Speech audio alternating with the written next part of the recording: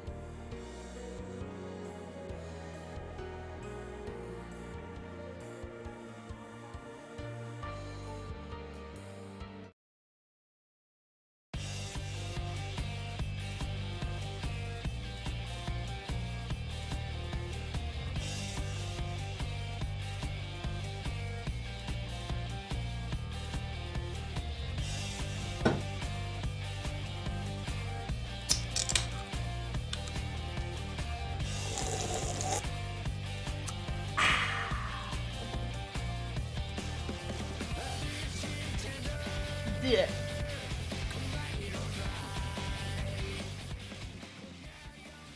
Chicken tenders! Plenty of fries! Anyway, how's it going? Ready to fry, right. Same thing. Basically the same thing.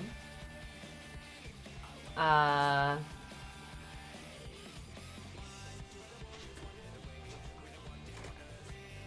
it hanging? I like plenty of fries. Plenty of fries is pretty good. Because like chicken tenders, plenty of fries. It feels thematically appropriate. Alright, how's it hanging? It was good to see you guys. Christmas Part 2 Electric Boogaloo was great. There was a blizzard. That was fun. I was assuming haven't seen you all year. Yeah, crazy! Haven't seen you all year. Damn. I'm gonna spend some time with some nerd. Wow, if they have to be a nerd by your standards, that means you must be really cool and pretty. Happy late New Year. Haha, so funny. You're hilarious, Sassy. Wow. Anyway. Is that a soda, sparkling water, or beer? It's none of the above. It is letter number drink. It's tea, technically. Also, your girl got a like an automatic kettle for Christmas. I've been using it every day. Holy shit. It is letter number drink. It also has vegetable juice in here and also fruit juice. This one has water, sweet potato juice, purple carrots, apples, and raspberries in it, and tea. They come in cans? Yeah. We have it in cartons here. Epic of Alexander drinking that gamer drink. I'm a gamer. I'm such a gamer with my gamer beverage in my gamer house and my gamer doing my gamer stuff and my gamer. I'm a gamer.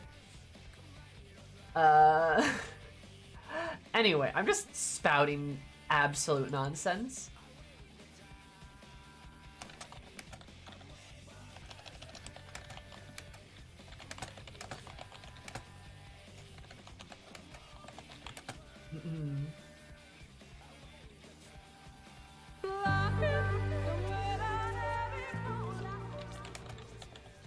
Wow, it's been 13 months of Zoomy. Feels like we met only a few months ago. Tongue.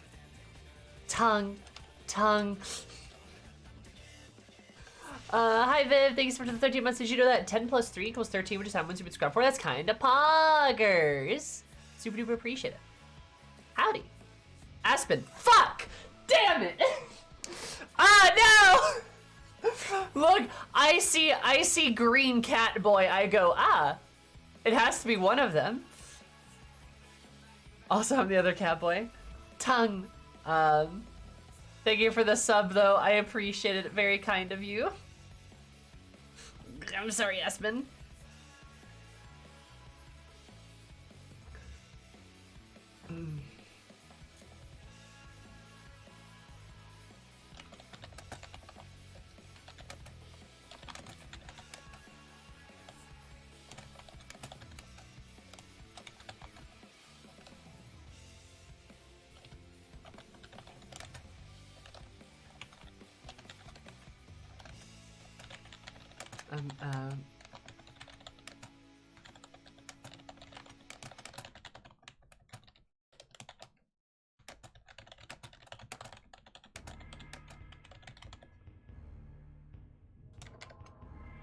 Probably get snow and fed. That's the usual time for us at least.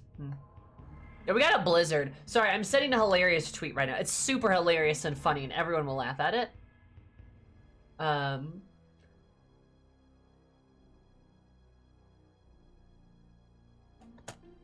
There we go. Anyway. Sorry, I was just making a small post about a clip that is very funny. and how you should spend your money on Catboy's commissioning art of yourself and Catboys doing things. Anyway, hi, Nova, thank you for the 17 months. I super appreciate you do that 10 plus 7 equals 17 when 7 subscribe for that's kind of poggers. Wait, is there maintenance tonight? Pacific. Ah, we're good. We're good. We're good. We're good. We're good. We're good.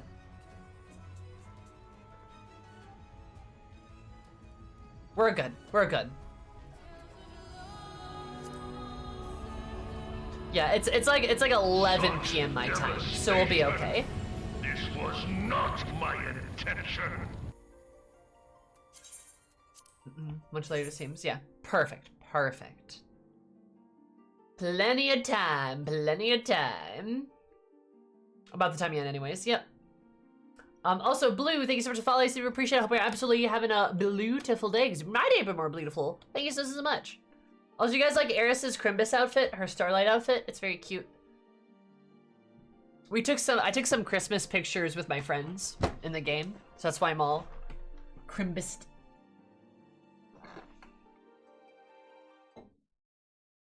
Crimbus Femro, hell yeah.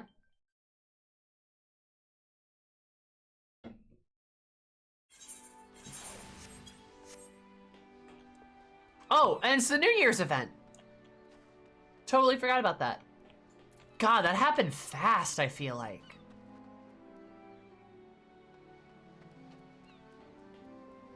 Am I the one that feels like that just happened very, very quickly? Oh, I need to move this. I need to move my thing down.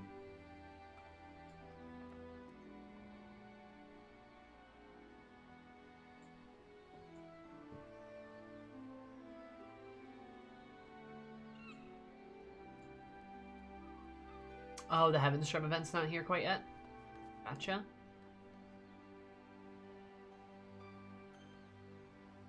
It's the year of the tiger, I believe, right? Something like that?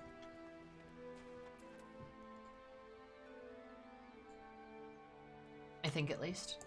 But yeah, guys, look at Eris. She's cozy. It's Christmas. I guess it's the New Year's now. It's Heaven's Strum. Maybe I go to sleep. Okay, good night, Ashley. I love you.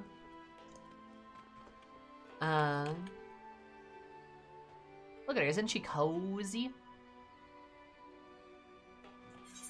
Good stuff. Anyway.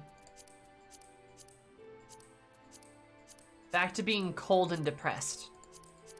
Which was just my weekend. Where is that? There it is. 1-2 hug. It's weird it's happening so early since the Lunar New Year's isn't until February 1st. Yeah, exactly, right? That's weird. But oh well, I guess. That's an adorable Olafel.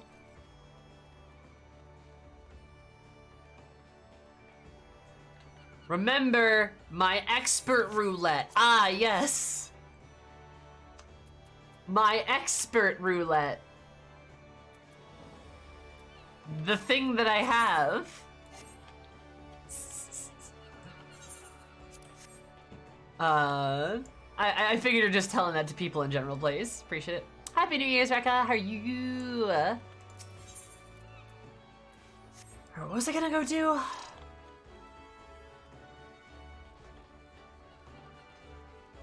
Sammy, did you not do the side dungeons? Did you not do the side dungeons? I don't know. Did I? Let me check my MSQ Oh wait, I still have MSQ quests. So crazy.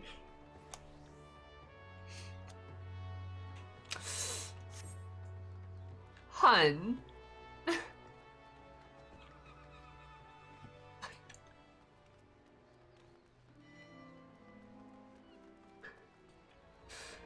Oh, sweetie.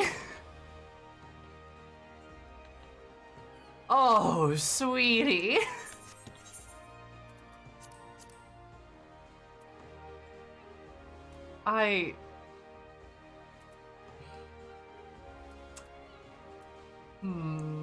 Do I say anything?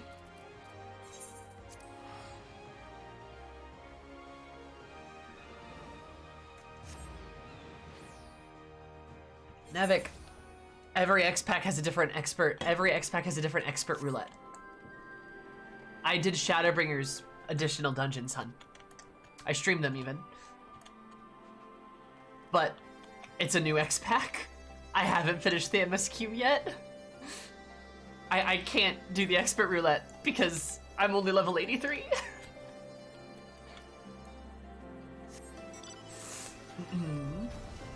It's all good, Nevik. I love you, hun. I just need, there was a lot of energy in the, did you not do them? What? And I'm sitting here like, it's Endwalker?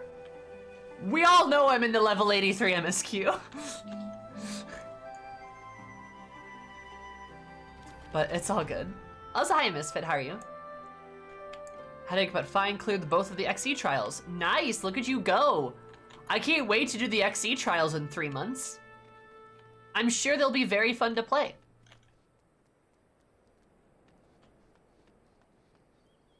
You know?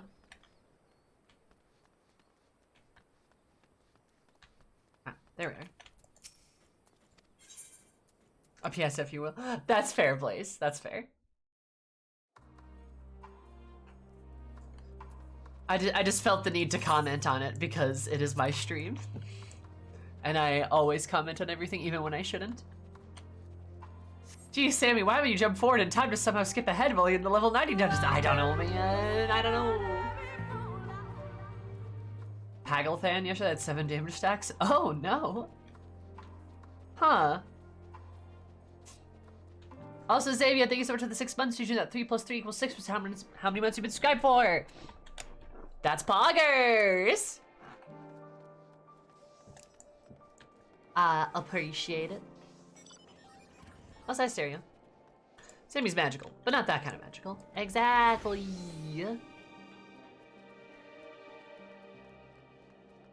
Well, battle class is tank and they're level 90. Oh, speaking of tank, are we here? Do you guys want to talk about tank discourse? Cause like that's a thing. Did you guys like? I'm sure you guys are smart and have heard about it, right? Like, have you guys heard of the tank discourse that's been happening?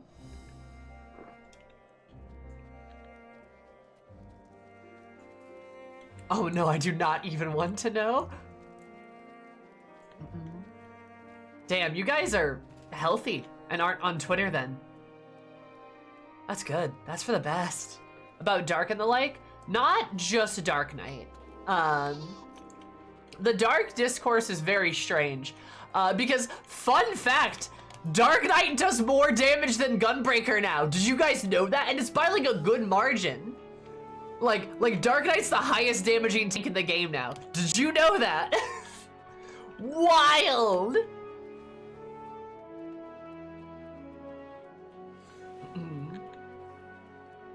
Like, oh my god, I love it. Dark Knight's literally like, no, I am the off tank now. Fuck this. I want to kill.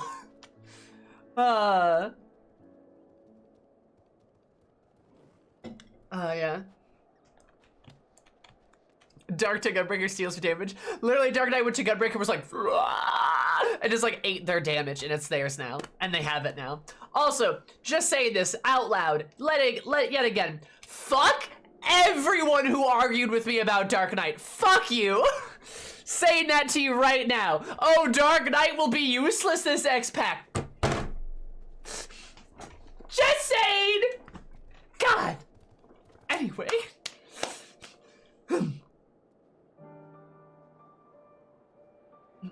So. Anyway. So I just had to get that out of my system because I am very upset. Fucking everyone argued with me. You're a DPS main, you wouldn't know. It's fine. I knew. God. Told you they were good. God. It's not anybody in particular, but there's been people who's argued with me about Dark Knight before. Heidelin's cannon sword for Dark? Oh. No, you're all good. But yeah. I personally hate healing a dark tank and a 4-man. The seas part for we alone. Oh, hi, Gosh Sarah. darn, Zoomy is online. Time to spread love. Thank you for the 100 biddies. I appreciate it. That was very kind of you. But, yeah, the reason why Dark Knight isn't fun to heal right now is because the other tanks, by comparison, heal so much they basically don't need healers.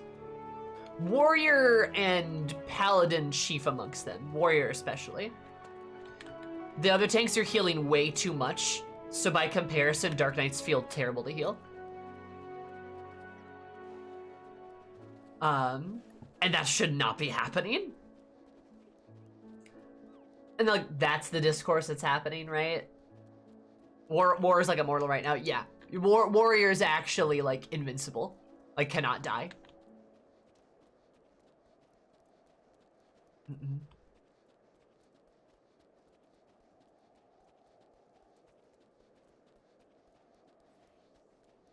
Is 5 under the TPN?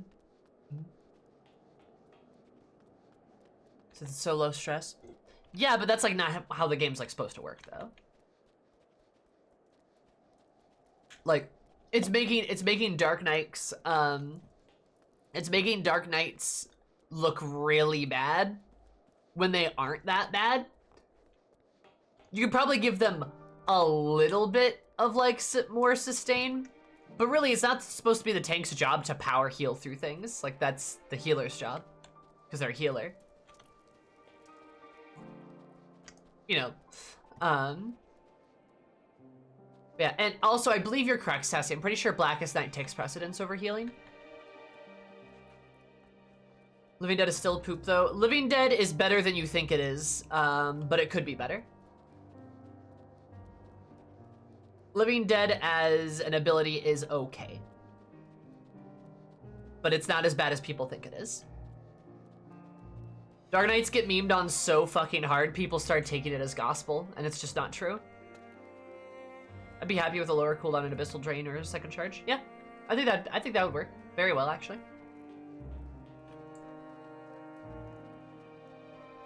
Yeah, Warrior does good damage and heals itself enough to be immortal. I think Dark Knight's kind of fine, actually. Scholars, first time? Yeah, Scholars know, right? Getting memed so hard that people just take it as gospel.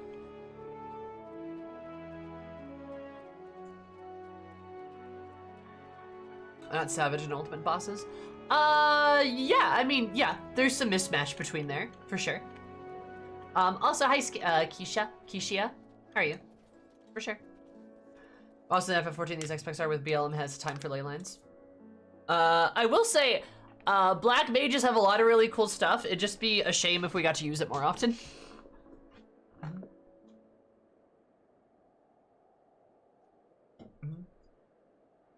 But Warriors seems a little overtuned. Warriors absolutely overtuned. But yeah. There's been a lot of tank discourse happening because people have been arguing about like what tanks should and should not have and like what healers' purposes are. And it's really silly because there doesn't need to be any discourse over it, but you've got pretty much every like person who knows what they're talking about being like, oh man, yeah, I think this is a bit too much. And then you've got random people that are like, actually, I think it'd be cool if healers never have to heal again. It's like, what?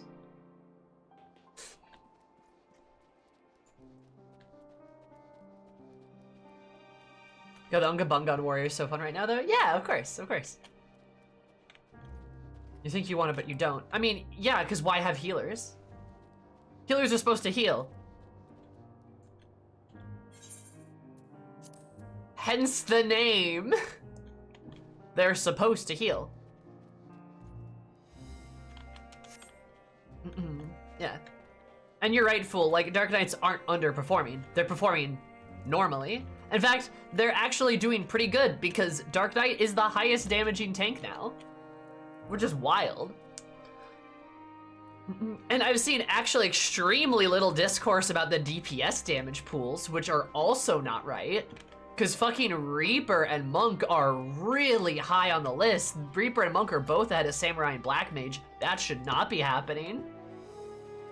And fucking Mechanist took a nosedive too. Which like sucks. Like, you've got like your like DPS, like your DPS like hierarchy is completely messed up right now. And Red Mage too. Red Mage is really high. Way higher than like I think Summoner and Mechanist and Dragoon. I'm pretty sure it's higher. It's really bad. Ninja too. Yeah, Ninja's in a really bad place too.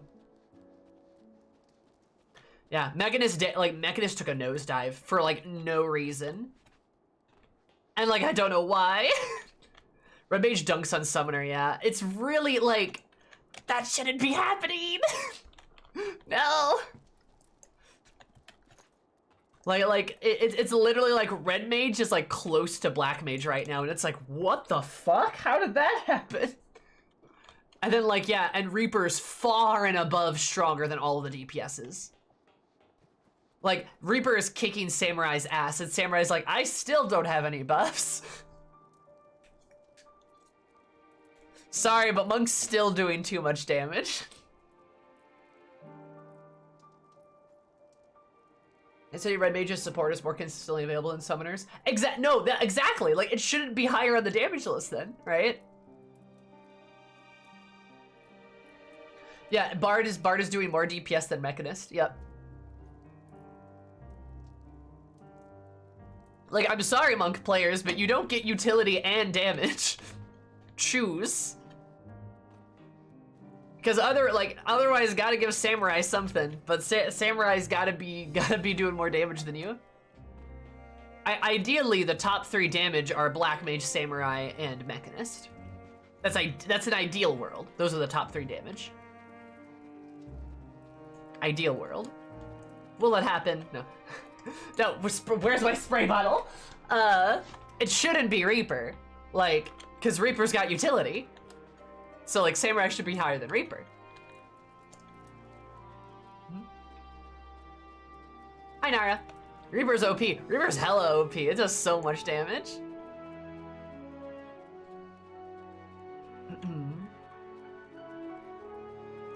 I know until we were outperforming Summoners. That feels weird to me. It's true, though, yeah. I thought we were still mid. No, Red Mage is high. Excuse me, I want to say they're like 5th.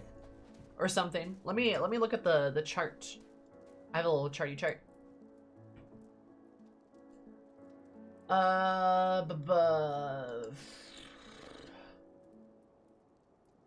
Here they are.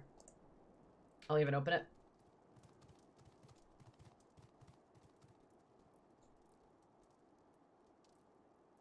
Okay, so where's Red Mage? Yeah, I'm right. Red Mage is 5th. So, here's the chart for DPSing. So, you can kind of see here. Look at how far ahead Reaper is. Look at this shit, dude. Look at this. Look at this, dude. That's not okay. And also, like, Samurai, like, look at where Samurai and Black Mage are. Like, this is not okay either. Red Mage is right there. Mechanist is all the way down here. Just barely above Summoner. Then we got Dancer, which is just... poor Dancer. And then, like, yeah, you've got, like... You got, like, Dark Knight doing pretty substantial damage. Then Warrior, who's still doing more damage than Gunbreaker. Poor Gunbreaker. Rip Gunbreaker. Let me move this a bit so you guys can see it a bit better. I like... I can't move my screen. Rip. There we go. This is a little bit better. Do I zoom in even more? Yep. Astrologians at the total bottom. Rip them. It's kind of hard to see. This is overall. I I believe this is overall.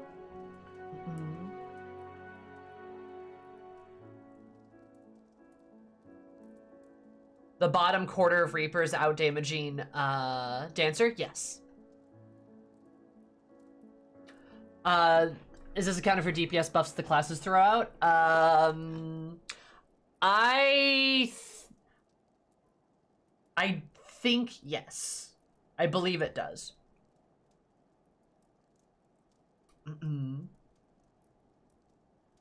I could be wrong though.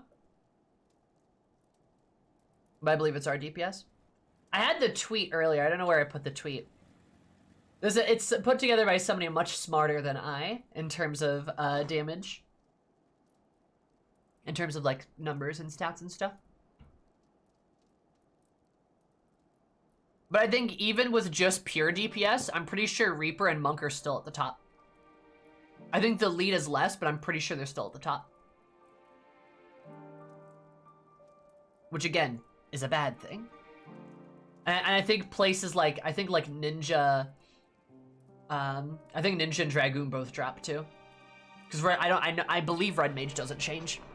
They say like right behind Black Mage. I guess there's like a little bit of a gap there, but like still. Summoner's so far down on the list here. But yeah.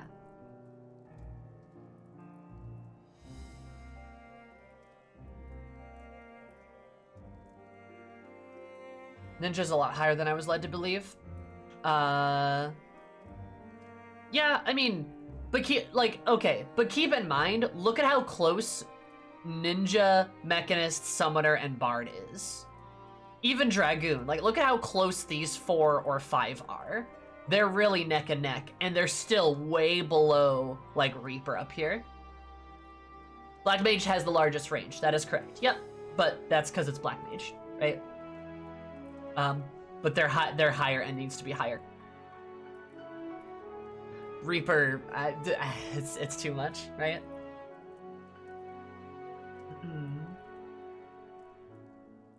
Completely borked by their new skills. Yeah, Todd was saying that too, and I'm very inclined to believe him.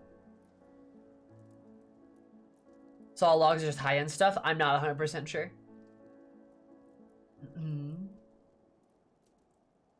I want to say it's all logs. Or like general logs or something.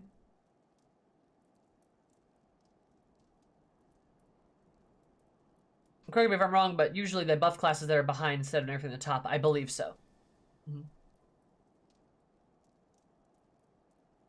Yeah. Mechanist is, yeah, just, it's not doing too hot, which is really sad.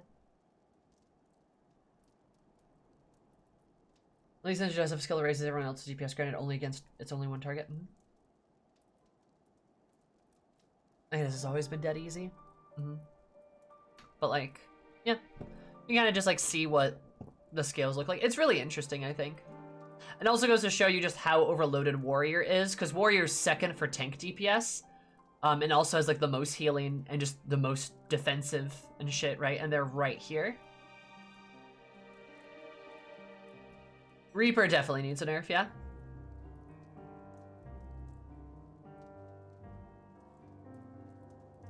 People made fun of Sam because it's way more describing a Mechanist. I don't know. It's good, I mean, yeah, that's fair. Reaper probably should get nerfed. Reaper and Warrior. Like, I'd rather see some of like these guys get buffed. I'd rather see like Samurai, Black Mage, maybe Mechanist and Summoner and Dragoon kind of get buffed. Ninja just get their stuff fixed. And that would probably help them a ton. Dancer's really far behind, and I feel bad for Dancer too. Is there a link to this chart? Blah. I can try to find the link.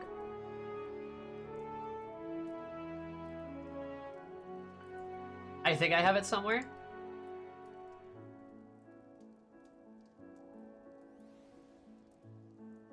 Oh, there's another chart I want to talk about though in a little bit. in terms of discourse. It's not like actual discourse, it's kind of just fun discourse. It's about femros. But like, I will mention that in a bit because I'm trying to find the other thing, which I think I have somewhere.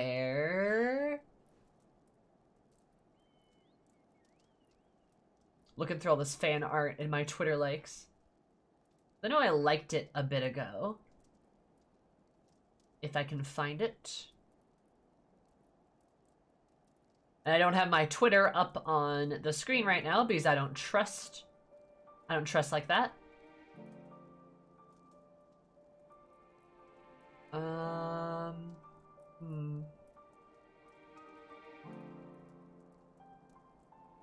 Oh boy. This is really buried.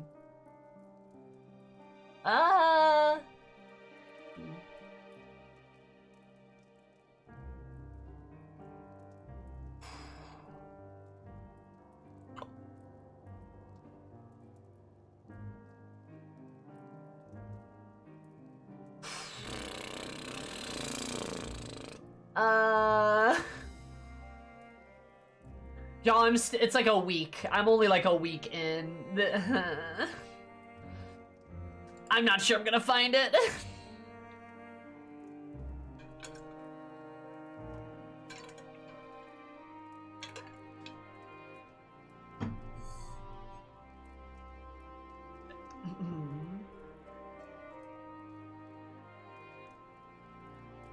God, how was Monk's second though? Exactly.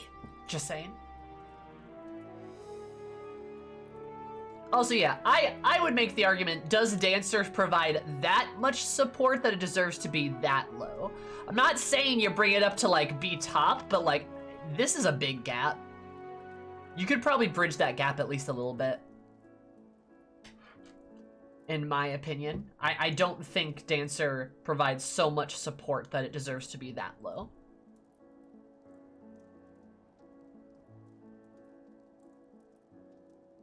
Because, like, Dancer, helps with, like, direct hit, has, healing, has resistances, gives resistance as the dance partner, and it does another thing now, I'm pretty sure. If I'm remembering correctly.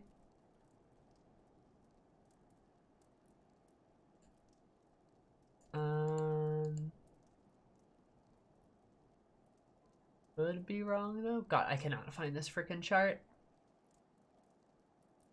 But it's like, should it be that far below Bard? Like, not so sure on that one.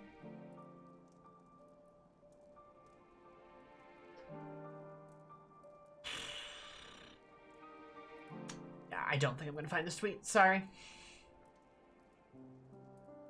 It's very buried. I also like a ridiculous amount of things. I like an obscene amount of things on my Twitter, so.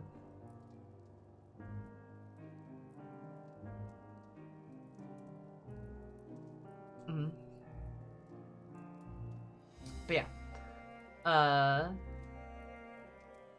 Also, that's another point too. This is our DPS, and I don't think Dancer deserves that kind of bit. But anyway, so I want to talk about this. I want to talk about this, baby! And actually, you know what? I'm going to save this image just so I can blow it up differently. I want to talk about this. I want to talk about this. I want to talk about this. So, chat, do you see the problem with this chart? There's a problem with this chart. Do you see the problem? Do you see what the problem is? Do you see what the problem is? There's a problem here. Do you see the problem?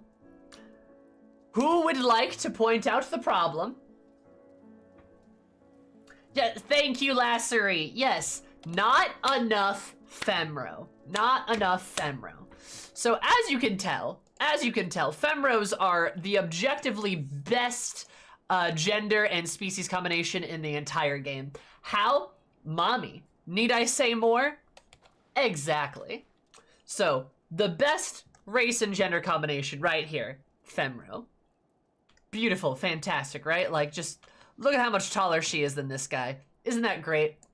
Mommy. Perfect. The problem is, we are severely lacking in the Femro department. But there are literally dozens of you. You're right, there are dozens of us. There's not even 10,000 of us. Not even 10,000 of us. Just to put that in perspective. Next time cat girls complain about anything, don't listen to them. Same thing with Femaura.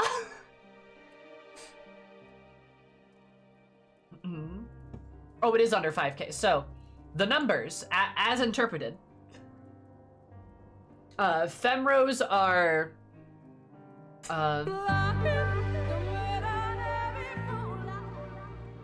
Femros are, I believe, at...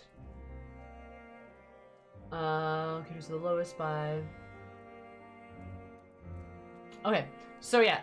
Femros are at roughly 6,313 is what their numbers are at. 6,313. We are barely above 5,000.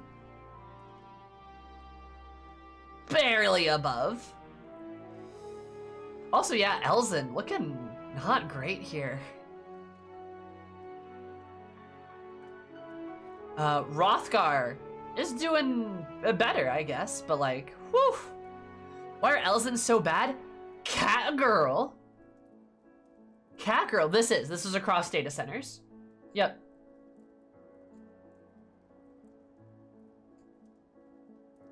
If you want to see it, so let me go to census.com right here, right? So, oh geez, good God. Okay, so this is all characters, right? This is the all characters number. These are active characters, which is the chart we were looking at. 6,313, Femro. Rodian's at 7,000. Rothgar's at 9,000. Elzen's at 7,000.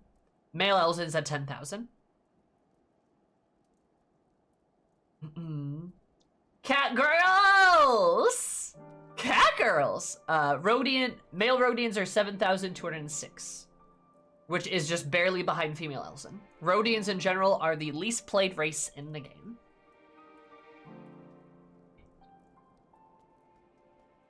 Then there's Lalafels, right?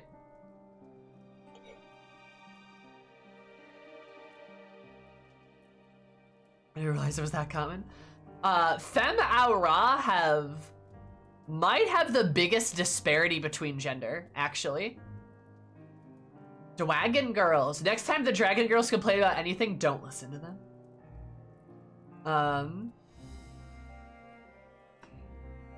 I think we should just forcibly Fantasia half the data centers into Rodians. What if we did that? Japan has the highest concentration of Lalafels. I believe that is correct, yes. Yeah, also, Bun Boys. Bun Boys coming in hot. Look at that. Really jumped up and really did a number on Cat Boys. They really did a number on Cat Boys. I don't think Dragon Boys are kind of meh. I have a Dragon Boy, excuse you. Rude. There's class distribution. Everyone still plays White Mage for some reason. And Summoner, or Arcanist, I mean, huh? And like you've got active characters, which active characters are pretty even across the board, you know? American Realms, woo!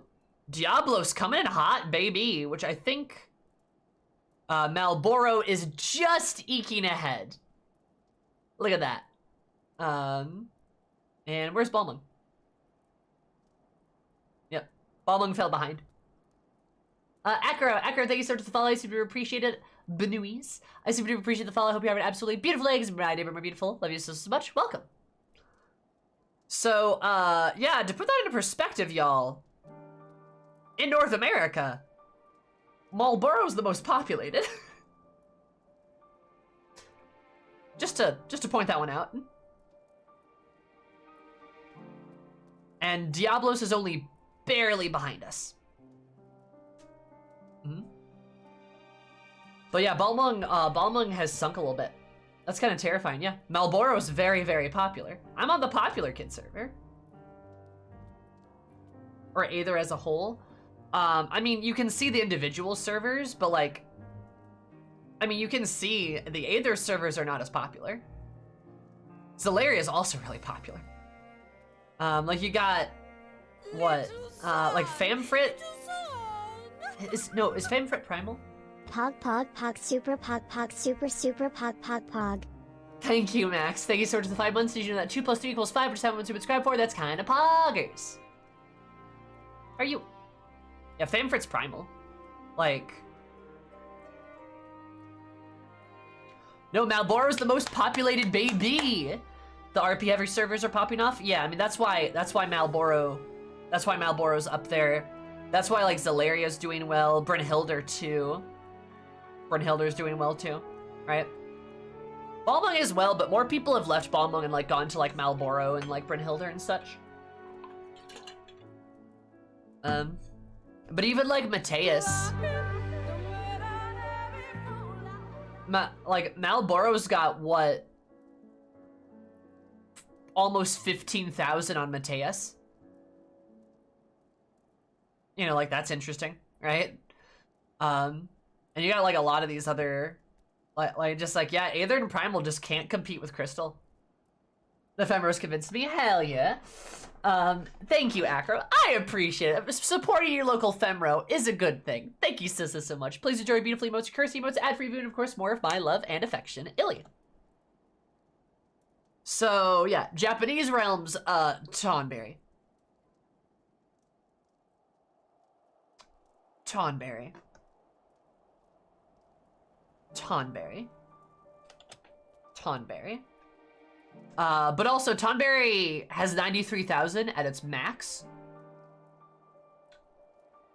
I'm not sure. I actually think every North American center outranks it in population. Every single one. Every single one. Every single one. But yeah, Tonberry.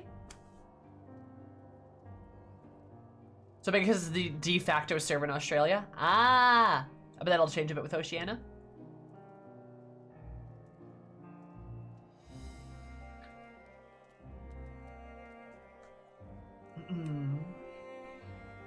But yeah. Yeah, but North America's always been more populous. I would say, like, yeah, the WoW Exodius has helped beef up, like, the North American servers, but they've always been more popular. They've always had higher concentrations of players. European realms, we have something really interesting, where the European realms are actually really heavily populated because there's the least amount of them, right? So you can see, like, Lich is like 153. Like, that's a lot, right? That's more than Marlboro. But then if you look here, none of these are like, look at all of these.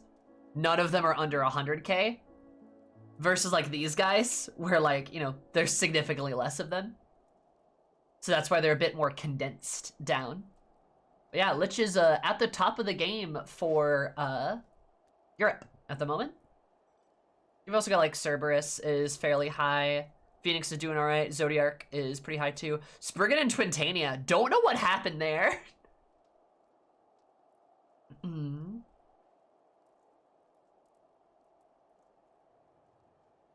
Yeah, I don't know why, but they feel like dramatically lower in comparison.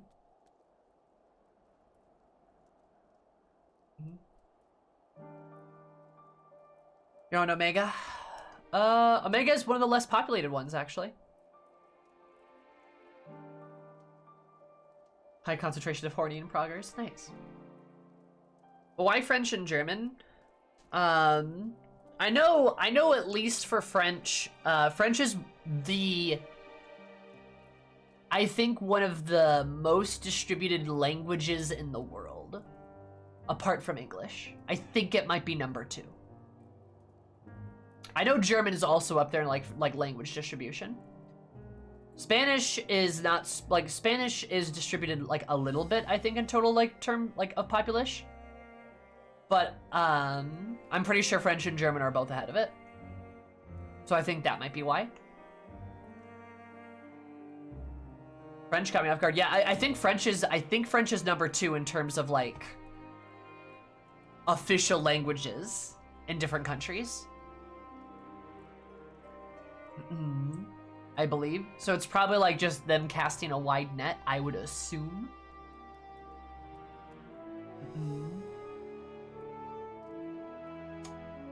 But yeah, and then here our French players have a bad rep overall.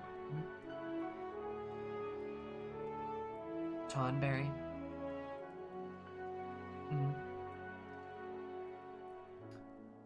But yeah, there are those. I don't know if you guys care about like grand company distributions. Latin America though, I don't know. Yes, I still believe, Sassy, German and French are ahead. Yes.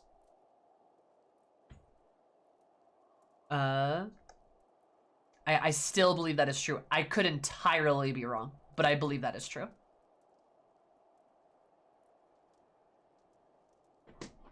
There's a lot of people, just checked.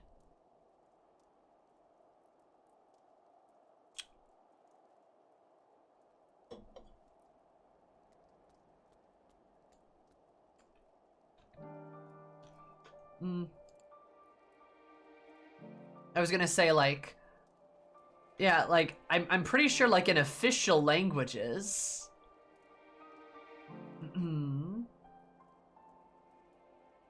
But, yeah. People advertise being a part of Piss Corps. Apparently. Beast tribes receive minion. What?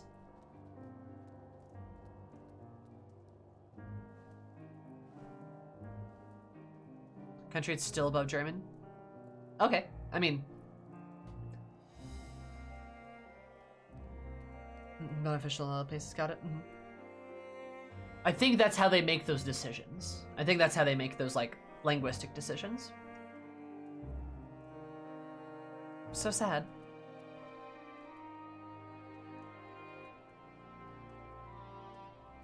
See a lot of people with Kobold, though? That's kind of cute.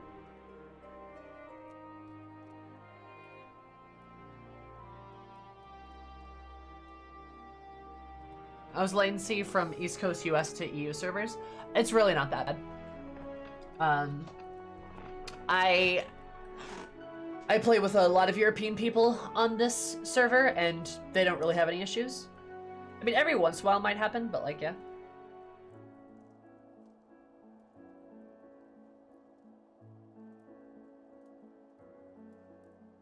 Yeah, also this is kind of a fun little, like, pre-orders list.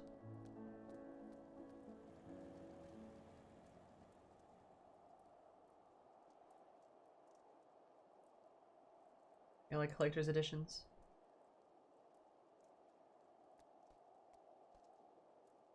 Physical items. Deleted characters. Woo! Members of lag. Yep.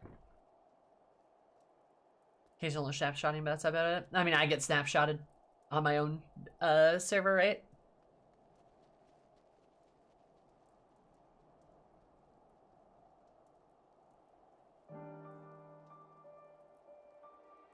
Doesn't have to fight the cubes as much. Nice. Yeah, the appeal of playing on an NA is like playing with your friends, I'm pretty sure. Just kind of having those options, you know? Yeah. Interesting that like Endwalker had fewer pre-orders. Even though I believe the release was bigger.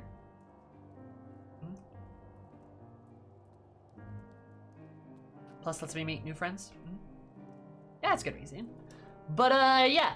So these are the stats and stuff. The one I find the most interesting is up here. Cause y'all, I'm not kidding. Please, please, please, please, please, play Rodian. Play Rodian, come on. Save a Cackrel, play Rodian. Please. Not everyone has to be a Cackrel, I swear. It is like... It is really almost absurd how much more popular Cackrels are. Like, look at that, my guy. Holy shit. Mid-November, also your service But in my I love part my fair. Bluey. But I love you, my Banui. You pass. You pass the vibe check.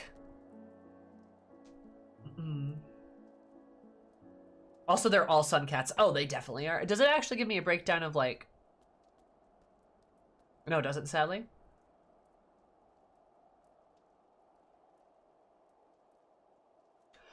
Zabart, I would literally buy you a Fantasia if you Fantasia to Ephemeral.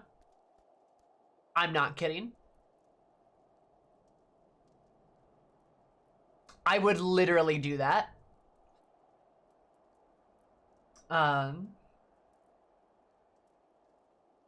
No, Blaze, you have to stay Ephemeral, no. Also, Haley, thank you so much for the 9 months. To do that 3 + 3 + 3 = 9 every time you subscribe for. That's kind of poggers. There was one recently where they did clans. It was pretty stark, yeah. For sure. And like, I'm not saying you can't be a cat girl. I'm not saying that. But also, like, consider there's a lot of cat girls.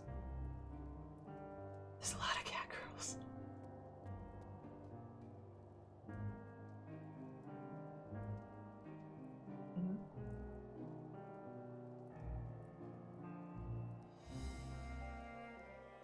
There's a lot of cat girls. There's so many.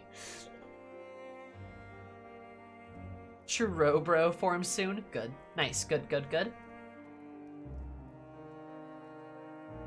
So yeah, obviously, play what you want. But you could play something unique. Something unique. Just saying. Anyway. I'm kidding, I'm kidding. Yeah, like, I think these charts are really interesting. Because, like, you could make the argument, well, Y'shtola's the mascot character. Of course people are going to play cat girls. That's not really true, though. That's not really true, though. Look at how few Elzen there are. Think about how many Elzen NPCs we have, like Astinian, or Arianje, right? Or just the X-Pack of Heavensward. Like, there's so few Elzen. That's not why people pick characters. Or the twins, yeah. Like, or the twins, like, that doesn't really count. Like, oh, why are people playing Femme Aura? Because of the Femme Aura NPCs like, Sadu and Yaguri. Like, you know what I mean? Like, no, there's clearly something different going on there.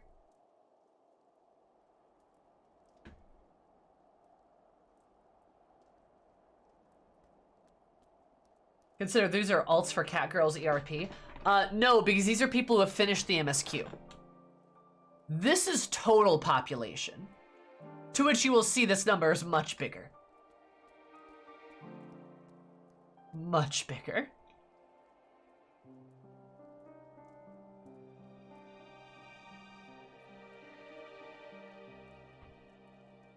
Much bigger. Also, poor Male Out Raw. What happened to these boys? I like Male Out Raw. I think they're cute.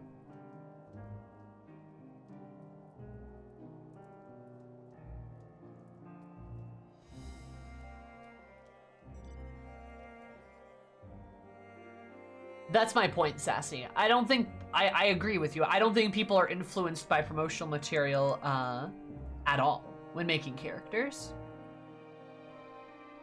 I think people are most often influenced by, I think people are most often influenced by things like, how they're able to, like, build their character, and what is found attractive. Because, let's face it.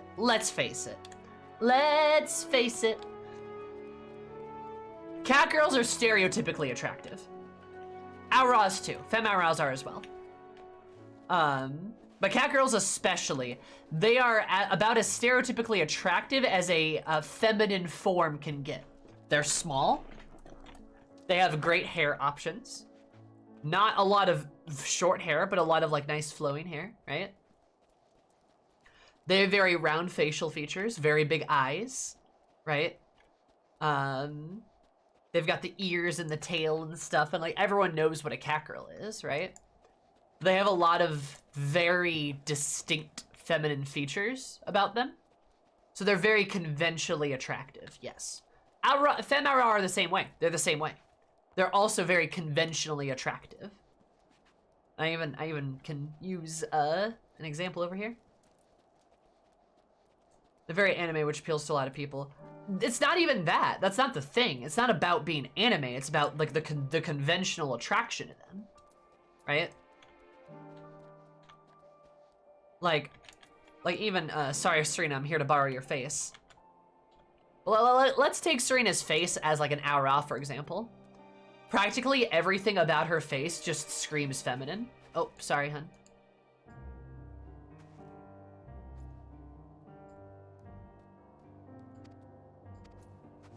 Like practically like everything about her face like screams feminine, right? And that's kind of like default for femme aura. Kind of same thing with cat girls. You can't really make a cat girl that's not feminine, just like how you can't really make it a femme aura that's not feminine, right? They're gonna be very conventionally attractive as a result. Like even Sadu, whose personality, Sadu's a very fierce lady, but she still has very conventionally attractive features. Right? Makes sense. Cat girls are the exact same way.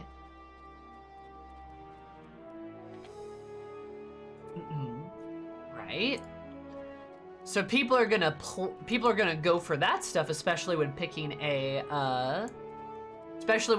like a female character, because most of the time people want to make them look cute or feminine or conventionally attractive.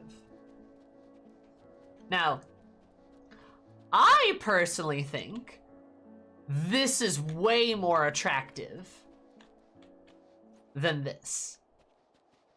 Sorry, but I do. Like, everyone knows this. Like, I personally much more prefer this. But, I mean, even I have to admit, Eris is not conventionally attractive. She has short hair. She's tall. She's larger. And her facial features aren't as round. They're more oval shaped. They're not boxy, and she's not boxy by any means. But she's just not as feminine as they are. We all know your opinions on Vi. My opinions on Vi, look.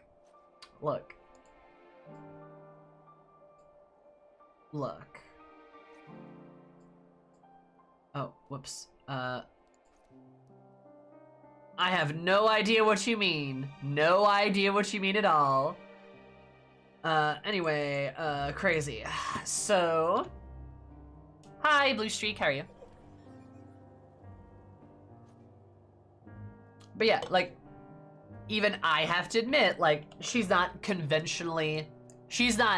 what most people think about as like peak feminine attraction, right?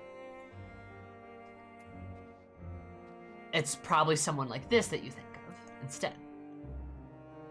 So when people are faced with the option to like make a character like that, they're probably gonna choose something that they identify as a safe bet.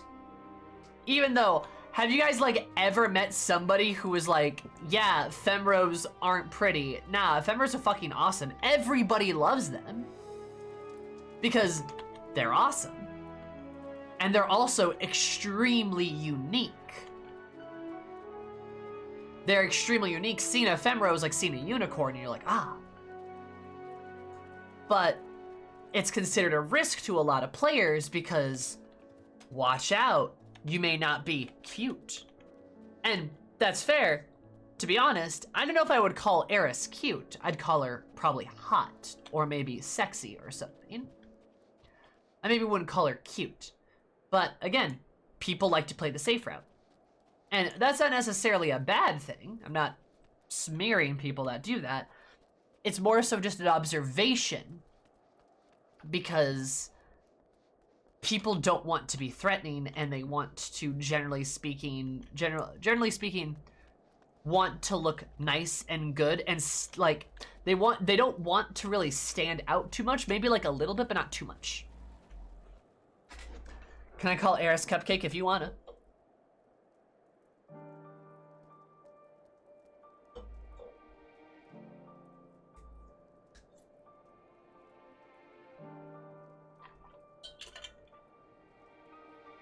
Ephemeral waifu, I mean retainer? Yeah.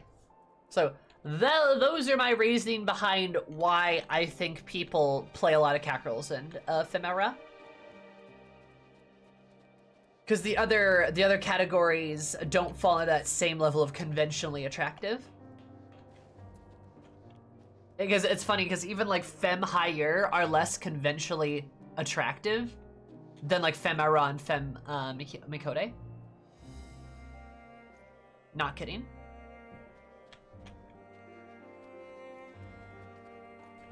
See, and you guys say that, but a lot of people don't play them. Like, you say that, and you're not wrong, but people still won't play them though because it's not safe. It's not the safe option, right? It's not the safe bet.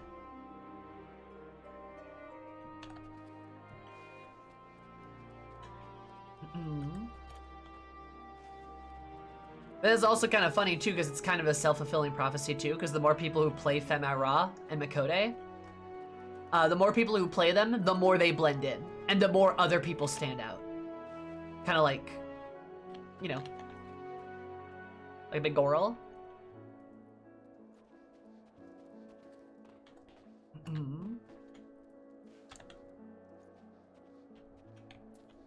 That just seems so basic.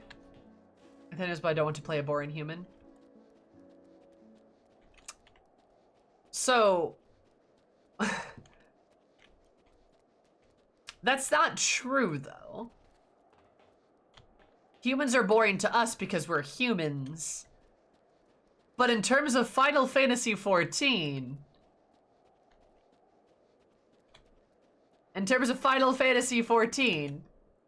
they're not basic. Cat girls are basic. Femera are basic.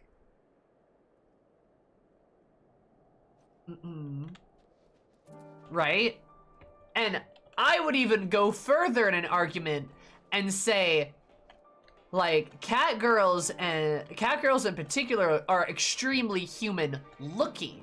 Femera a little bit less so, but are extremely human looking and therefore are fairly basic as a result. They just have a tail and ears.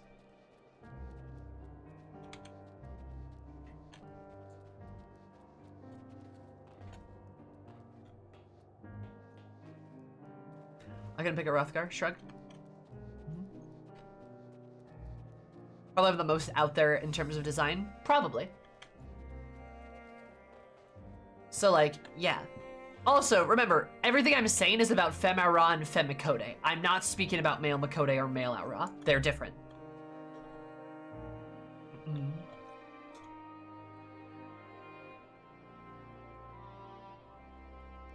Yeah, WoW's races that were all clapped by humans apart from Pretty Boy Blood Elves.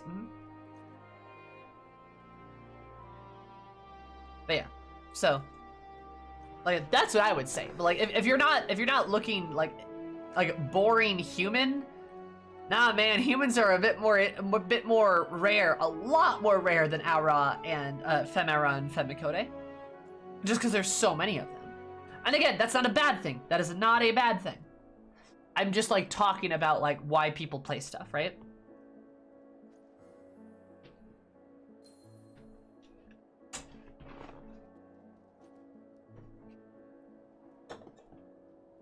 You're adorable. Female Raw have some interesting skin tones, but people don't pick them. Makode do too. Moon Makodes have really good skin tone options. It can even be blue. That's cool. But, like, people don't do that.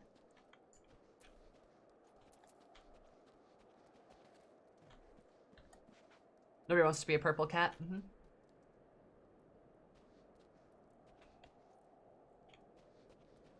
The Aether Quest girl in Stormblood. What the fuck is her name?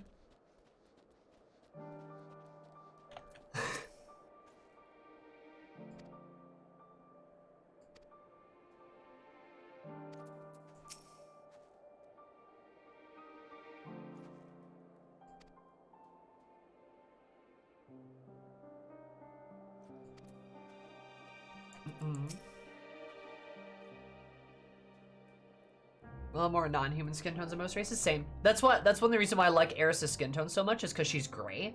Like, I love the gray look. I think it's really cool. If I could make her like, I don't know, like purple or something, I would.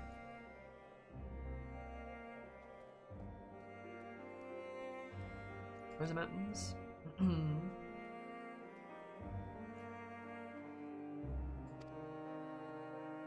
The land which Iron Man forced to flee is cursed indeed, fitting reward for the weakness of their ancestors. Rough Magni, but okay, buddy.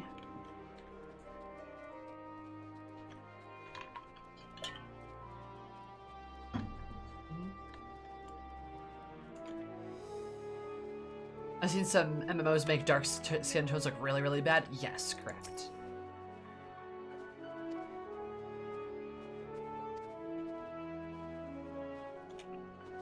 But, I don't know. You know. We at least don't all have to be like blonde hair and blue-eyed, which is pretty nice.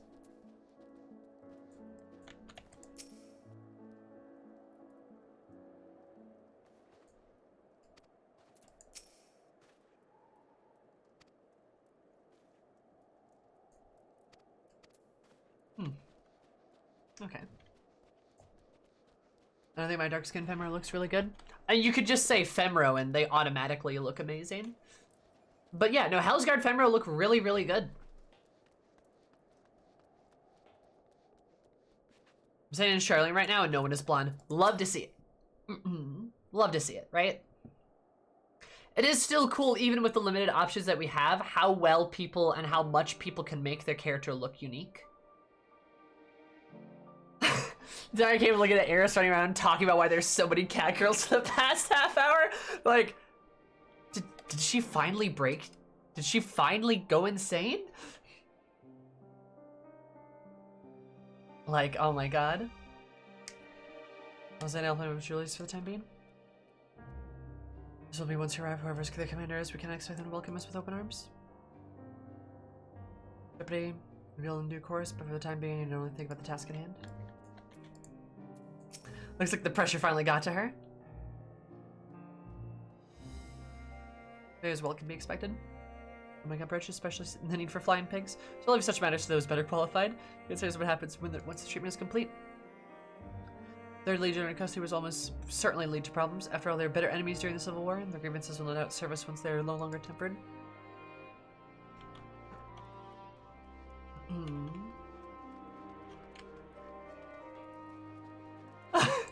Lucy pulling out the good light time to take Eris out behind the shed and put her down. Poor girl.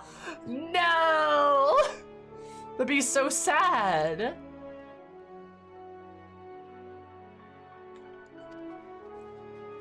He's like, shame. Shame.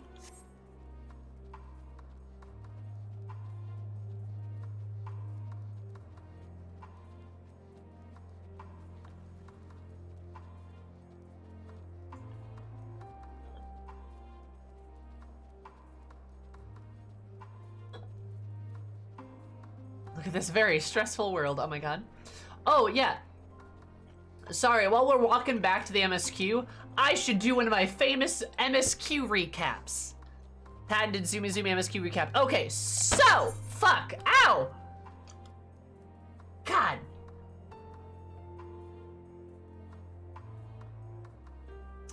It's fine. I'm fine. Okay. So last time on Zoomy MSQ, we're doing stuff. So last time we decided to run along and go start scouting the area to find if there are any survivors. Ooh. So we started running around the area looking for folks. Emanuelin, with his handy dandy telescope, found some stuff. Specifically, he thought he saw a girl. So we followed this girl to a small house in the hills where she and some others were sort of staying at, but they were freezing to death, and they certainly didn't trust us. And so we're like, oh hey, we'll help you. So we go to try to get them some ceruleans from some tappers who are all people who were taken from their homeland and from in various homelands, but are now tapping the oil, the cerulean, because it's a skill they have and it's a way they can stay warm, right? And I thought that was particularly interesting because it was really, really good. Where we had a kind of a place where we had these people talk about, like, you know, we asked them, like, why don't you just leave? And they're like, and go where? We can't just leave this place. Like, we're stuck here. There's a mountain range over there. The temperature's terrible here. We'll freeze to death if we stay outside too long. But we can at least tap the oil and stay alive. Like, we can tap the cerulean and stay alive. And we're like, oh, that's a really good point. And that was a really good conversation about how a lot of people in Garlemald, like, didn't come here by choice. And a lot of those people are suffering too. And those are people we're here to help as well, right? We're here to help all of the Garleans, even the ones that we're not here by choice.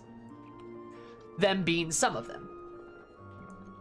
But we go back to the mansion on the hill, and we quickly discover that everyone's gone. We find Alphino, who's somewhat injured as he got ambushed by these other, the guys that were living there, and how the two girls had run off because these Garleans did not trust us at all. Like, so, like, we go out to try to find the two girls, the one girl that we've been talking to and her younger sister.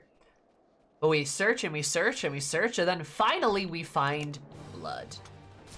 And then sure enough, shortly thereafter, we find the two of them dead in the snow, holding hands. Kind of a shock to the system considering how much we save people from wild monsters when they run away, right? Not great. Oh, why is he kicking my ass? Holy shit, wait, what? Is my equipment off? Huh, maybe I was just kicking my ass for some reason. Weird. But, yeah. So, like, we find that, and we also find the radio, and that radio is fucking creepy. But we also learned through the radio that the radios might actually have prevented some of the tempering that occurred, too. Around how the Alliance was going to summarily execute every Garlean commander. True.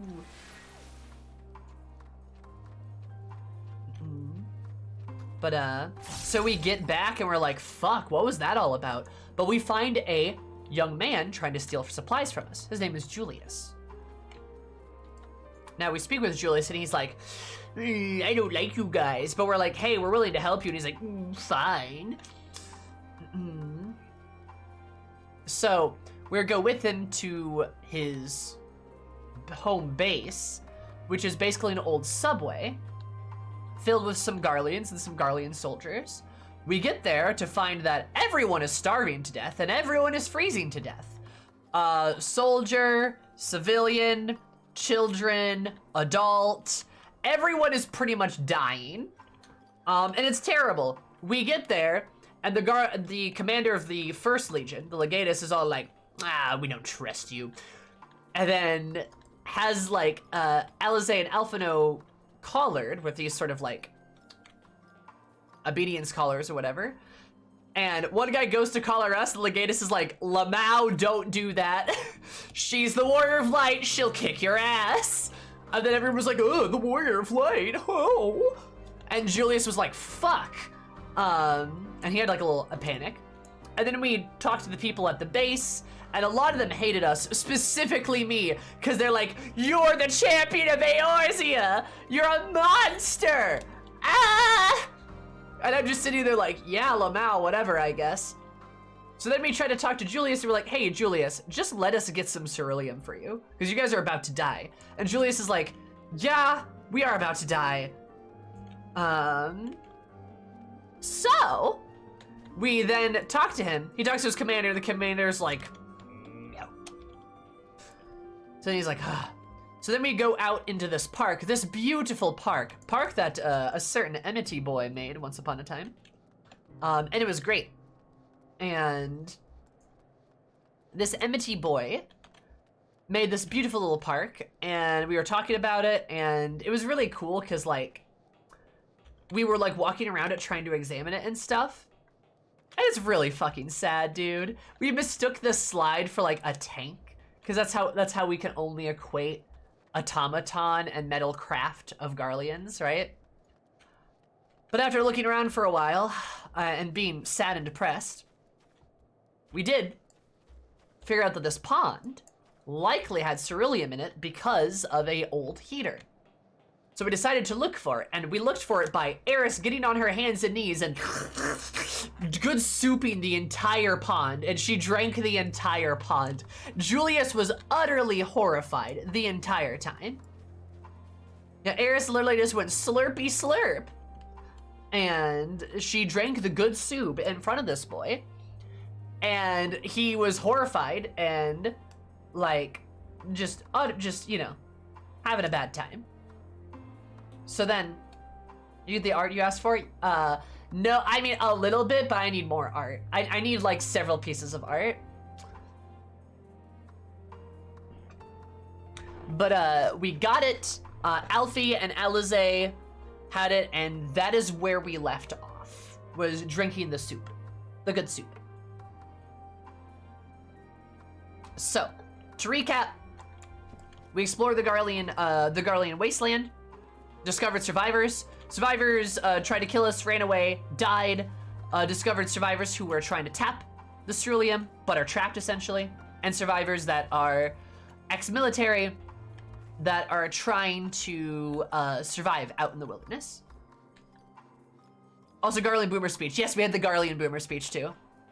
Where the Legatus was all like, just you wait, Garlemald will rise again. And we're like, you're a fucking idiot, dude. But it was legitimately very sad to see so many people, I mean, suffering so much. Like there was that one soldier who like could barely see because he was so cold, and he couldn't like see who we were, and we sat down with him and helped him get warm a little bit, and he like literally begged for us to stay because our hands were warm. Like, yeah, and we can't use magic to heal them, yeah. Even though we could definitely solve their problems, right? But they're too scared of the magic. Like, they're too terrified of it. But like, I mean, fuck, it's a really difficult place to be.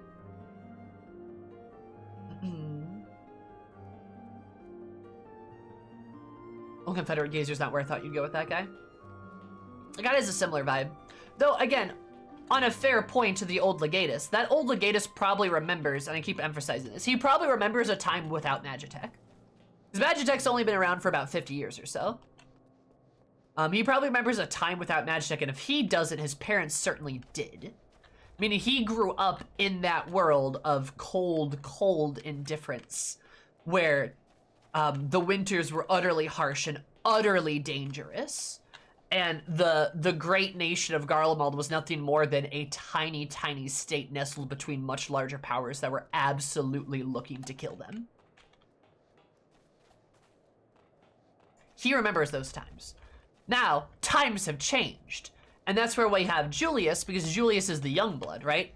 Julius is the young blood, the new age, the new people the new leaders, right? That's what he is. He's the guy that's gonna come in and be like, hey, we need to change. Because we need to, like, we need to do better, and we need to, like, adapt to the coming age. Right? He represents the new, Legatus represents the old. So.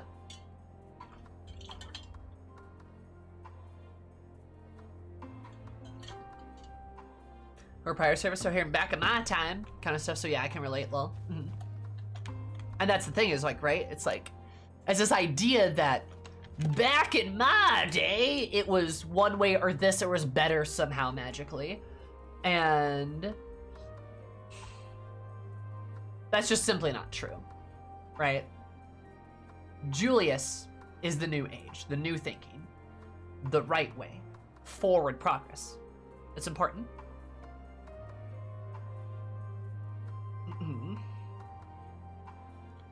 So, yeah, that's where we're at. Also, I know Yoshi P's, like, said it's been, like, what? I think he said it was, 2 years? I don't fucking believe him. It's been probably at least double that, realistically.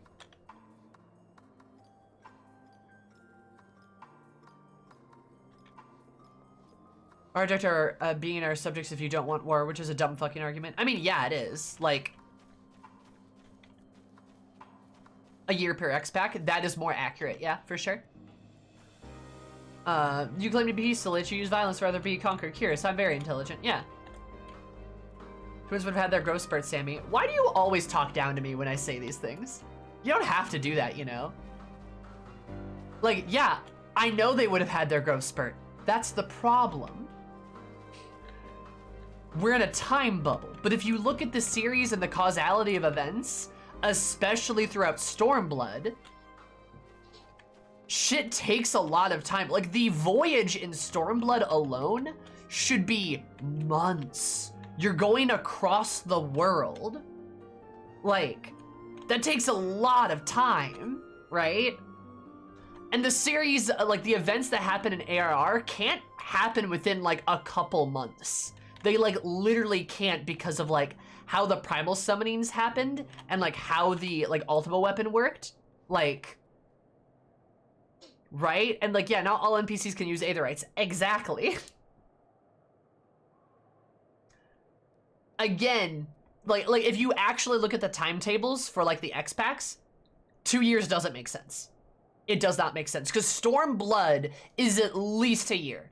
Like, at least a year. It has to be. So you're telling me ARR, Heavensward, and Shadowbringers all happens within the span of a year? No, I don't believe you. And again, like Shadowbringers, I could believe it being a weird timetable because, like, time seems to pass differently. Like, time seems to pass differently. So, like, I could believe Shadowbringers having a weird timetable. But, like, ARR and Heavensward, they can't be, like, less than 1 year.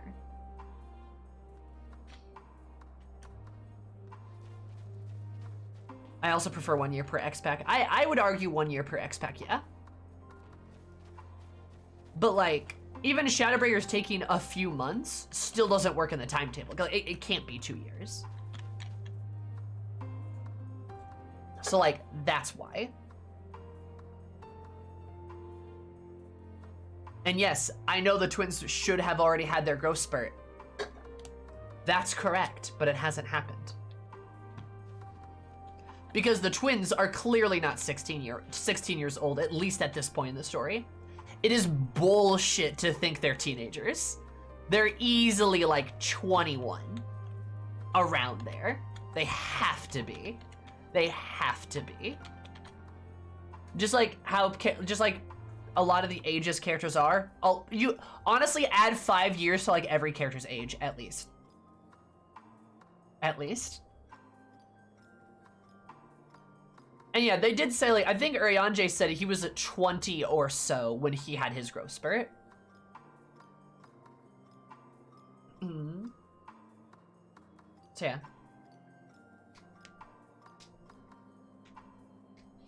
Yeah.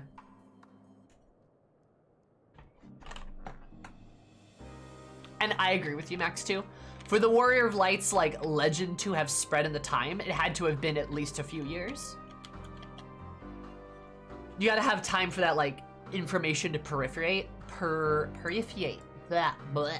You know what I mean? That. Perforate. There? That's right.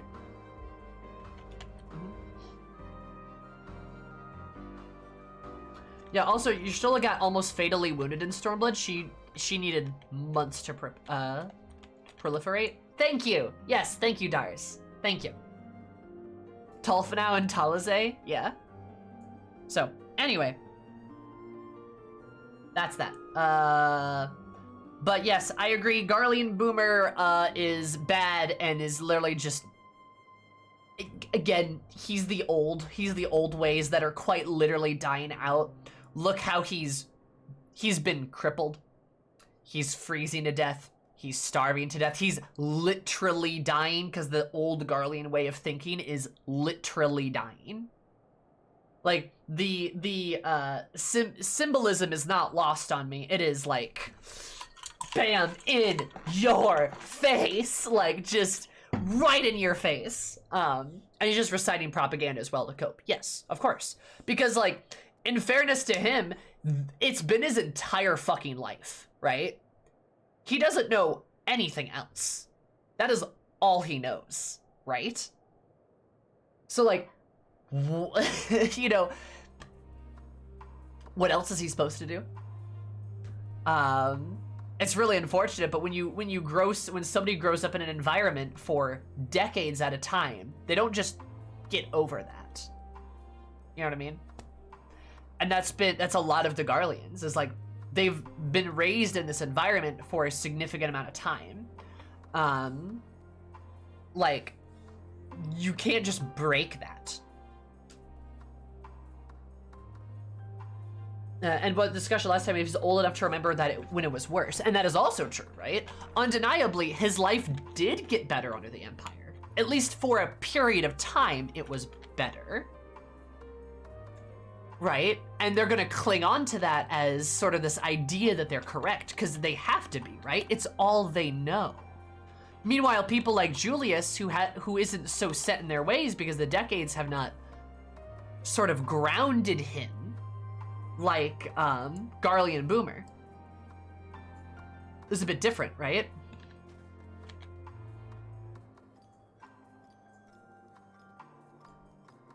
Also, Zazara is correct, right? Yeah. When Varys says they need to conquer the word to remove racial divides, Garleans called it good because they were considered subhuman because their children wouldn't have either. Correct. It's a worldview that helped him and his people at the time, but Julius needs to be that new worldview, for sure. Also a bit of sunk cost fallacy. Absolutely sunk cost fallacy. But yeah, like Zazara's got a thing there. It's like, you know, you go into Garlemald and it's like, hey guys, I have a way to improve our lives, get back at the people who've been murdering us, and remove the stereotype that we are subhuman. Don't you wanna get on board with this? People are of course gonna say yes. Of course people are going to say yes. Of course they are. Who wouldn't? Right? And especially if you're here in Garlemald proper, right? You're not gonna see the horrors of war, right? It's clear Garlemald has some mass media, but it's clearly very, very, like, censored and also not as proliferate as, say, our mass media.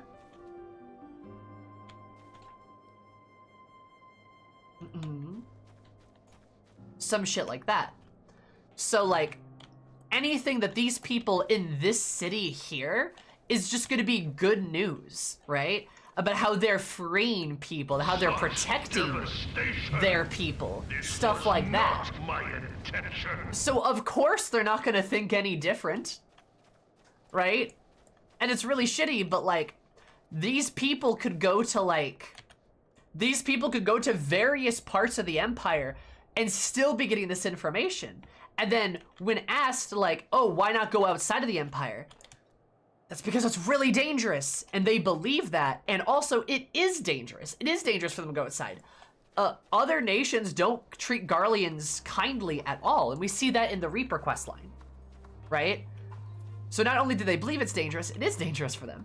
So they can't go anywhere else that isn't the Empire, and as long as they're in the Empire, they're gonna hear about how good the Empire is. It's literally just this vicious cycle that it's really hard to escape from. It's why people like Sid getting out of the Empire is kind of a miracle.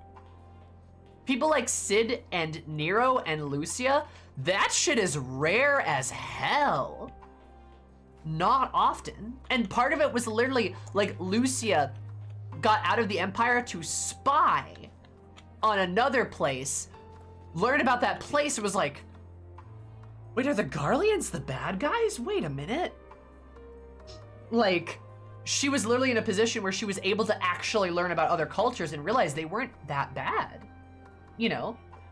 But like Sid literally wasn't in that position. He defected because of like the shit that happened with his dad, and he just had to get away from the Empire as a result, right?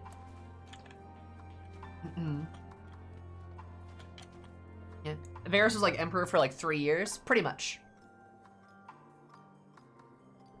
Yeah, she mutilated Arenvald because she was so worried about the third eye. That's how people think about Garleans. Maximus and the Popularis only really got off the ground because they were part of an Estian scheme, correct?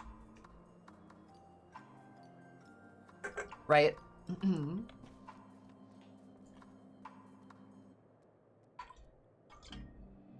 So like, yeah.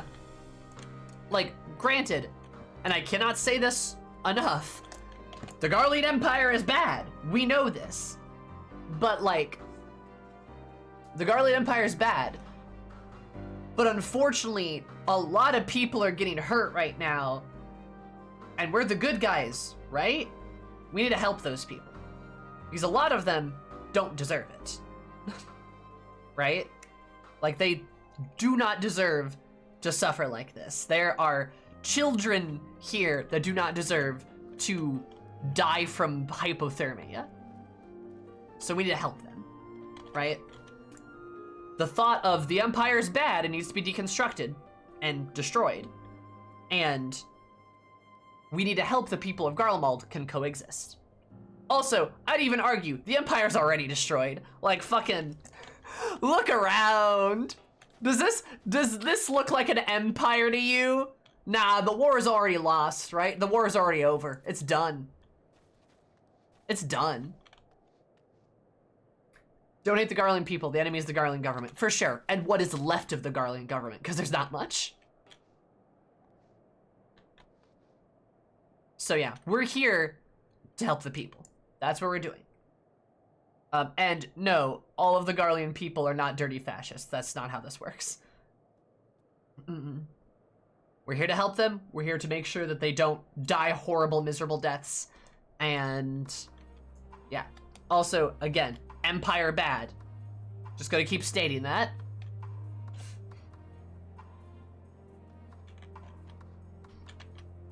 Because people are gonna hear me say something like, hey, we should help the Garlean people, and they're gonna twist that into me like thinking that, I don't know, imperialism's good or some shit like that. And I'm not saying that.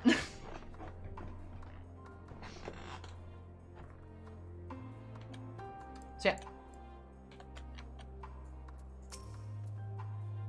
Owing the wealth of experience of recruiter gathering firewood, I was able to provide Julius with some basic pointers on the subject. I thought it might be better than to further build a report to distract him in his other concerns. You two are very cute. At least my clothes are finally dry. I could still do with a proper wash. No good deed. Alright, now that you've recovered the escapades, recovered your escapades in the pond, there's another location I'd like to search just outside the park.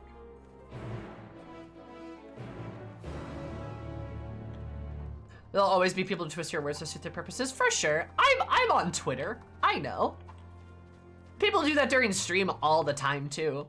Like literally last stream, I was trying to like talk about how I was literally trying to talk about like, hey, I feel bad that these children are freezing to death. And people are like, well, I think the Garleans are evil. And I'm like,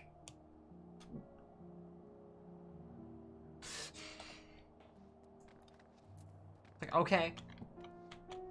Sadie wasn't here to help people. She's here to blow shit up. Oh, for sure. Sadie was here to blow shit up. Although the firewood callback every time, baby. It was built on an enormous scale with thick, cleanly cut stone, much like Amarat. Given what we know now, the similarities are no coincidence. Oh, for sure, yeah. Emmett absolutely helped design this place.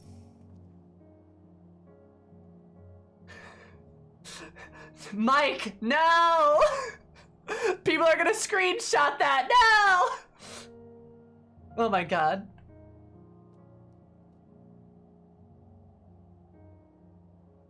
Myrmikina appears to be trolling the area of its own volition. I wonder whether it is simply following its original orders or if it now serves the Telephori. And something about the zone, about how one description of fascism is the application of colonial violence to the metropole. Huh. Hmm. Ooh, sassy. I like that. That's good. That's good. No, that's like really, that's really well applied here. Because you're right, yeah, like the Magitech everywhere and just like the burnt out city and everything. Hmm. This place is littered with remnants of various types of war machina. My comrades have already recovered the tanks from less damaged units. Those who took a more severe beating are harder to scavenge. So I'd save those for another time, that time being now. Then prize them apart piece by piece to be quicker to remove the outer casing. Using compact explosives, with any luck, we'll gain access to the tanks without rupturing them. Before starting, remember these devices are relatively weak. I would advise you to stand clear to avoid being hit by any shrapnel. You wouldn't bother though, we should check the Machina's ceruleum gauge to see if there's any left. It should provide an accurate reading even if the unit itself is inactive. If the gauge is broken, I'll let you decide whether to use an explosive or not. Should you need any more, come to me.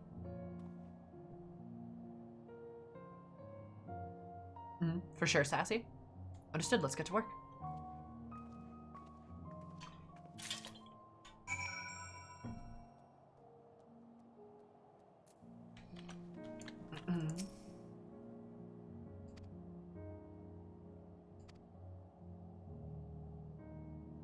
Use your best judgment? Okay. Oh.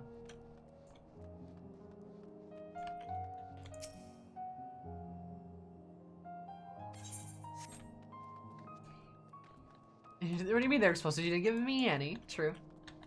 Yeah, it's an underlying theme of the game. We're heroes because we're the talk first, violence is a last resort, even against common wisdom.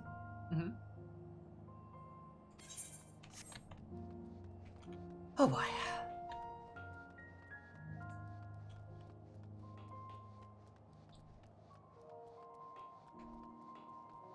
But yeah. It's just like, Garlemald's sad, dude.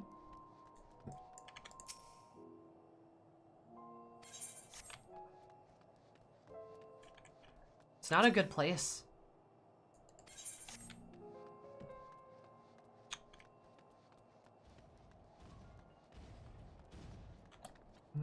Good to know. Yeah, every once in a while I'll get like a server blip like that.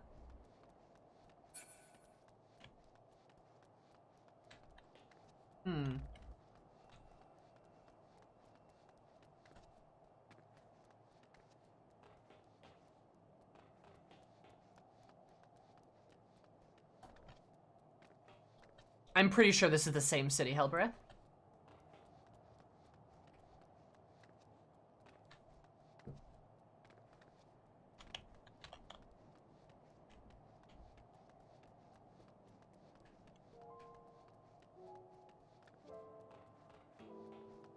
I also really like the sad music here too. But I also would really like to find some ceruleum.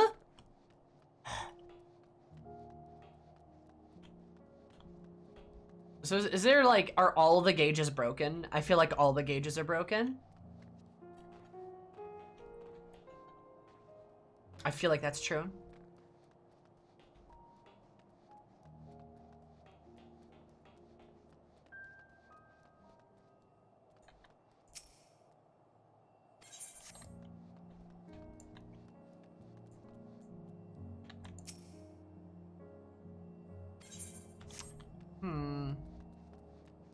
Why just suck up another pond? I can only suck so many ponds, just... I can only suck so much, right? They don't call me the Suckinator 9000 for nothing, right? But there's only so much I can do. There's only so many ponds. Stop that.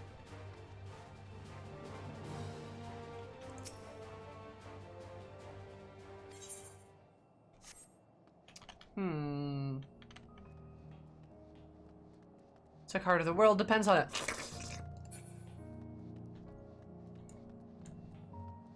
This one is a bit obtuse. I want to see if I can figure it out, though. Look, Eris has cut her teeth in ERP. She's the sucking master. For sure, baby.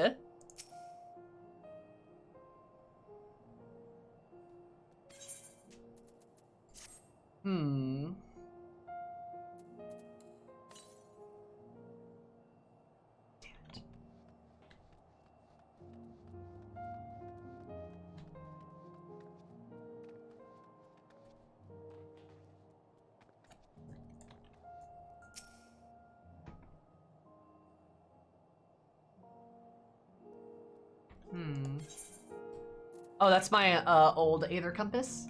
It's been moved.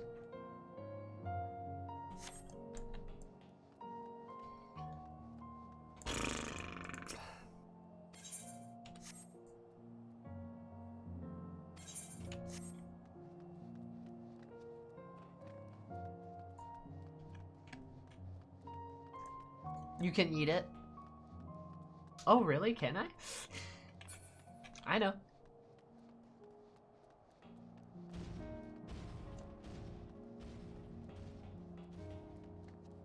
Maybe the old compass in my bag and just moved it off my bar. Nostalgia? I kind of like having it there, yeah. It's the same reason why I have a Nokian down here. The other compass should be in collection? Yeah, it's right here.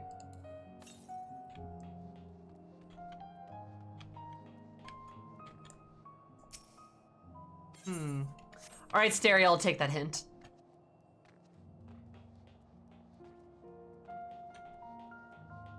That's tiny my screen. Yeah, sorry.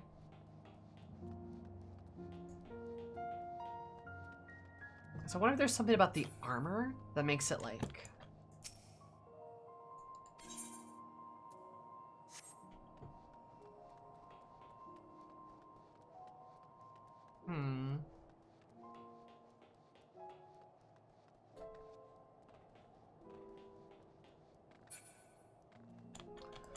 Oh, so there's just none that are like...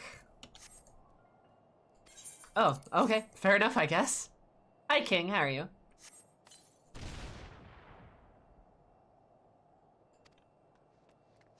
Well, shit.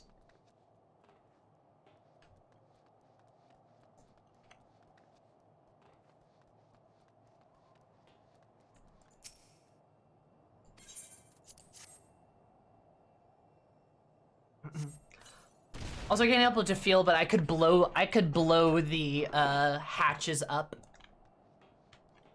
I could blow these hatches up with my magic, and it'd be fine.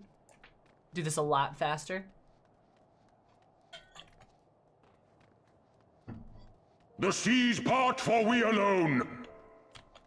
Explosions.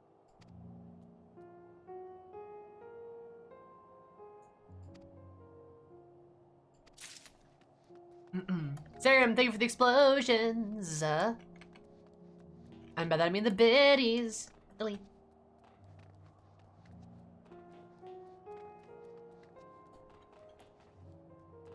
I really get if this was metaphorical, the gauge is not working. I feel like they're trying to make a point, yeah?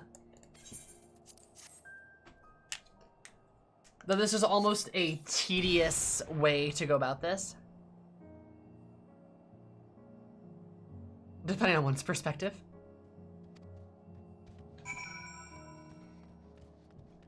I think it's the idea that, like, this process is so tedious instead of just simply going to the other, going to the cerulean workers and just getting oil from them, right? Asking them. Or rather than work together, they'd rather scavenge through corpses. I think that's the point it's trying to make. Or explosives? Wait, is that what I think it is? You bet it is. Disable the war mechanism, which was install it. Also escape the blasted explosions unscathed. Medals for outstanding service were awarded to any objects as champion among the cerulean tanks, which surely deserve one. Isn't TDM the lifeblood of MMOs? I don't think so. I don't find most quests in FF14 tedious. I think most of them do a pretty good job of making a point. Like, it's sort of like, again, one of my favorite quests from ARR is handing out cookies to refugee children. I don't think that's a bad thing. Or sorry, handing out cookies to refugee children and then later playing hide and seek with refugee children. I don't think that's a bad thing. I don't find that tedious. I think that's very important and shows us why we are the hero that we are and why people like us, you know? The Domain Adventuring Guild, yeah, of course.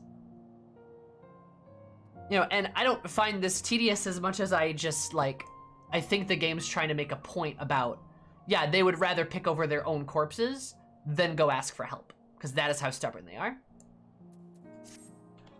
But also, I know, Dars, you were trying to make a joke, and that is A-okay. I get the joke, I get the joke. I just wanted to make a point about, like, I think there's a really cool way you can use, like, there's a lot of cool ways you can use quest design that I think 14 does a great job of, but definitely a lot of MMOs don't. Hide and seek, nah, need more fight. Ah, how could I be so silly? More fight? Yet again, truly, luck is on your side. With this, we should be able to refuel quite a few of our heaters. Head back while wait and I go see how Alice and Alpha are faring. Yeah. It was a good joke. Sorry, I didn't mean to like explain that into like something silly.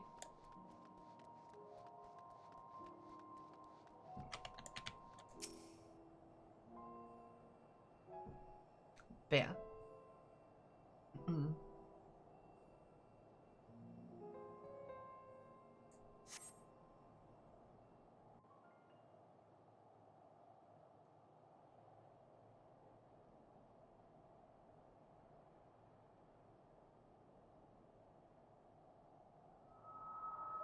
Finally escaped the watchful gaze of your keepers, have we? This is Thancred. This is Thancred. It's just that so many people shit on the quiet moments of this game and I hate it. Oh, same. Same. Agreed. ASMR cred. Don't react. You'll only draw attention to yourself. Just carry on as you are and listen. What you want, baby? After you left with the Garlean lad, Lucia bade a few of us scouts follow you at a discreet distance. I would listen to ASMR Thancred. Also, I love this shot too. I love the shot of Eris's face in the wind with like the snow around her. This is great. We observed you being led into the station, but decided against venturing inside. This is Thancred. When you emerged sometime later, and we saw that the twins were sporting Magitech collars, it was clear what had taken place. Now, as quietly as you can, tell me everything.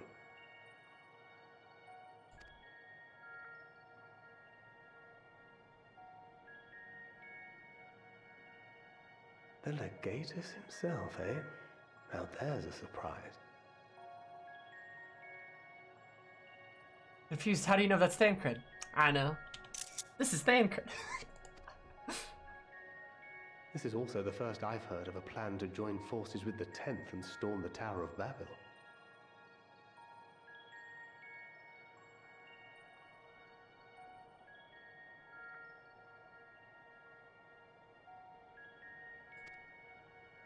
An interesting development, and perhaps the opportunity we've been waiting for. Oh, I agree, Sari. Thancred is gaining attraction points right now. Just saying. Thank you, Max. He's like... Anyway. Our comrades back at the camp also received some rather promising news, but it's still too early to get our hopes up. Promising news. You'll love to see it. For now, keeping yourselves out of harm's way comes before all else. Whatever demands the Garleans make, indulge them. Alright, but if they want me to do a silly dance in a colorful raincoat, I'm not doing it, Thancred. With luck, this will all be over soon. Until then. Okay, bye, Thancred. Illy.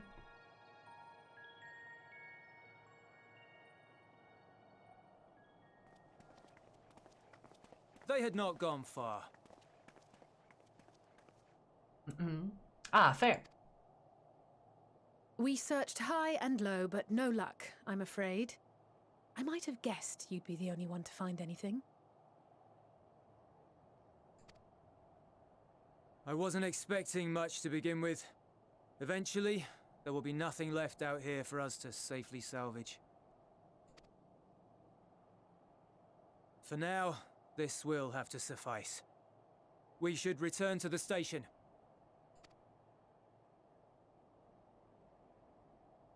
I like how we're all wearing different colors too. That's cute.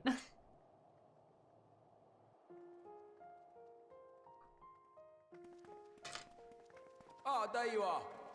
Heard you'd gone hunting for ceruleum above ground. Brought back a king's ransom? Hardly. But thanks to these three, we have enough to last a little while longer.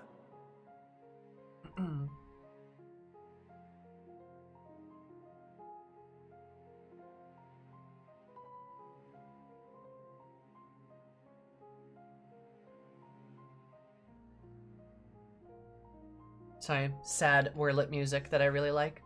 But yes, I believe this is why, Thancred literally just goes, pss, pss, pss, pss. Does he?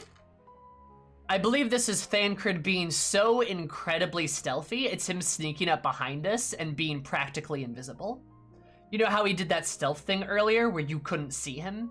It's like him doing that, I'm pretty sure, if I'm interpreting that correctly. Because it's not a link pearl, I believe. It was Invisicred. It was Invisicred. Yeah, he's just so stealthy, you just can't see him. Which, like, makes sense, because we see him, we, like, know Thancred can basically turn invisible.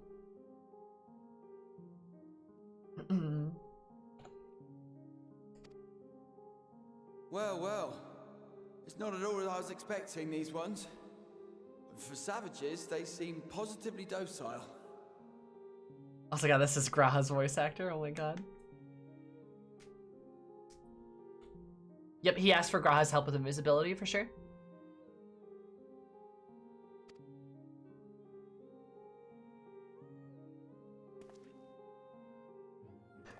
Gives him a look. It's a poor attempt at humor. In all honesty, I'm grateful for your efforts. But even with another night of warmth, there are those among us who Amogus live to see the morrow.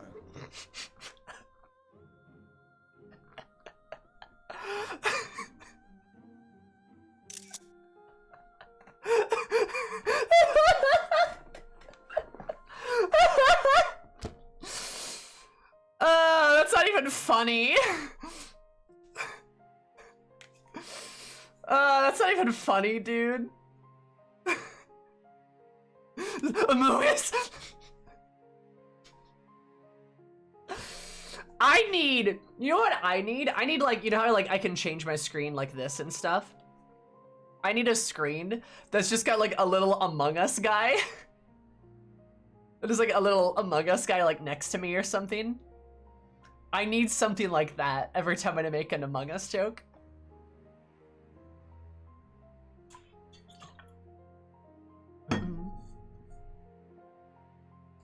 Anyway, back to the serious cutscene. I trust your expedition was fruitful. That'd be good, Nomad. I don't know how to get one though. Lord Quintus!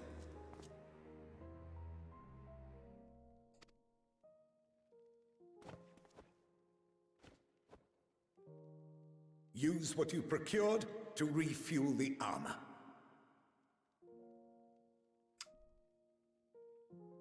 Bitch, wanna run that one by me again? What? But, sir, what about the heaters for the camp? You what, mate?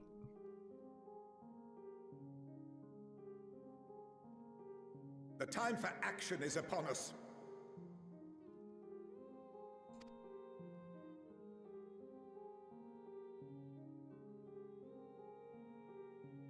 My men and I have matters to discuss.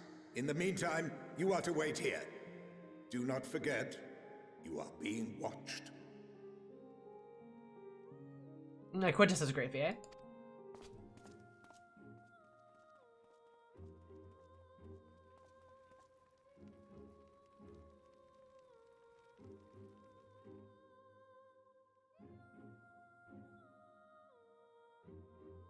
You're such a babe.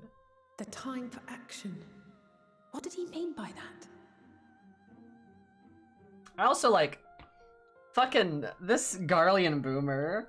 Legit, like, what are you gonna do? Refuel the armor and march on to what? Our camp? The Tower of Babel?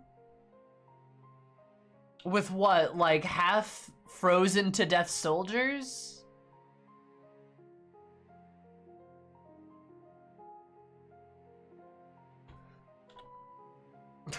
What a fighting force you have, my guy. I can only speculate. Clearly something requiring their magitech, given what we just heard. Whether they plan to utilize it now, or after they join with the 10th is another question.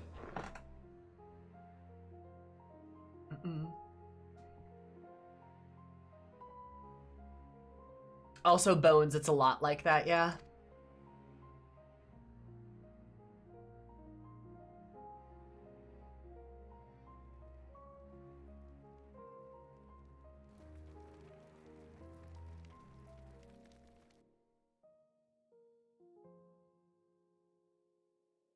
Will they ever escape this cold? Return to and reclaim the idyllic spaces of which Eula spoke? Not like this.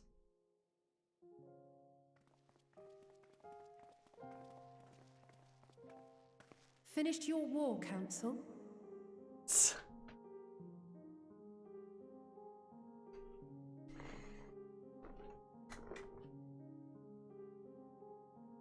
Alphino and Alizé are to stay here as our prisoners. They will be released once your comrades have relinquished their supplies and withdrawn from Garlean soil. Lamau? Until our terms are met, they will be detained at a separate location.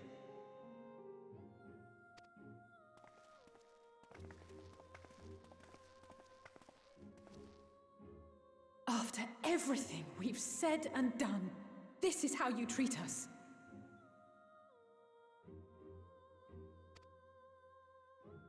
Our allies have but limited supplies. They may stave off cold and starvation for a short while, but what then?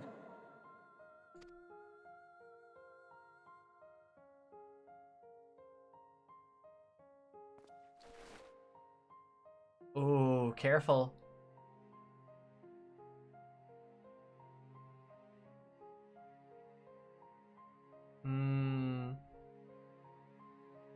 For now, keeping yourselves out of harm's way comes before all else. Whatever demands the Garleans make, indulge them. Julius, I don't want to kill you, buddy.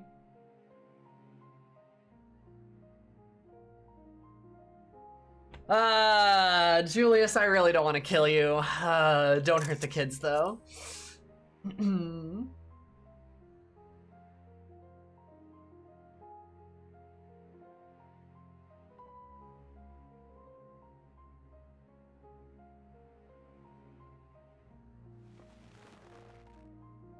Yeah, I know you don't want to do it, so don't.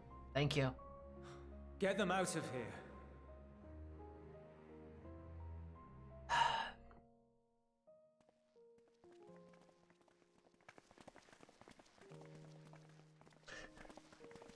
I'm just gonna cast Meteor on the camp if they get hurt. Not actually, I wouldn't do that.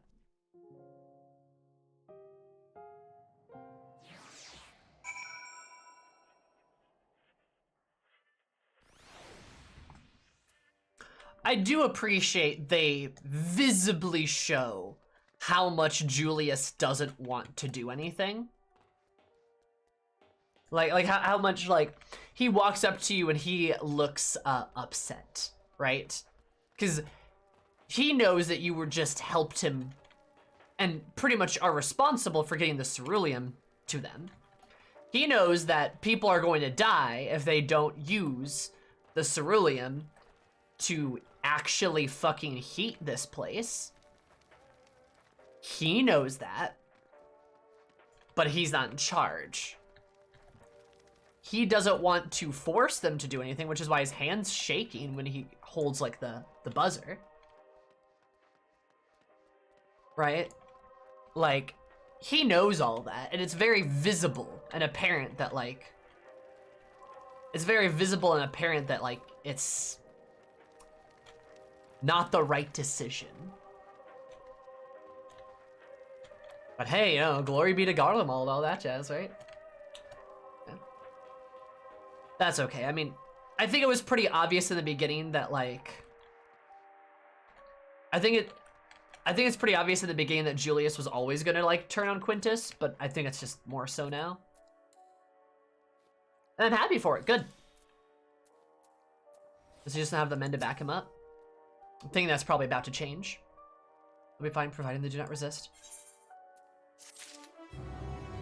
And I like that the mission was called No Good Deed Goes Unpunished, right?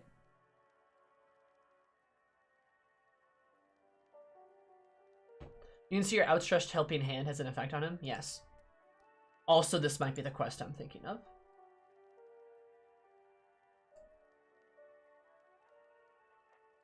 Yup, this is the one! Alright. So, from my understanding, there's a content warning in this quest. From my understanding, there's a big content warning in this quest. I have not been spoiled. No, I just know there's a content warning.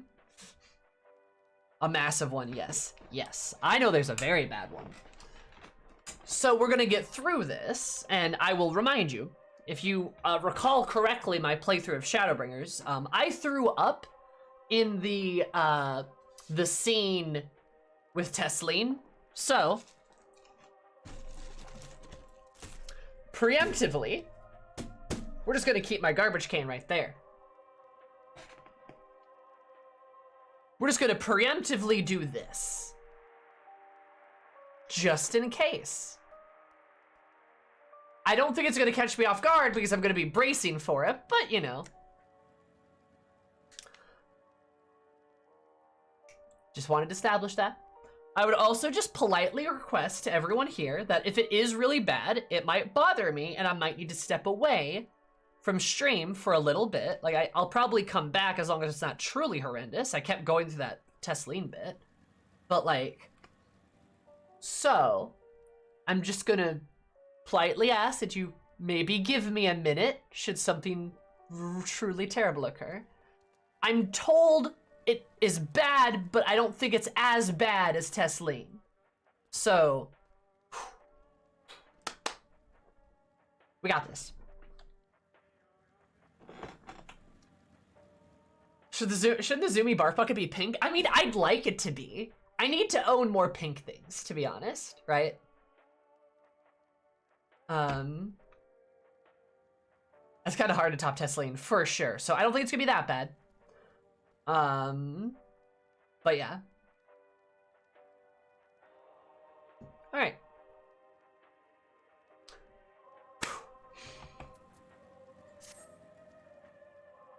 Coming back to your camp while I meet with your leader and present Lord Quintus's demands. Before we depart, there's something I would ask of you. Assuming your contingent complies, the supplies they surrender will need to be transported here. The Fel's Legionary Marcellinus and Octavia will pilot Magic armor to your headquarters and inform them that we are leaving shortly.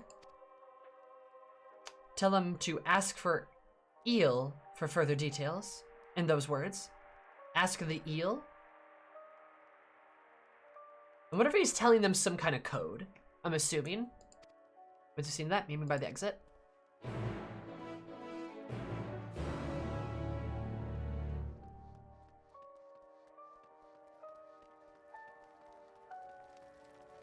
I'm assuming that might be some kind of code. I wonder if he's trying to tell them about, like, what to do. You again?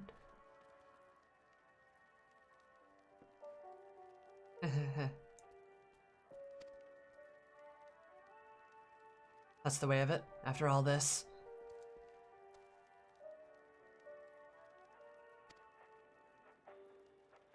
Like that you should be the one to deliver the news. The glory of Garlemald.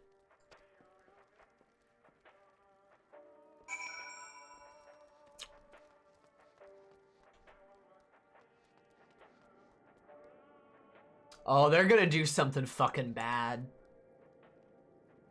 They're gonna do something really bad. Oh, hey, you're the one for Praetorium. What do you want with me? Slap. Has reached a decision?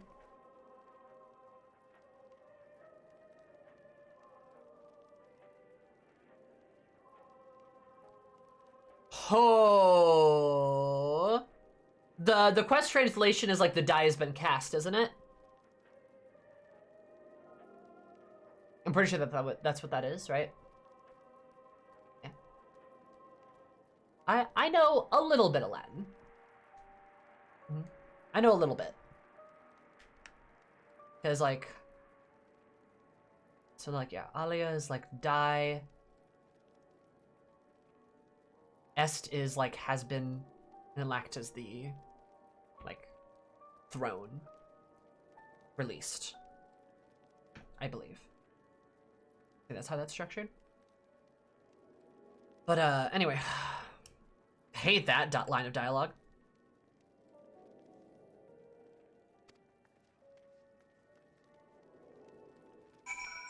I feel like they're just gonna like, I don't know, fucking like suicide bomb some shit. Like, I feel like that's what's gonna happen. And it's gonna not be good, dude.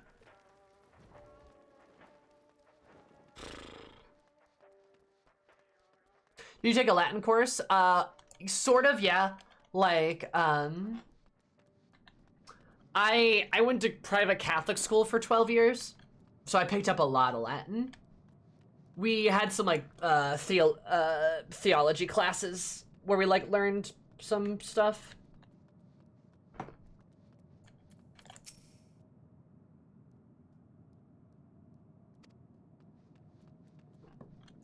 Oh, that's fucking rough. Yeah, it is. I thought you knew that, but yeah, I went to Catholic school for like 12 years. And like, Little son. now there's that behind me, so like you can see what effect it had on me. Also, Moth, thank you so much for the 6 months. Did you know that 3 + 3 = 6 was how many months you subscribe for? That's kind of poggers. Super duper appreciate it. Wow, Imperial Legionary, oh my god. Ah, super duper appreciate it. Hi, Julius. Where are we going to private Christian school? Yeah, private Catholic school, baby. You know as instructed?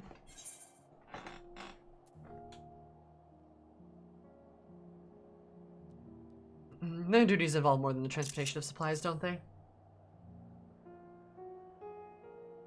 It is really a simple thing. We have been given additional orders, though whether... It's like all my name days have come at once. Though whether you're willing to follow them depends entirely on your contingent. Required to follow them? Interesting. Also, Sev, thank you so much for converting your sub, which is like a resub, but different. I appreciate it. Very poggers of you. I hope you're having a lovely day. So, lifelong Catholic guild. Oh yeah, you betcha. Doesn't really go away, huh?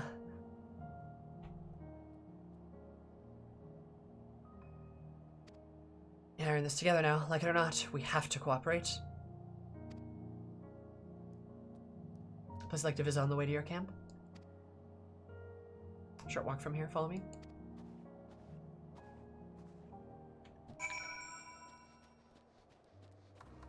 Lipstick on me. The Daredevil superpowers? Oh hey, wow, damn. Why can't I get that superpower? Back is...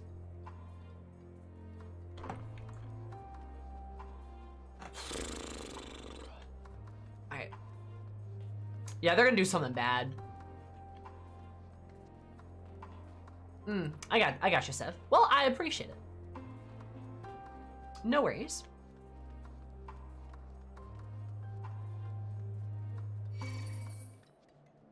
Seems like snark, but it's actually true. Oh, I believe it.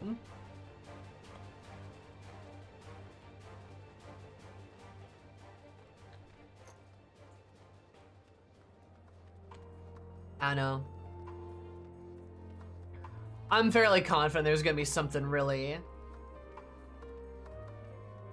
Oh, that is not correct. It should be FF. I think it's FFCW. It's not normal CW. Yep, there you go. That's the right one. I'm betting this was probably his house.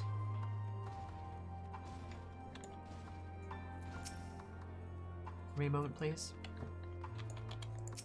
They were probably basically ordered to die. They're going to stay unable to move on.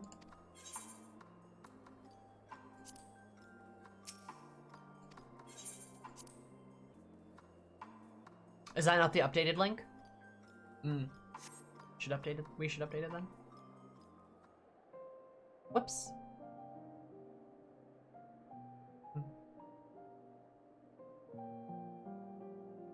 Is it like definitely his home? This is my home.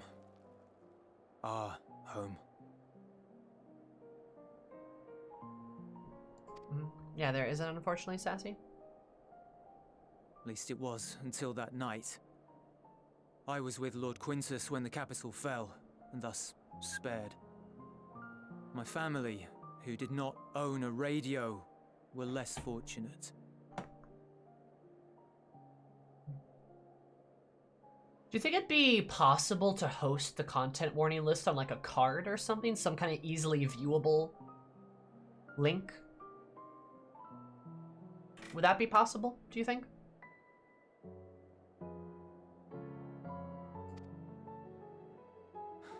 When dawn came, I made my way here. My parents, my little brother and sister, they were still inside.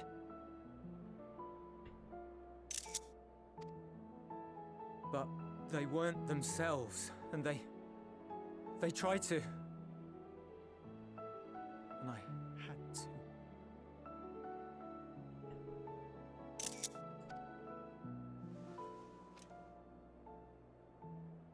I'd promised to take them away from the capital that very morning, to somewhere safe, to hide until the fighting stopped.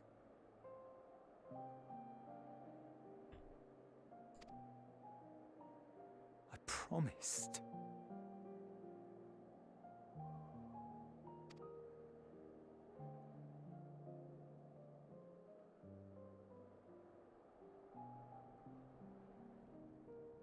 The Garlean flag bears a chain, the bonds between our countrymen.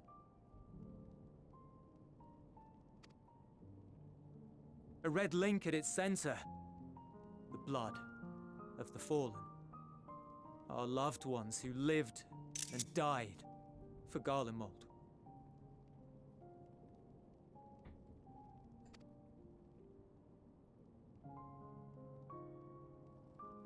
But if she too fell, who would be left to remember them and their sacrifice? What enduring proof would there be that they were ever here?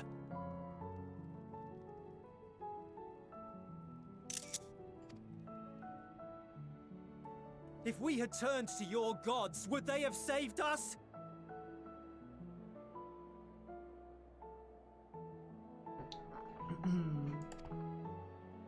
Bring me here to yell at you? I'm sorry, forget I spoke. We should go. I love that the standard is tattered there too. It's appropriate, right? That the white flag is blackened. It's torn.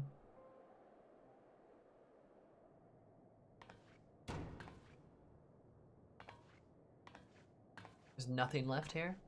It's no use.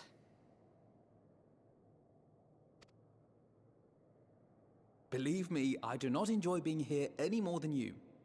But she wanted us to play along, so that is what we will do.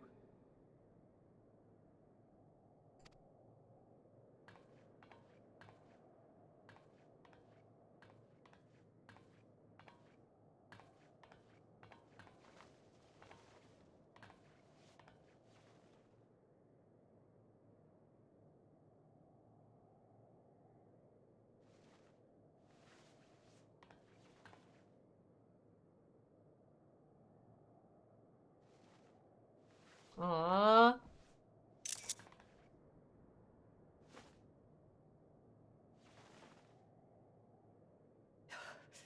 It's so cold.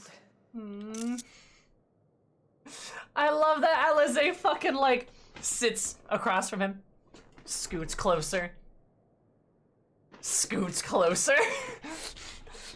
Alize just like fucking Alphino just sits there and like lets her come over, and she like gets close, like leans against him, is like, so cute. I love them. And Alize's so tsundere too. She just like, yeah, okay, I guess I care about my brother or something. Baka. God, that's so good. Painfully so. Unbearably.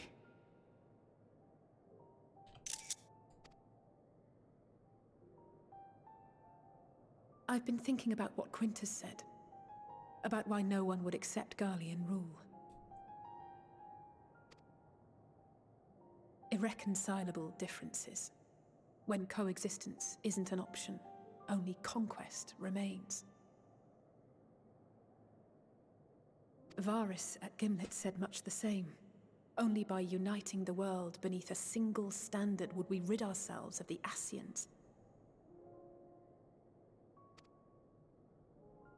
United as one people, one race cleansed of imperfections. A cold and unforgiving vision. And when we fail to live up to their standards, what place is there for us in their world?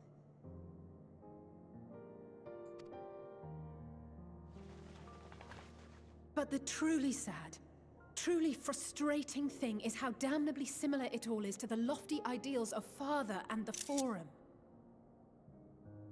Wait, is Alize saying that Charlene and Garlemald are like two sides of the same coin practically? God, who said that earlier throughout this playthrough? Probably some hot, sexy, pink-haired bitch, huh? Shall we chalk that one up on the board? I continue to be correct all of the time. Literally, people just need to believe, like, anytime I say shit, people just need to, like, believe me. I need a fucking whiteboard. I really do. Just keep fucking marking it. We need a Sammy was right counter. Like, seriously. Zumi was right counter. Let's make that. Seriously. I literally, verbatim, said that shit in, like, the level 80 quests. Not kidding. Literally said that. You've never been wrong in your entire life. I don't see that changing anytime soon. Thank you, Nova. That's correct, isn't it? I'm always right. I'll sign Nova. How are you? But yeah, like, literally. I am never wrong about this shit. People just need to, like, fucking listen to me. It's like all my name days have come at once. Hope you are well. Sumai's dote. Zarle, thank you so much for the 11 months. Did you know that 10 times 1 equals 11? Just how many months you've been subscribed for it? That's... Wait, no. Wait, fuck. 10 plus 1 equals 11, which is how much you've been subscribed for it. That's kind of poggers. I love you. Thank you for the sub. I appreciate it.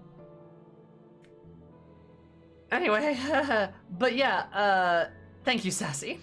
Yeah, because I'm right. I'm right about this. I'm right.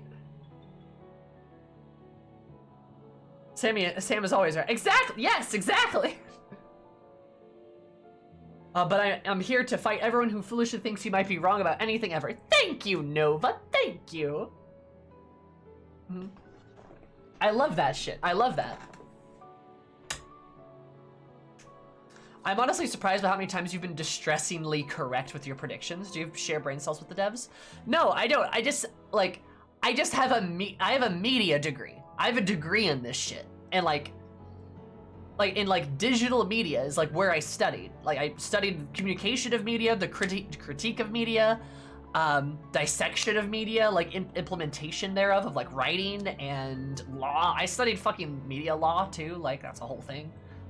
But like literally like creative processes in media and how to critique them and understand them and dissect them. I studied that. I have a degree in that. Also, it's really well written. Like, again, like the game's very well written. If you just pay attention, you know how to look for the signs and you know how to read into it and know how to read nuance, you can figure it out. It's very on track, right? Good writing is predictable to a degree. Added that with my experience and my learning, like yeah, I'm good at this stuff. It's funny how you can have like even a little bit of media literacy and people are like, "Are you a wizard?" Right?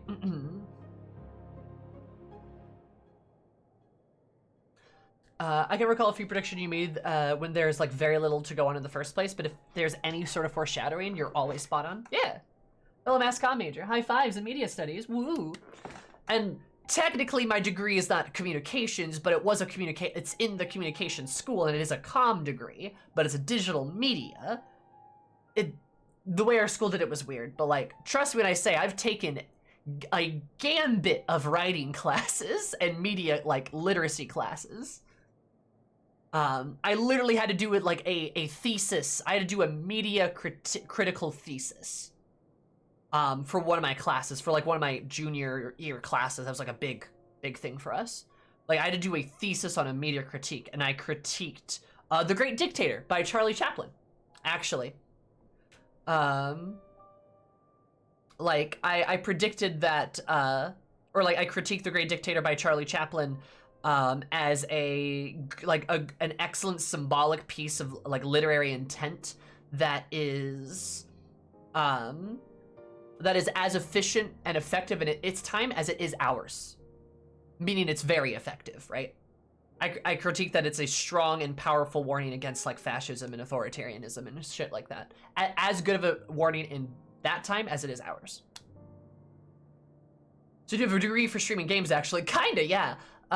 You predicting Olympus would be a primal of the Warrior of Light before any hints blew my mind. I felt like it was kind of written on the wall. Like, I don't know, like, I guess it makes sense. Like, it makes sense that you would try to, like, become the Warrior of Light, like, the concept of it. Really happy that was correct, actually, because that was cool. But, yeah, like, I've written, like, media theses. But yeah, just again, I was right about this. Boom. After he made the Star Showers, it was before that. It was when he was like, trying to like, is when he was appearing as Ardbert and being like, heroes are good. And stuff like that. And then I was like, oh, he's gonna like put the belief of heroes into people and then become the ultimate hero. Like become the concept of the Warrior of Light. And then the Star Shower stuff started happening and I was like, ooh, wait, I might be right though. I was thinking originally he was gonna maybe like amalgamate all these people into a horrible like flesh monster that he was going to like absorb or become the Warrior of Light with. But like him becoming a primal, like, of like the ultimate hero makes sense.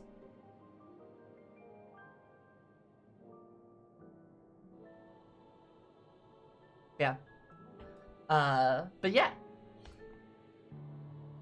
You can, it's in my VODs. They're on YouTube. You can like go back and look at it, if you so desire to. Non-intervention. Always non-intervention. Protect our knowledge and our people, and to hells with the rest of you. It's a lot of hours. It is, definitely. For sure. It's just there somewhere. And yet, I can see how it happened. Varys and Father looked to their elders for guidance and took their virtues as their own. But for this world was of their making. In who else could they place their trust? And that's another thing too. You know how Julius is like this parallel with Quintus being like the old mind and the new mind, right? Alizé and Alphino are parallel to their father. He's of the old Charlian mindset. They're of the new Charlian mindset. And kind of all the Scions fit that bill too, but like the kids especially. They're that parallel of like trying to do something. Which like I think is kind of like a cool vibe.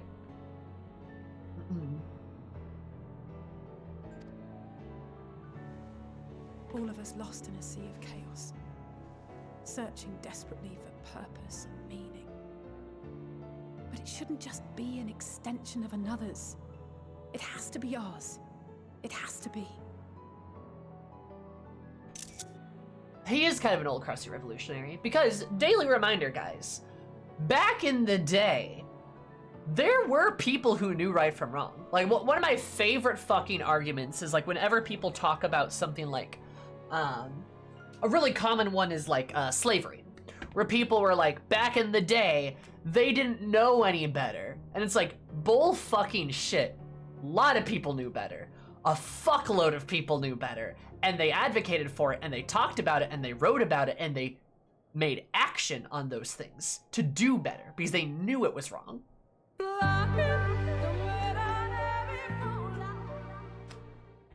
Same thing as Louis Soix. Louis Soix is even older than Fauchelevent. But he knows what's right and wrong. He knows. Because throughout all ages, there have always been people who have known right from wrong. To paint all of history with this paintbrush of like, nobody knew back then is bullshit and incorrect.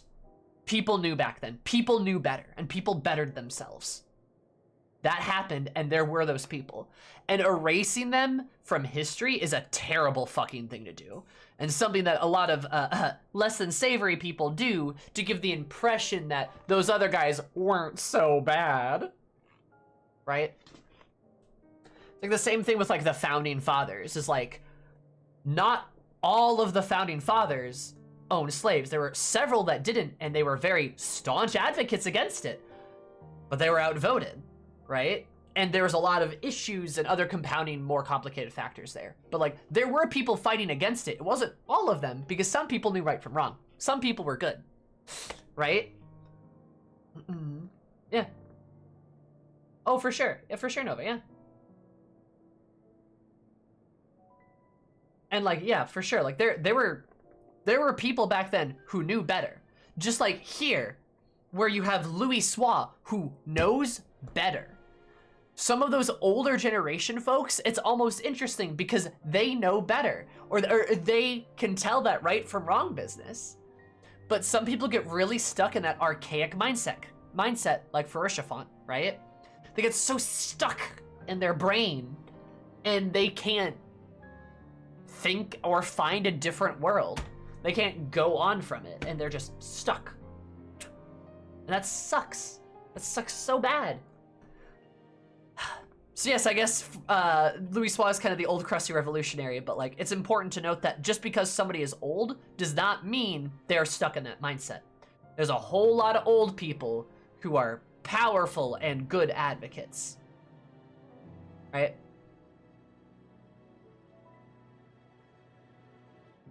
I keep thinking you're saying Fauchelevent. It's Fauchelevent. Guys, I don't speak French, I'm sorry. A Fauchelevent, you know what I mean?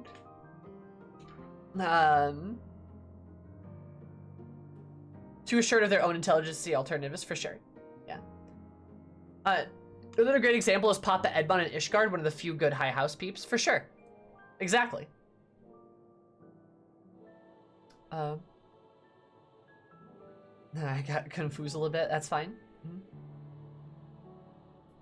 But also, Azelza, Ace, thank you so much for the follow. I super appreciate it. Hope you're an absolutely amazing day, because it's been my day, been amazing. Love you so much. Welcome.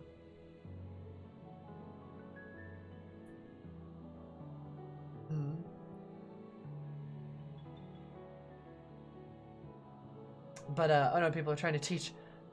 Oh no, people are trying to teach how to say French. I'm not gonna get it. Like, I'm just gonna tell you right now, it's not gonna happen. Trying to teach somebody over Twitch chat how to pronounce French. I'm sorry, I appreciate the effort, but it's not gonna happen. I just call Hershey or horseradish. I know, I always call him horseradish. I'm French and I'm alone here. Oh, I'm sorry, Frey. Like, it's not gonna happen, I apologize. I can understand your meaning from context, that's fine, yeah. But anyway, Papa Leveilleur is a bad dude. He's a bad guy, and ironically worse than his grandfather, because turns out, like, age is not a guarantee of, like, goodness. Ageism is bad, actually. But like there are some of those old advocates that are still around today for many different things, and it's important to kind of give them the respect they deserve because they've been on that front line for a while, both in real life and like here in the game, right? Age and wisdom are not even correlated, for sure. But yeah, just something that I like to point out because I think it's a good parallel to like our lives here. Look at Matoya. Oh yeah, Matoya's a great example. Oh yeah, absolutely. Matoya's a fantastic example. Another good person to look at and be like, yeah, just because she's old doesn't mean she's not like a good advocate, right?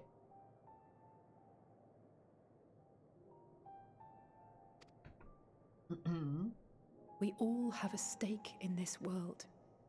No one should be silenced. Say it again.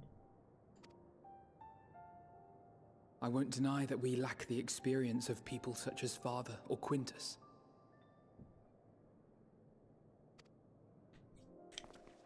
Perhaps they've come to see the world as a series of problems, and the most efficient way of solving them, to reduce everything to fundamental forms. A stone is a stone, a cloud, a flower, no more than that. Simple descriptions that strip the subject of distinguishing characteristics.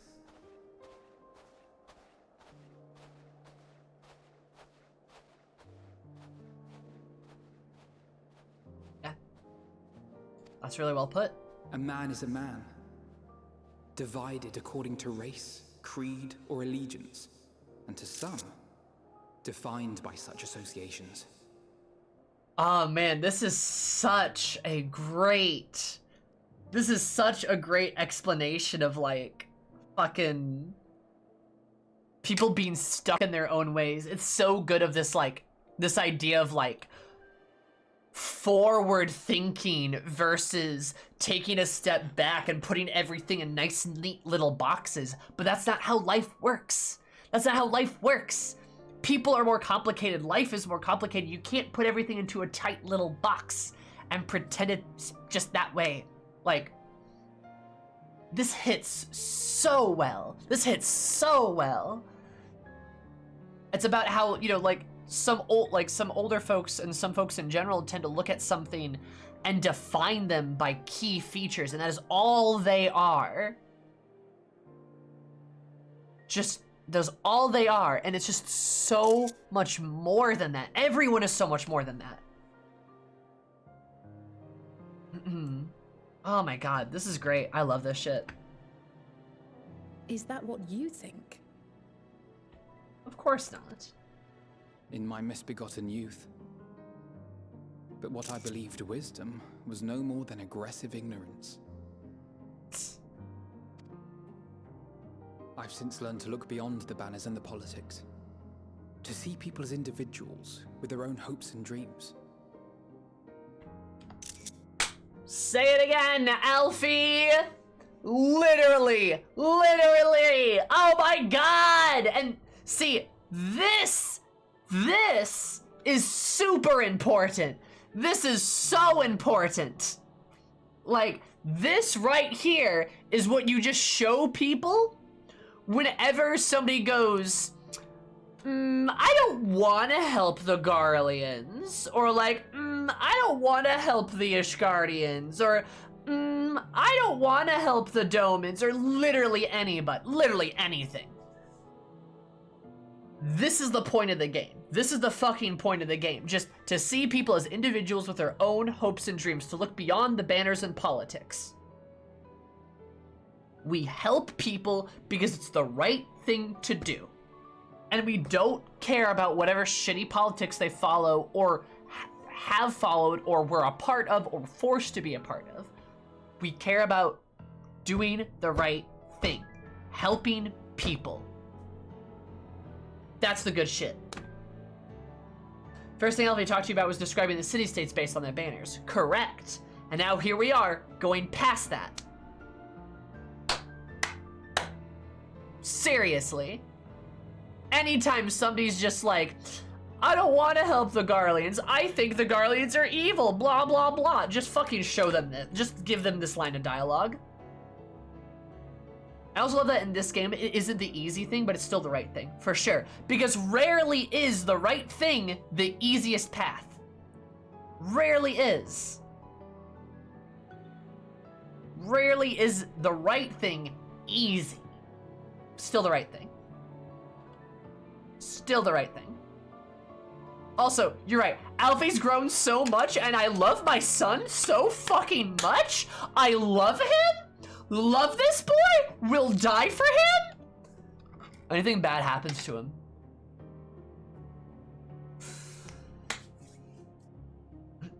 Also, hi, I Eva. dream of building a better world? Well, every day I'm reminded that it is far more complex than I had ever imagined. Yes, life is complicated. But it only spurs me onward. To find the wisdom and the strength to see it through to the very end. Fuck yeah, dude. Fuck yeah.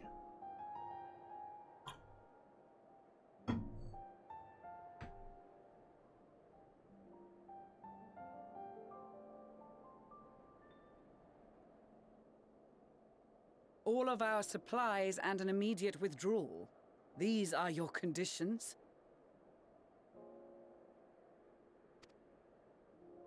Demands. And you forgot about the airship. Once again, you will leave one behind. It will be used to return the prisoners. Their collars will be removed prior to the exchange.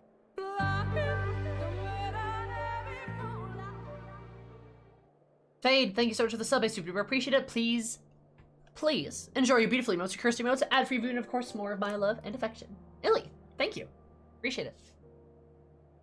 I don't know about that, Prey. I think there's probably better words to describe him. I think Alfie's a good boy. That's what I would say. I love it, universally everyone's reaction is just, who is this brat? To I would die for my son. It's a fact. Lucia's VA putting in that slight chuckle. Oh no, I love that. I love her.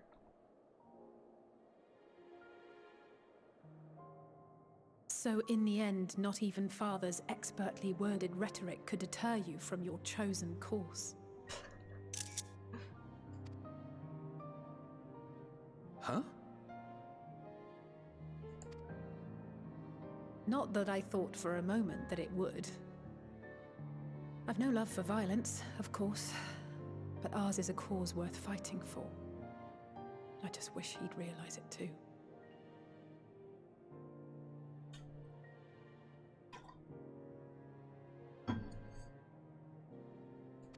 Sometimes the only way to protect the ones you love is to take a stand. To refuse to suffer in silence. Say it again, Alize! What Alfie said was correct. That people are more complicated. People, we need to look past politics and banners. That people are individuals, right? And additionally, this thought coexists, this thought being, sometimes you must take action to protect the ones you love, to refuse to suffer in silence. Absolutely correct on both accounts. Factual. Do not forget those words. I want you to know I share your conviction. Whether it be on the battlefield or in the debating chamber, I won't back down. I guess what I'm saying is...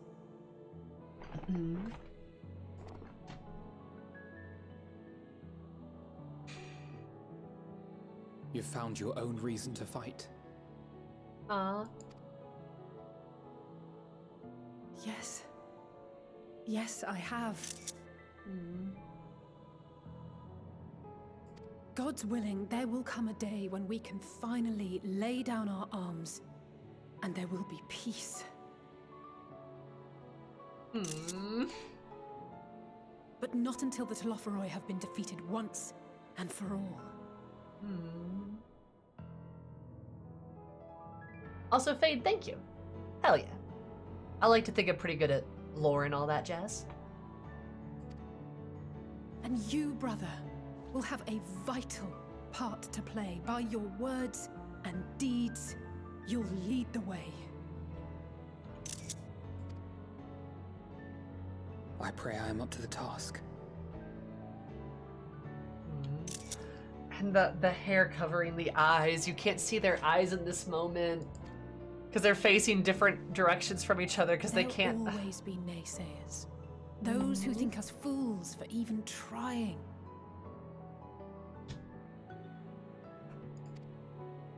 It's easy for learned elites to criticize earnest efforts and assert their moral superiority, all without offering alternatives.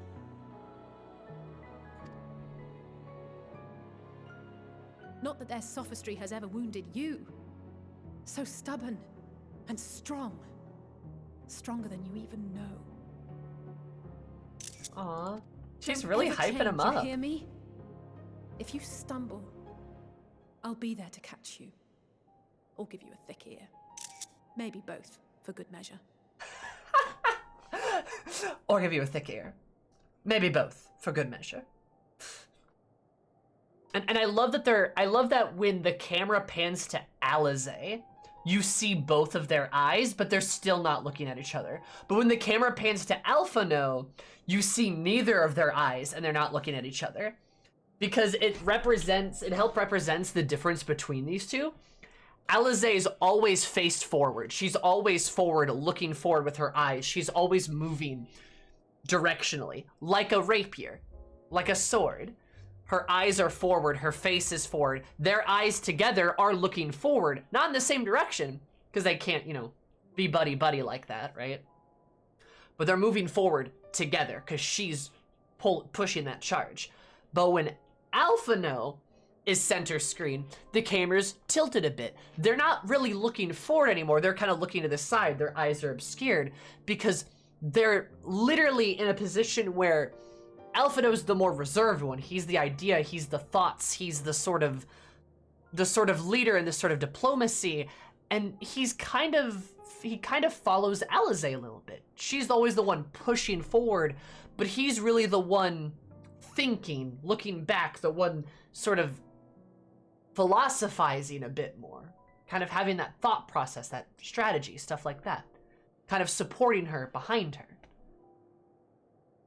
And it's great the way the camera pans to them to show them sort of like, just their appearances are almost different through each other's eyes, which is really cool from each other's perspective. They're positioned differently.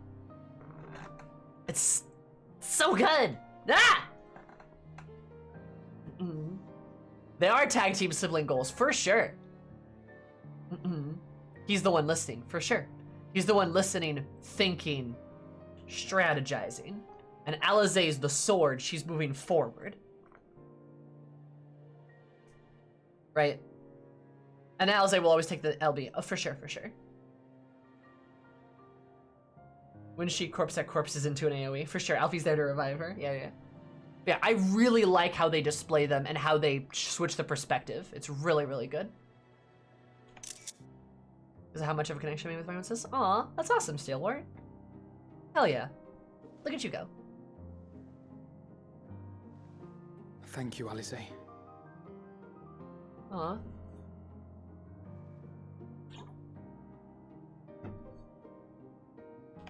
I love my babies.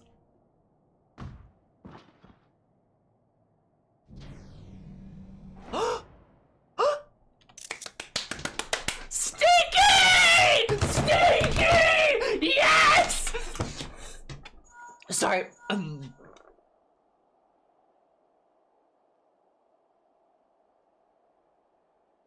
The scouts have secured Alize and Alphino. Their collars were removed without complication as well. Fuck yeah, fucking Maxima, the absolute Chad, in the middle of this, like, these demands. Maxima's like, hey, out loud, the Garleans suck. We freed Alize and Alphino. They also don't have their collars on anymore. Just saying. Out loud. Oh my god. He's literally just like, Lamau bitches, you thought, didn't you? Stream finishes loading. Sticky! Can you guys tell now, you might be able to guess, but can you guys guess how I feel about Estinian? What do you guys think? What do you think my opinions on Estinian are? Just, what do you think?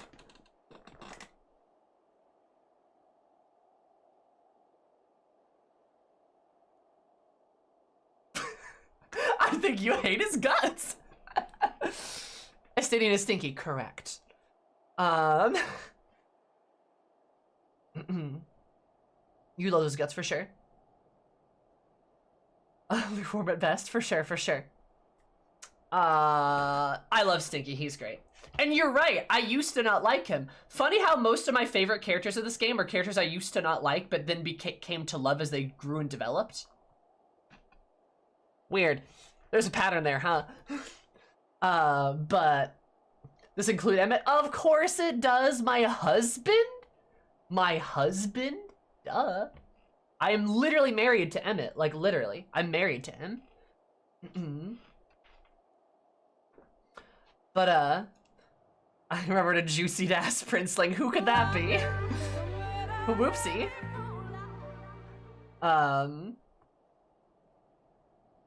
You weren't so keen on him before, correct? It's almost like good storytelling. That's some good writing. Yeah! It's almost like you introduce a character that has clear flaws, and then over time you improve them and redeem them in certain aspects to make them better as they grow and develop.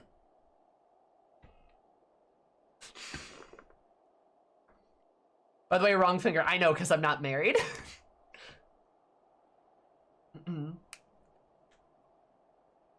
Isn't Emmett a bit old compared to us? You know, like 10,000 so years? Look. Do you think Emmett being a DILF is gonna stop me? You really think Emmett being a DILF is gonna stop me?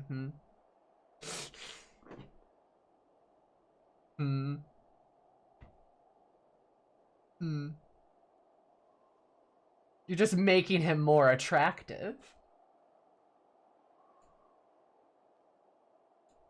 You're just making him more attractive. Just saying. He's a super gilf. Oh no! Anything but that! No!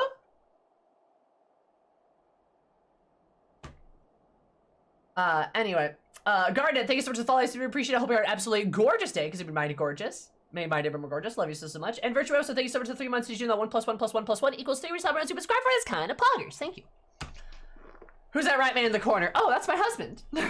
Literally. Hi, Waria.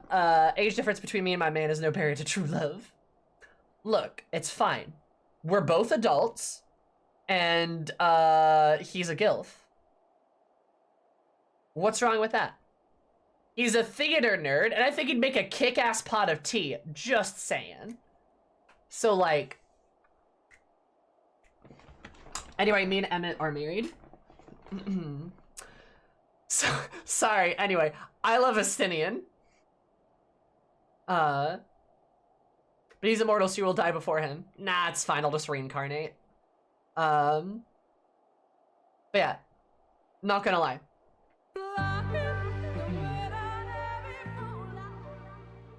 Love Estinian. Fucking love Estinian. If anyone wants to clip that, by all means. Fucking love that boy. God. And I love that they had that plan. Estinian just goes in and fucking wrecks house. Because of course, like, he's infiltrated Garlean facilities before. Also, it's fucking Estinian. Or what are they gonna do? Kill him? No. Lamau. It's like all my name days have come at once. Zerman, thank you so much for the 8 months. Did you do that? 4 + 4 = 8, which is how many months you've been subscribed for. Thank you so much. I super appreciate it. That's kind of poggers. Also, new guy, did you know that 10 + 1 = 11, which is how much you've been subscribed for? That's kind of poggers. I super appreciate it. Very kind of you. His sibling senses were tickling. He's like, my big brother sense have activated.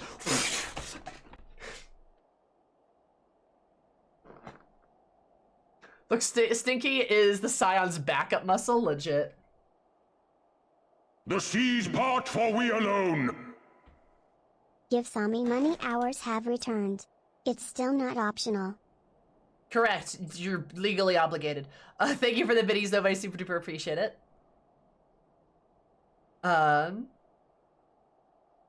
Yeah. But yeah, Stinky Dragon Lover, it's great. Say them got mixed up again, that'd be great. Too many magic uses the Scions. More tanks, more melee. Woo! We need a tank.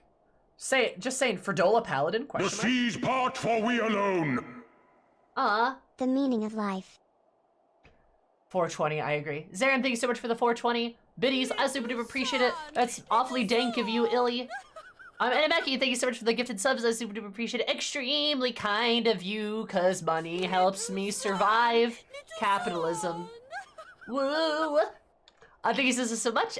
Those of you who got the subs, please enjoy the beautiful subs. You now have emotes, both cursed and wonderful.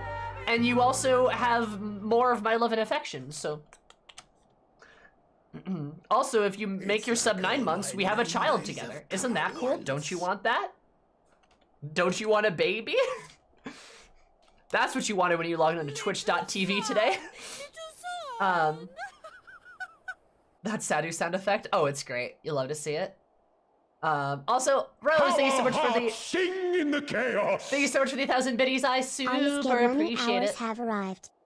I love it. You're very thank you, Illy. Very kind. Not sure I'm ready to be Pergnart. And oh, true. Remember. If we're having a Twitch baby, you'll be the one carrying the child. Don't ask how that works. But if you're like, but Sammy, I'm a guy and you're a girl, I'll be like, yeah, doesn't matter. You're the one getting knocked up. That's how it works. I'm sorry, I don't make the rules. That's how Twitch babies work, you know? Yeah, that's how that works. Wait, I didn't agree to this. It's Lil Nas X style? Exactly, yes, correct. But I have narrow hips. Too bad. Preg, I guess. Twitch babies follow seahorse rules. Yes. And this metaphor... The seas part, for we alone.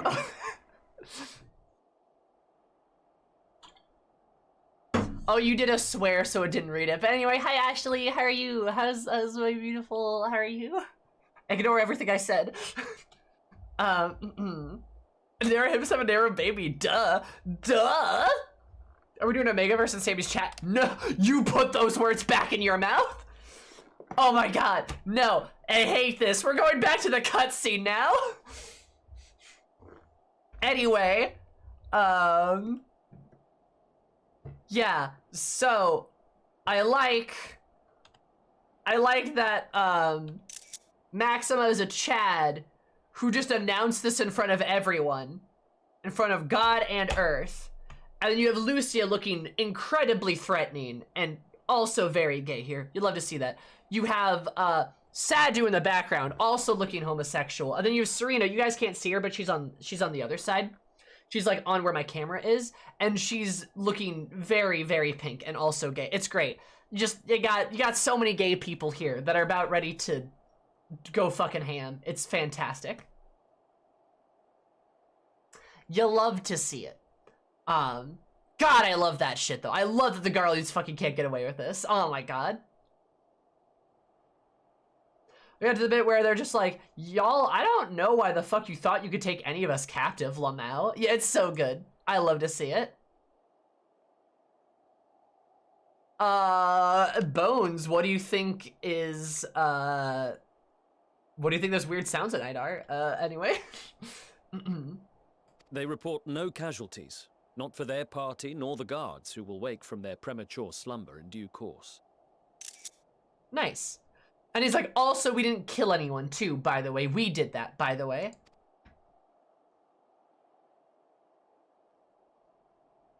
It would appear the situation has changed.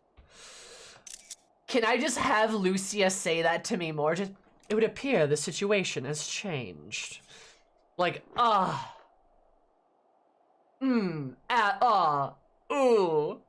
man. Hit me right on the I love women bone. Goddamn. It's a good day to be bisexual, everybody. It really is. Just, honestly, just like Lucia giving him this just dangerous looking. It appears the situation has changed. Just deadpan serious, like, Lucia, get fucked. Oh my god. I'm thinking about Lucia just saying, I'm the top now. I'm in charge. Ugh. Wait, what, Lassery? Excuse me? I need to play the Star Wars MMO now? Excuse me?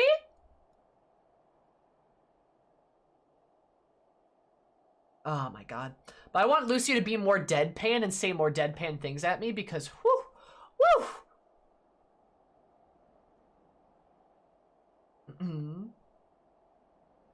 Anyway, if you were ever curious, for those of you that are not bisexual or pansexual, right?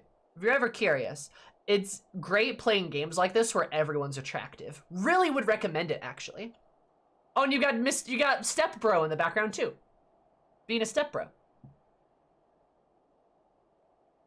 Thanks, Ashley. You're Pog too. I propose new terms. We have information that will be of great interest to Lord Quintus, and I wish to speak with him in person. New terms.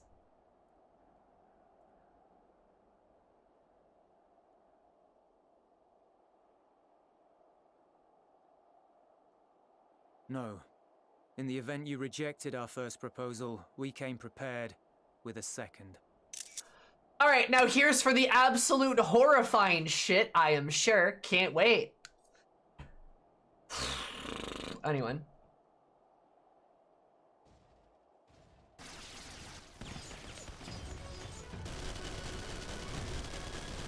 Ambush!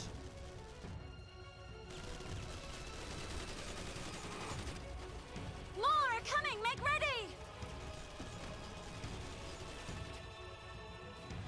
We, the loyal soldiers of the First Legion, proud servants of Garlemald, of the fallen Emperor Varys, shall safeguard these lands from the barbarian hordes until our countrymen return! I also love that it pans to the tower. Get him, Lucia. Stop, both of you!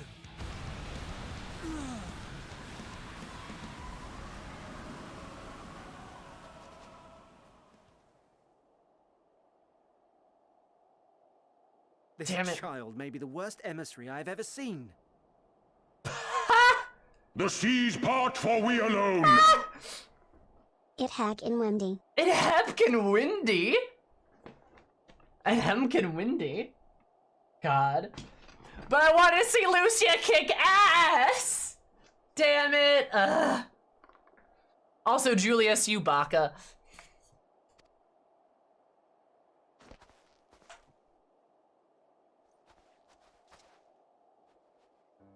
We received an urgent communication from the Grand Company of Eorzea. Envoys from the Imperial Army, led by members of the 10th Legion, came to Alamigo and requested an audience. Oh shit. 10th Legion.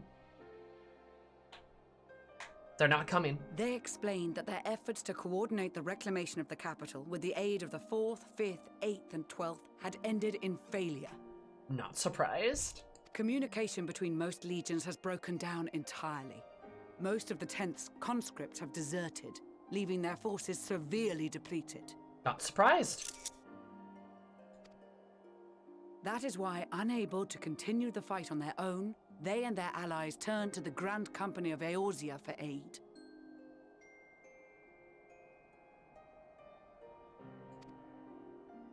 Lies.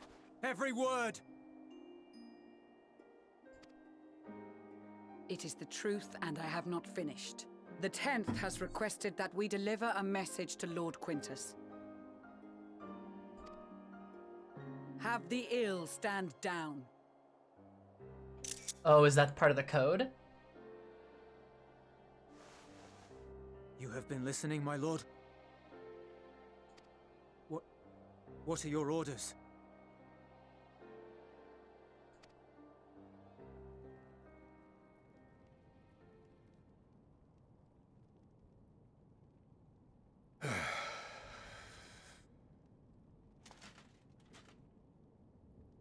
Inform her that we will honor the 10th's decision.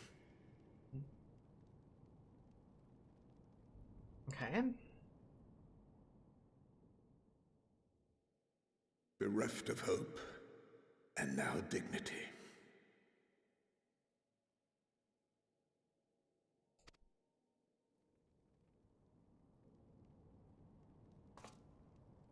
I release you from your duty. All of you.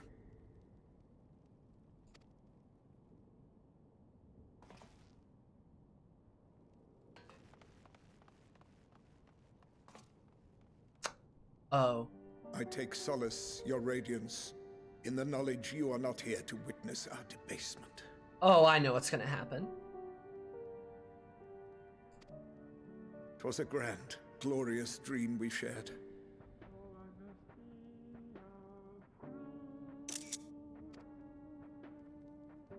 Of a world united, of peace and prosperity.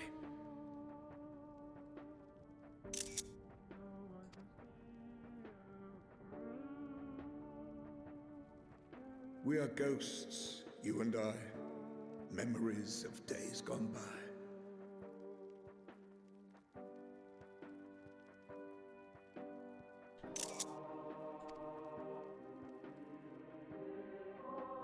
Bonds forged in blood that I will not see tarnished.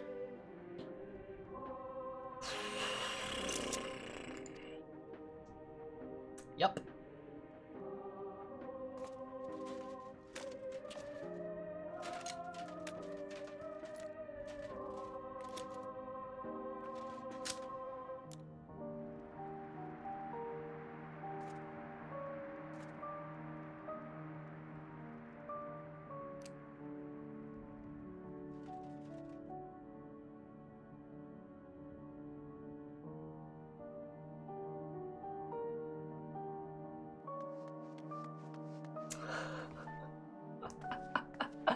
Quickly! Oh we my have to reach the station before God. it's too late.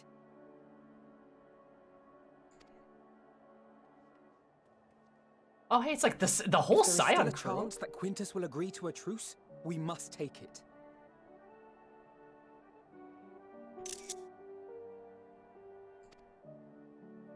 I just hope we get there before he and his men do something rash.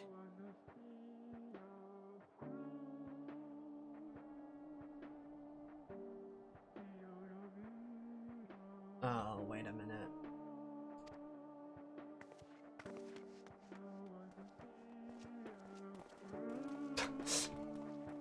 They're all walking by.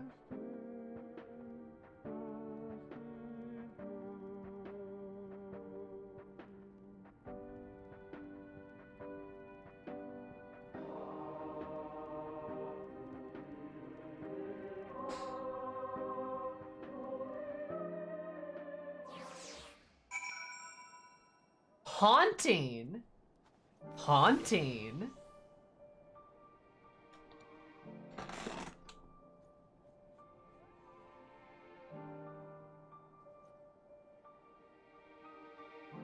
I will say, in a poetic sense, the blood on the banner is a very, like... It's very... There's a lot of symbolism in that. Bonds forged in blood, by blood, right? Like, the symbolism's really strong there about how they, like...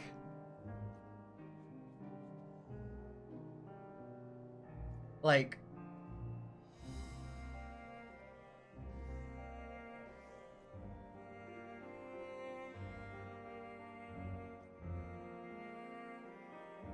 Oh man, like... It makes sense. Like, it makes sense, right? Like, and his speech there, just like, to the air, to nothing, to the flag, to the radio. Speaking like, just like, hey, you, like,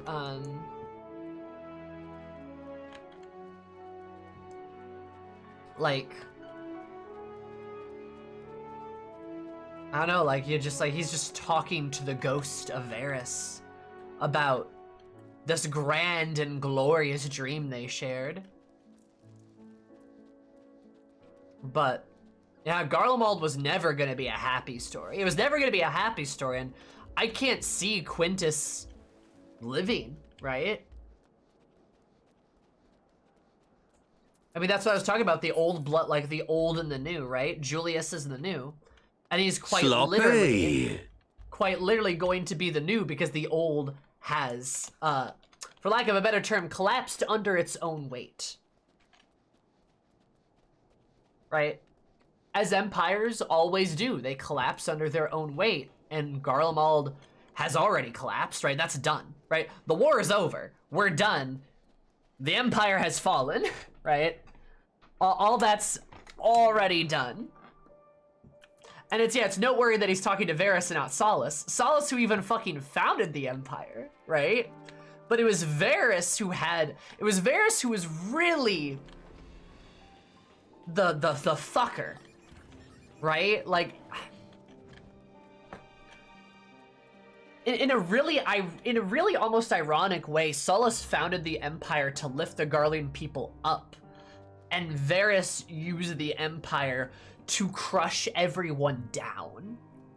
No, I mean, obviously, not saying Solis didn't, like, invade other countries and shit like that. You know what I mean? But, like... The Empire is just so palatably different under either one of them.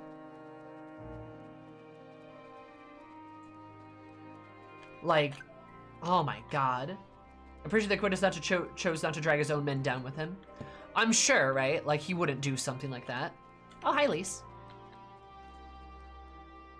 But, like, he literally, it's so sad, because he literally can't fucking imagine a world where the Empire's not a thing.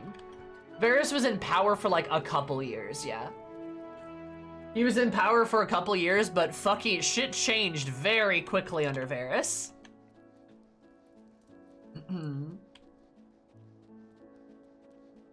Which is just wild, dude.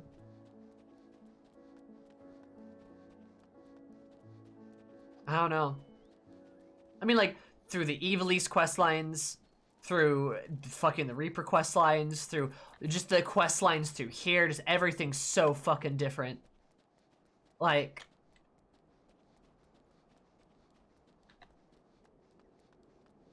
God. And then, like, it's just so sad that, like,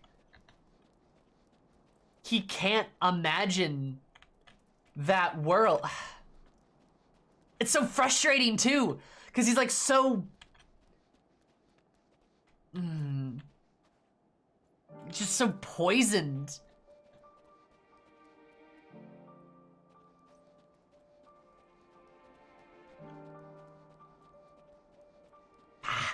Ugh.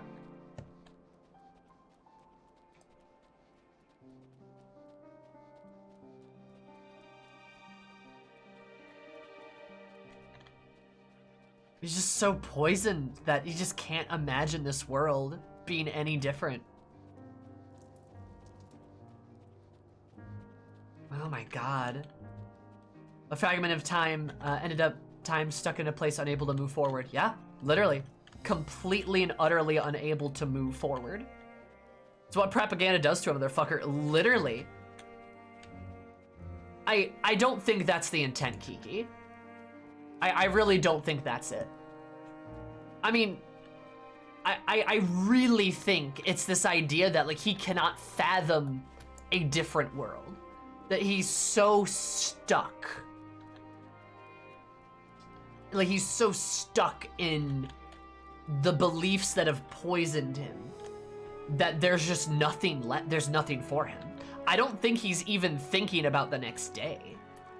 Like I don't think he's thinking that far ahead into the future at all. It's because he's unable to, right? Throughout everything that he said, through his conversation with Varys, it's clear he's unable to think forward. Like, he can't, you know? He can't think about what's next, because there's nothing next to him. You know? Like, there's nothing else there.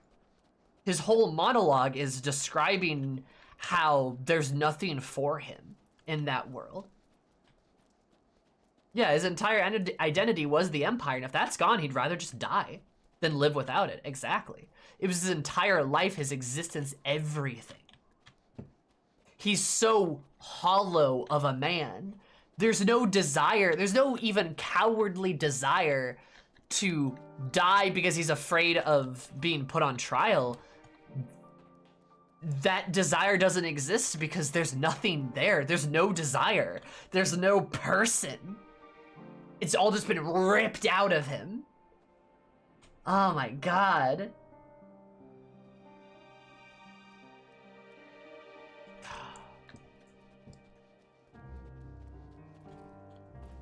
It's awful.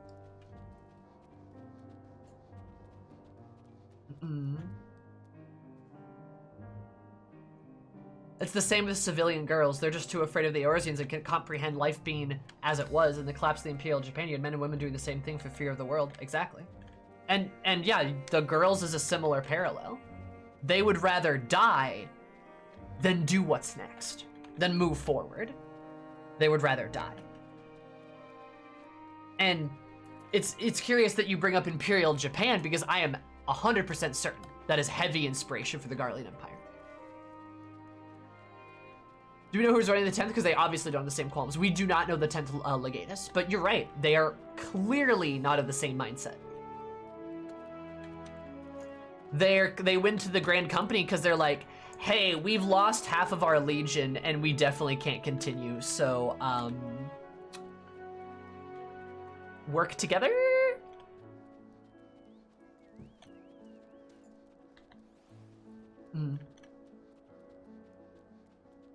It's what a countless battle and war does to people. You lose your sense of self and just become another cog in the war machine, for sure.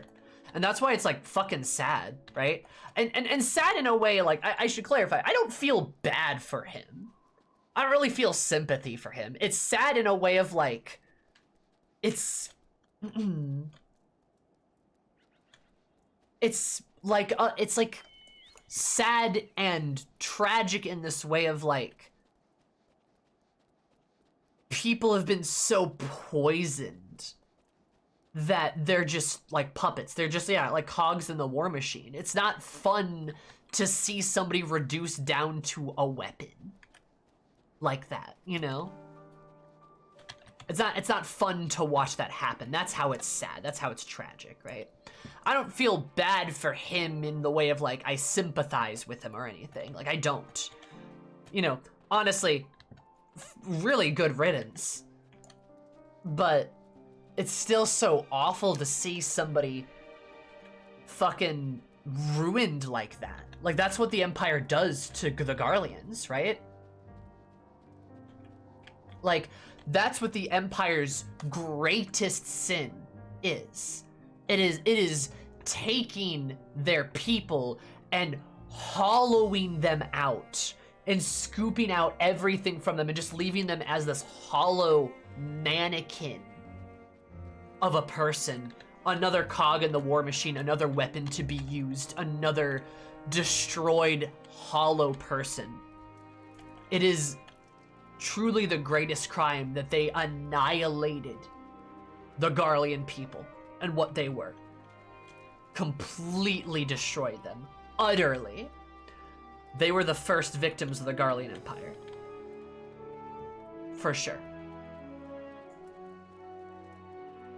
they destroyed them utterly.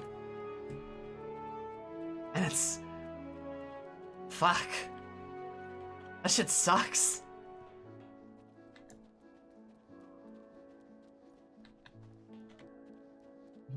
Yeah, I agree with you, Oni, for sure. Also, hi Miri, how are you? Do you think guys from 2.0 would have suffered the Quintus position? I want to say no. I want to say because Gaius was fundamentally different. I don't think that would have been Gaius. I think Gaius was a better person.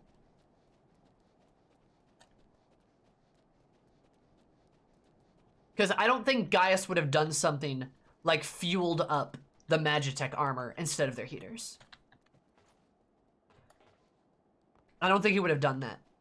And I think I see Gaius as much more a student of Solus's philosophy than Quintus, who is much more a student of Varus's philosophy.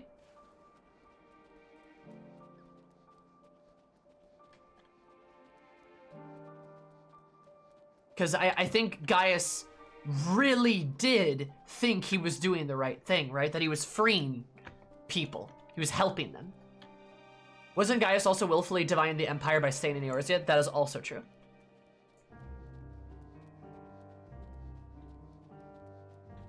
And Gaius even told us when he thought he was dying that we have the power to rule, right? There is a next step for Gaius, right? The strong can protect the weak. They can lead them, right? There is a next step for him. There's a future. Because his philosophy expands to that, if that makes sense. For sure. Yeah, Gaius would accept his defeat, and he did. Mm-hmm.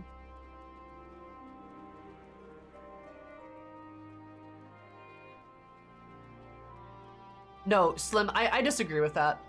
I do earnestly think that, like, Gaius's issue with Black Rose is that death on that scale is abhorrent and benefits no one. Because he believes that he's saving them, and you can't save people by exterminating them like that, right?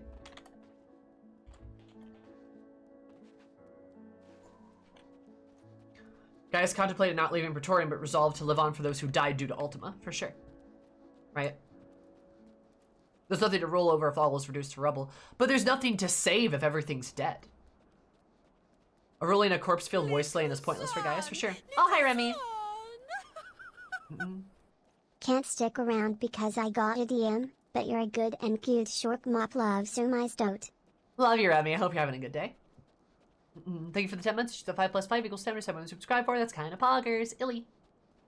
Putting the Ascians in the equation actually muddles Gaius' character a little bit. Yeah, I'm not even talking about the Ascians. I'm just thinking, like, Gaius, it's not about ruling over a people. It's about him liberating them, saving them from the gods. Right? He wants to save them.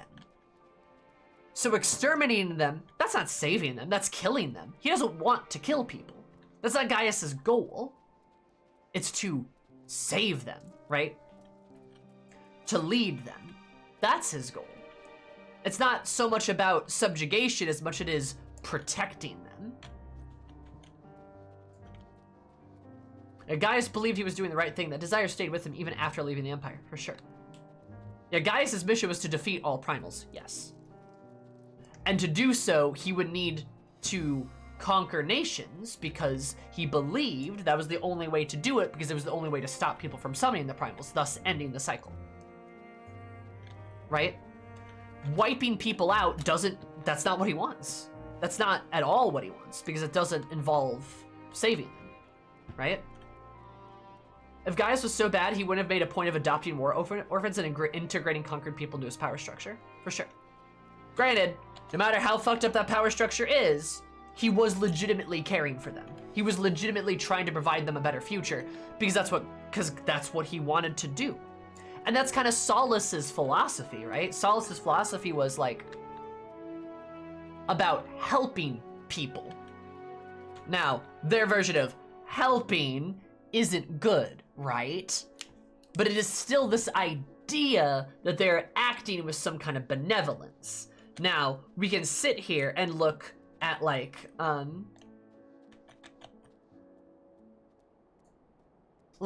we can sit here, and, like, understand they're wrong. They're all fucking wrong. Right? Duh. Like, I don't need to say that, but I do need to say that because somebody's gonna take what I say out of context. But, like, the idea is that Solace had this idea of saving the world. Saving the world from primals, which were caused by Ascians. But that's the idea, is like this idea that sounds good. So that's what their goal was. Varys' goal was to crush everyone underfoot. To unite everyone under one banner, whether they wanted to or not. It wasn't about saving them anymore. It was about forced idealism, this forced unity. Also, I agree with Livius. You can divide Garleans into fanatics like Quintus or Nail, and realists like Gaius. Also, idealists like Maxima is a good poll too. I think you've got people like these fanatics like Quintus or Nail or Milkman, who are these fanatics who are all about the glory of the Empire. You have realists who are like Gaius, and even probably like Noah is another good example, who are people that are trying to like eke out their living in this world and trying to do or justify things the way they want to. And then you probably have idealists like Maxima who are trying to improve things, who are trying to make things better, to take this system and rework it, right? Things like that. But you've got sort of these like little categories of people.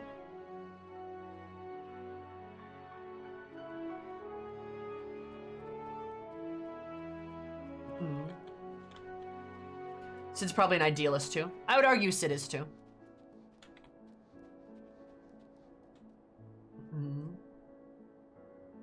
I guess that makes Xenos a nihilist.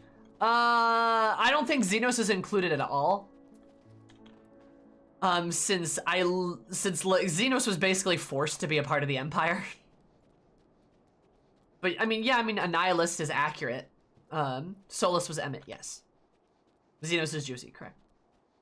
But like, Xenos is like none of the above because he was never really a part of the Empire. Xenos is depression personified, correct. Xenos is on the Xenos faction, correct. More like an anarchist? The true definition of anarchy isn't quite right for what that works, but I get what you're saying, which is like, yeah. Like all my name days have come at once. Xenos is imperial so long as it was convenient and no longer is. No, that's not true. No, that's not true about Xenos. Xenos is on the Juicy faction. He is Takata, correct. Xenos was a part of the Empire because he was basically forced to be, and that was the only life he was able to live at the time. When Xenos was finally presented the opportunity to live a different life, he took it immediately. It wasn't born out of convenience, it was more so born out of it was more so born out of like, that's just his fucking life, you know? What different life did Xenos choose? Being a Yandere to the Warrior of Light. That's the life he chose. Stabbing his dad. Xenos got twisted from birth into having his own philosophy, for sure. Like, Xenos never really got, Xenos never really got a chance until he kind of died, in a weird way of saying, because like, you don't get to be the Emperor's son and make your own decisions. And at the point that he was at, where we found him in Stormblood, he was just at such a low point and so depressed that Xenos didn't really like have anything to do aside from like occasionally drag himself here and there and like hit stuff. But because of the Warrior of Light and what he had experienced at their hands, he was like, oh, maybe things could be different. He was less of an Emperor's son and more of a test subject. Yeah, pretty much.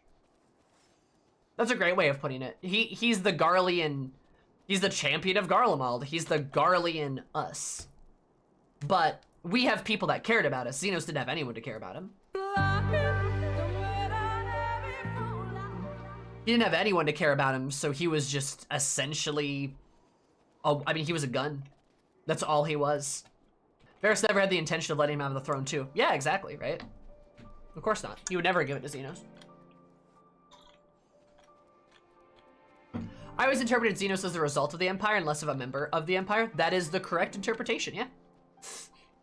He is. He's a weapon built by the Empire. He's a result of it. He's not really a member of it. You can probably make that argument for a lot of Garlean youth like him as well. You could make a lot of argument for that generation of him. Because remember, Xenos is like in his mid-20s. He's not old. He is like our age. Yeah, his life was very much dictated from birth. Oh, absolutely. Xenos didn't get to do things. Like, he didn't get to have fun. What Xenos really needs is karaoke battle. Shit, maybe you're right. Like the kids in the weapon programs? Kinda, yeah. Similarities. I say we introduce Xenos to Chloe. He'll be planning tea parties in months. Okay, I really do want an AU, like where Xenos and Chloe become best friends or some shit. Like you have Xenos like integrated in like tried to like rehabilitate it or something. He bumps into Chloe. You know, something like that. They end up becoming like best friends. And Chloe just like drags her giant scary friend around with her. Oh man, I want to see that so bad. Bakamatai with a photo of the Warrior of Light, yeah, right.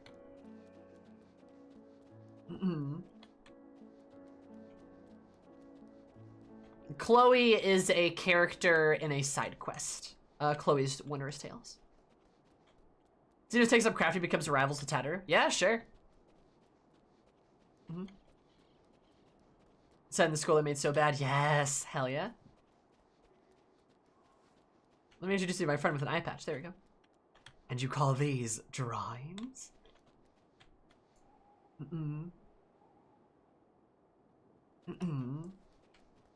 Chloe's the most evil character in 14. No, she's not. She's an absolute baby, and I will die for her. That hurt my throat a little bit. Also, Cadence and Cool Chickpea. Both of you. I love the name Cool Chickpea. That's great. Thank you so much for the follows. I super appreciate it. I hope you're absolutely super day, because if you're my name, we're super. Love you just as much. Welcome.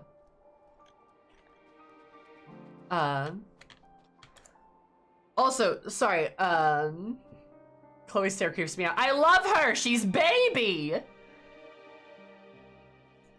I'm gonna go to the bathroom now. Sorry, I need some water too. I'm getting my voice is getting a little parched. I'm getting a little scraggle.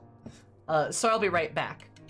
And yeah, Emmett is a guidance counselor. He is not a teacher, which is better.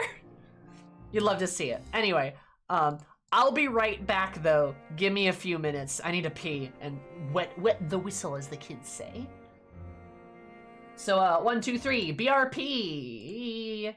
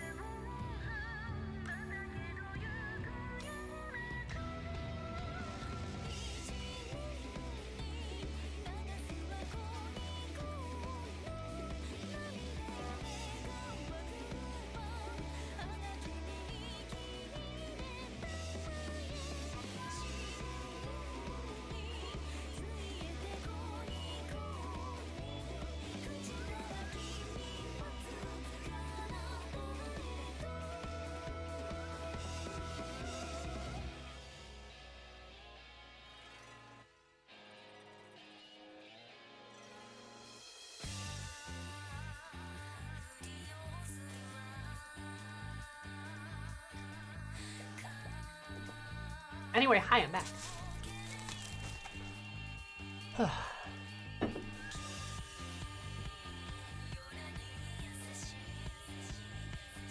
Love this song. All right. Howdy.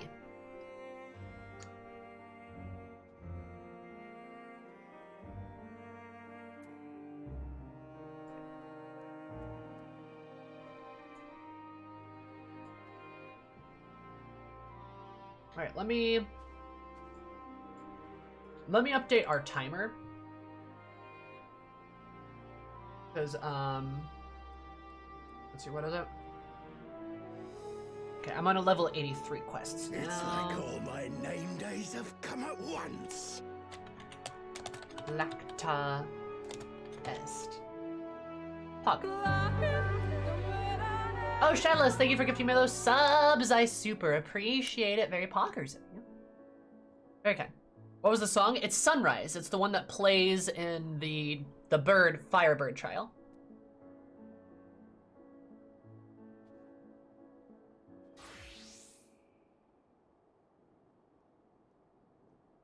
Thank you, Suzuki.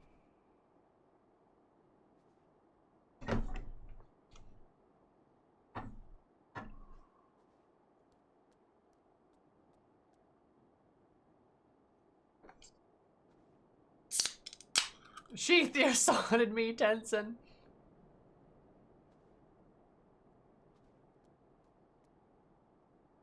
Anyway, love the fight. One that I literally always have to mute, the voice lines for, though. Fucking atrocious. Anyway, back to talking about the, back to lore discussion. Were we done on that topic? I couldn't tell if we were.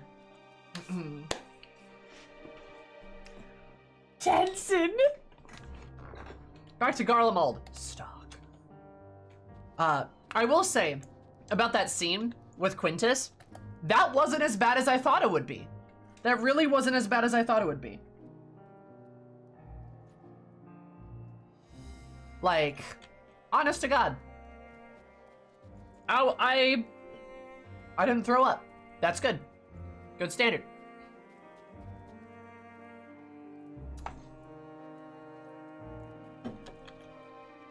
Really bad, but less graphic. For sure. Still, fucking yikers. Like, holy shit, dude. Maybe I shouldn't describe it like that, but I'm still, It's not great. They give a fair warning, in my opinion. They do. They do. They don't show anything. Oh, Shadowbringers, all bets are off, for sure. And, like, damn, they're really, they're literally, like, kissing the line between M-rated games, huh? As soon as you see the pistol, you know. Oh yeah. You see the pistol, he starts giving teary-eyed speeches and dismisses his soldiers, you know.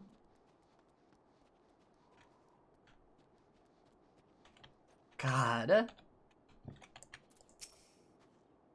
Our opponents were able to avoid any serious injuries on either side. Most of the Garleans were in no condition to fight. Sunken eyes, hollow cheeks. It's been a long time since they had a decent meal.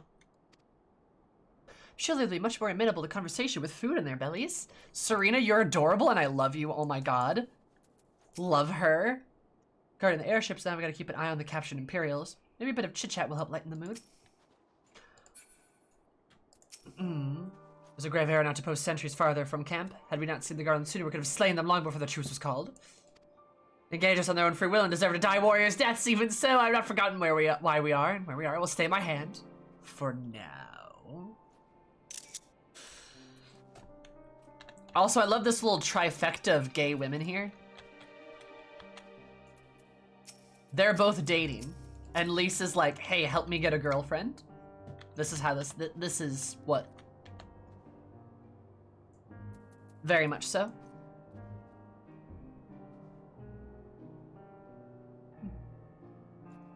Night-Eye once again, clueless. Night-Eye's off to the side. Well, the real combat sexual Sadu. Oh, absolutely. With the Empire runes, Guardians have not lost the will to fight. The strength shall serve them in the days to come. There is yet life in this cold soil. I had Legion's time to sue for peace when they did. Or more senseless bloodshed, which is the last thing anyone, including the First, needs. Irrespective though, the promise of reinforcements was their last hope. And no choice but to capitulate with the invaders. We will prove them that not all is lost. We can stand a chance to cast out the Telefori. Oh shit, you're right. Lisa is dating Minago.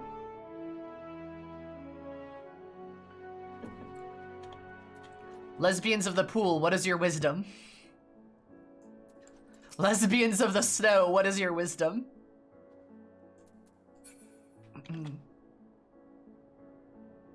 I now ship Mag9 Cittergoo due to fanfic.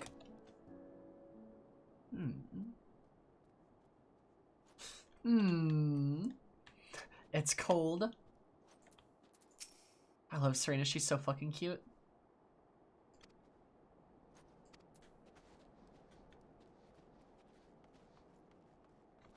Is this guy crying? There. I wonder if I can see. Oh yeah, there's the one guy. He's not gonna be happy about this. Where's the one lady? Is that her?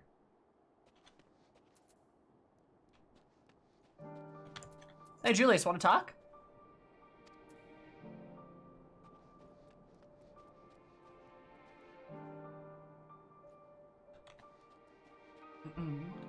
Magnari Manuelin? Mine. Magna is only facing Pippin here. My Nahama? Pippin's like, what? You're my... You said I'm your what?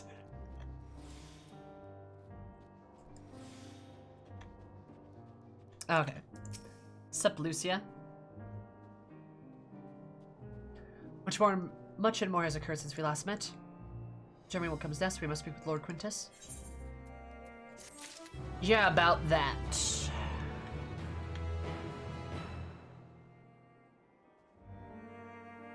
Milhill mentioned you're swatting aside her fellows at Praetorium. Yeah, I'm pretty sure that's her right there. This is the other mean boy.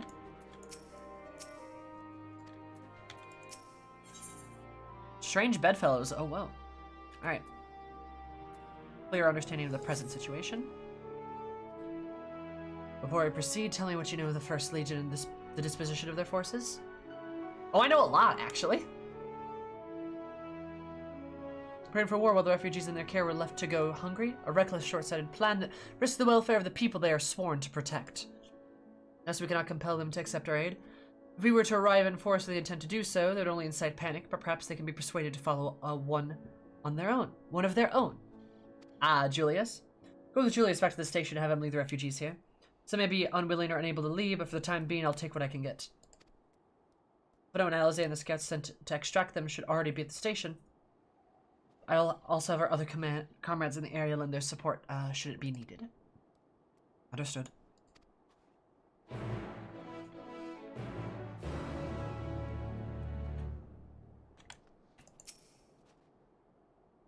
Care for the refugees, getting them here safely, however, is my immediate concern.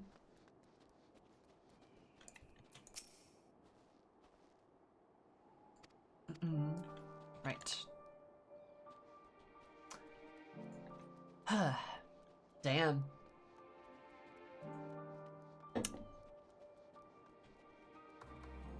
I can't say anything about every time you, fruit juice every time you say Julius. That's his name, what do you mean?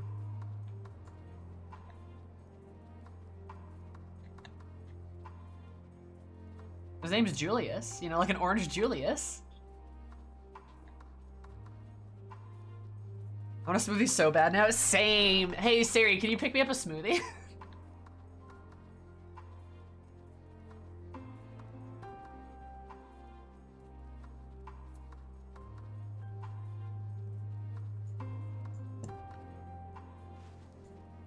I love that Magna is reasonably competent when he isn't being an utter goober about romance. Honestly, yeah. See, here, you want to know a fun thing, chat? Can I tell you a fun thing? Some of you may not like this, but it's true. You can always tell who has to be right as soon as you mispronounce a word. You can always tell.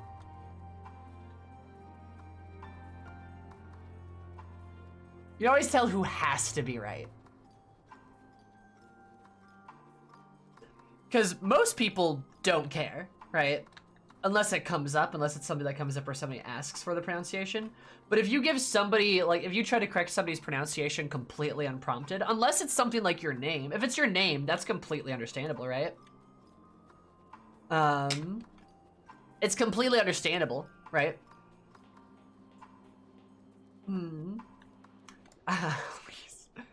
I think it's actually pronounced D, Jewel D's nuts. But like, quite literally, like if it's your name, by all means correct people on that, right? That's your name, that's different. But if it's something like in-game, especially if it's like, what, Latin or French? Sometimes people will pronounce those words differently because they don't know. Oh no, Sassy, I know, Sassy, you're fine, sweetie. You're completely fine. I am not talking about you. Such devastation! This was not my intention! But, like, pronounce Cicero? Is that what you're asking? But like, I get it. But like, if you completely unprompted try to correct somebody's like speech, it's a little rude. I'm just pointing that one out. Like, it's true. Because like, look, I get it. I mispronounce things sometimes, especially words from languages I don't know, but I just stick with the pronunciation and I roll with it because I can pronounce it well enough that you can understand what I'm saying. And that's what matters, right? And Nova's got a good point right there. Like, if it's something mispronounced in a way that makes it genuinely unclear, then ask for clarification's fine. But if you just make the assumption that, like, this person needs to be corrected without any prompting or without any asking, it's not great. Like, because it's something that happens a lot, right? And especially because a lot of times Kaiser salad, a lot of times people also are pronouncing the words incorrectly, but it's their pronunciation of it. So they feel the need to correct you incorrectly. And that's not helpful. And also, just as a general note too,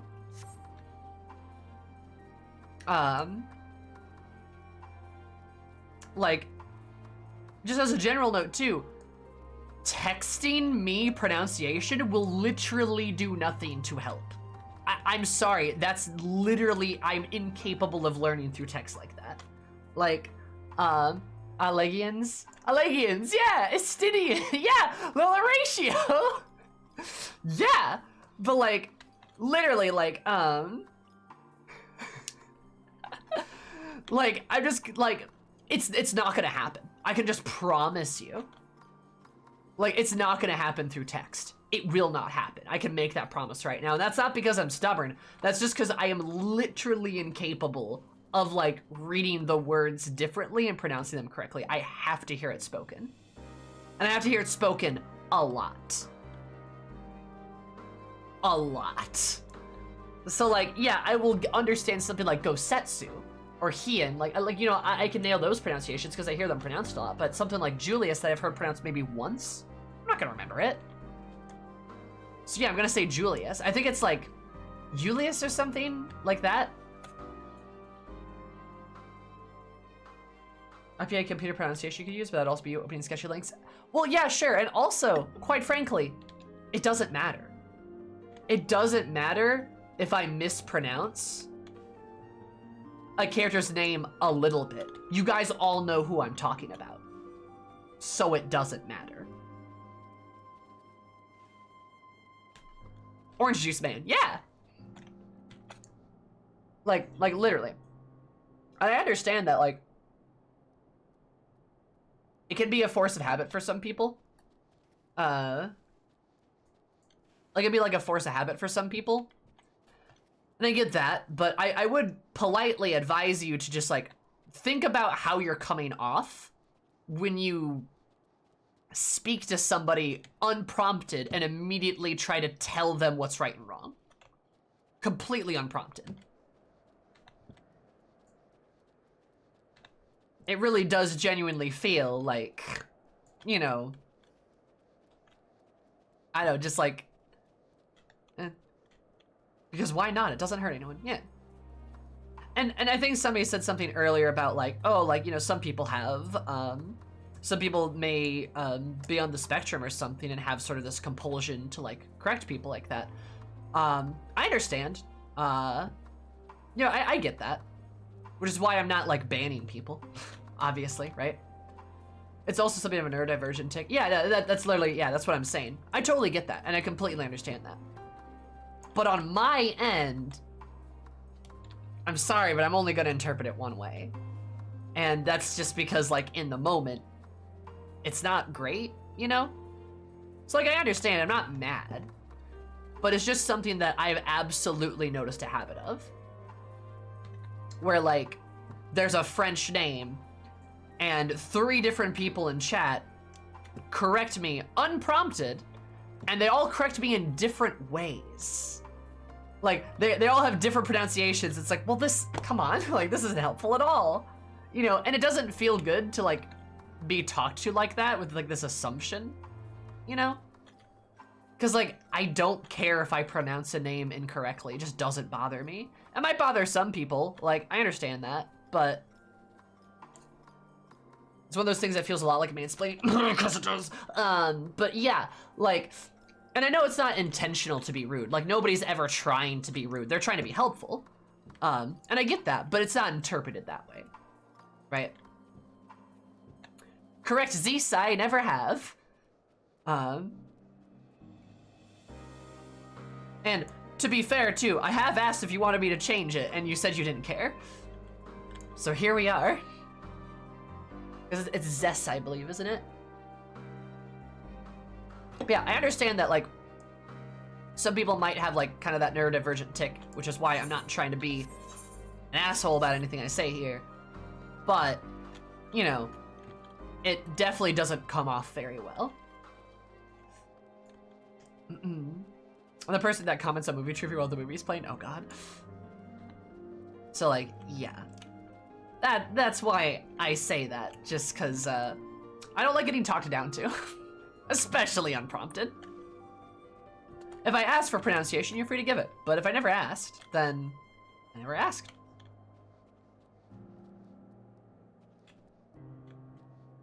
After he died, for sure, yeah. It's, oh my god. Oh my god.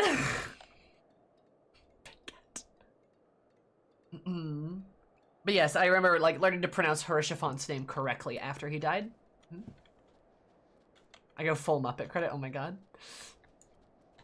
But yeah, so just, that's just me trying to politely say, please don't try to correct me. And it's way too far apart to stop doing this. Oh, I'm sorry, Fade.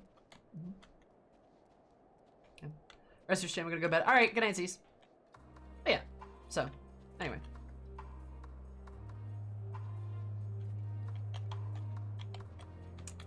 Yeah, Arnawa, I think Arnawa something. I just call him Honor Boy.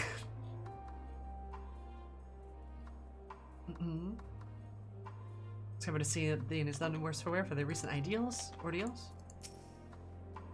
Reading back here. Where's Julius and the others? Oh, hey, it's this guy. He's talking to Catboy.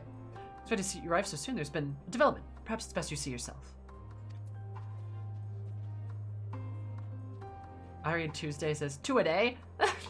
Nice.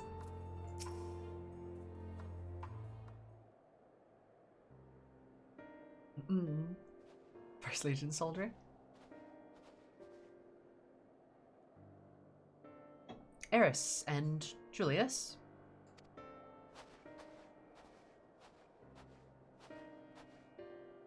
We arrived before you did, and too late.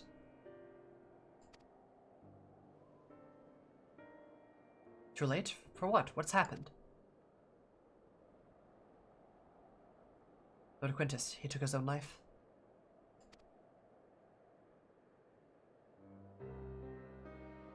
News about the 10th, he relieved us of our duties. Then, when he was alone, he...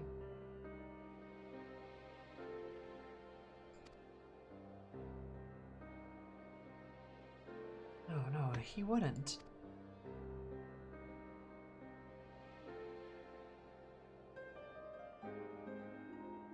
I heard the others, assisted by the soldiers, have seen to the remains.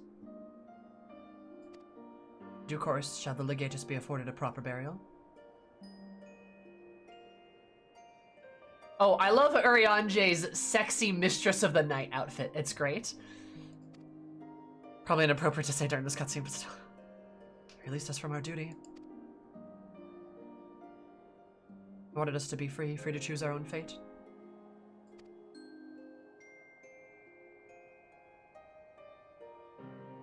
Without him to guide us, we're...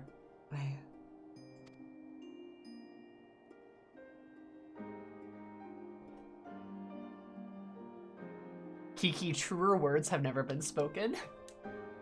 Ariadne got on the sexy goth outfit for Thancred.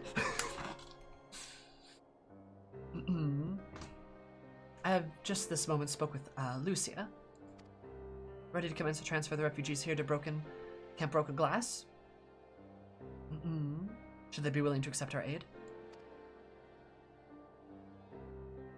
Some would rather die. Most of us just want to live. Songs and standards be damned, we just want to live.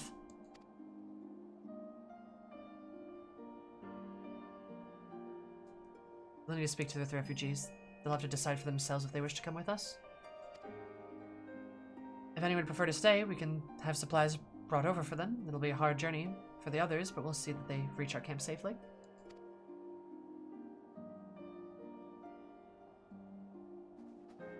One thing I really do like about our Eorzean contingent, it's a very diverse group of people. You have a lot of women, you have Elzen, you have Kapoi, Makode, you have an Aura, like, you have a Roguedi and me, right? You have men, women, like, you've got just a wide breadth of people to show you, like, how diverse, like, the Grand Companies and Eorzea, this Grand Alliance has become, compared to, like, Garlemald's, less, versatile unit.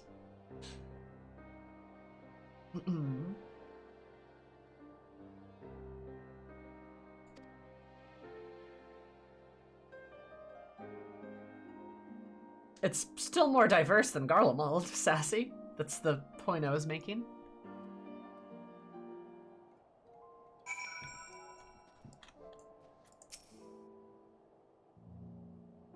All that happened to his family. The first was all Julius had left. Now even that's been taken away from him. Alone in that either. There's comfort of having someone to follow, someone to lead.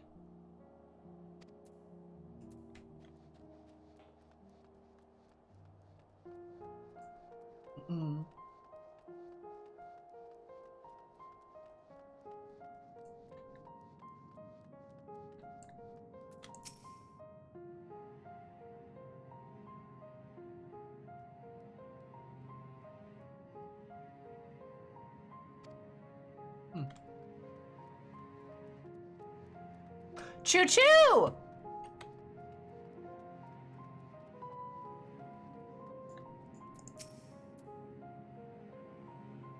Take it slow and steady and make it all you can, alright?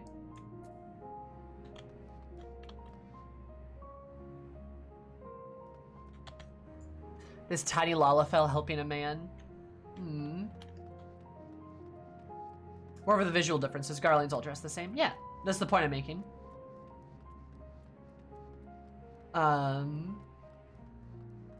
That just like how much more diverse sort of like our alliance group is, and just it's very like very much kind of at the heart of one of the problems the Garleans have. But yeah, both in clothing and like uniform and attitude and all these things. I know that, Blue. I'm just remarking that Choo Choo's there because I love her. I know that. I've been playing the story.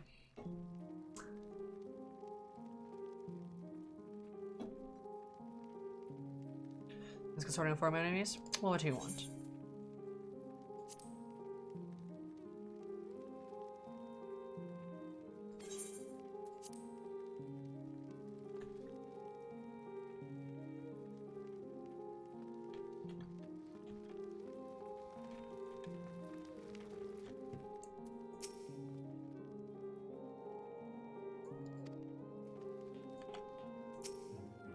Hey, I can finally attune to it. Nice.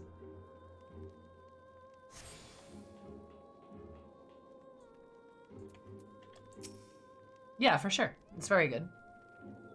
And to fall in deaf ears, strangers of foreign lands, perhaps as the very cause of this stuff to begin with. Nevertheless, we mustn't give up.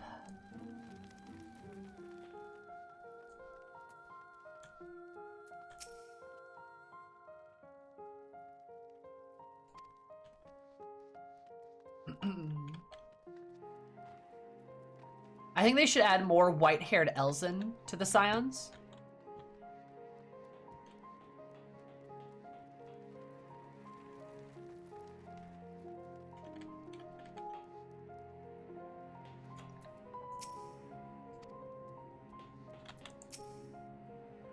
That's where it happened. Oh, and there's work to be done.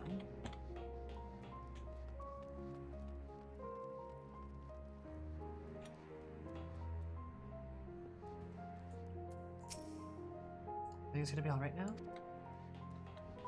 Arnville's the next Scion. Good.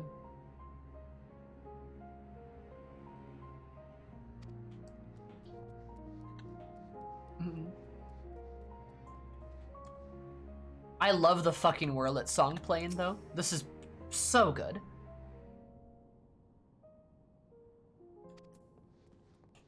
Really good shit.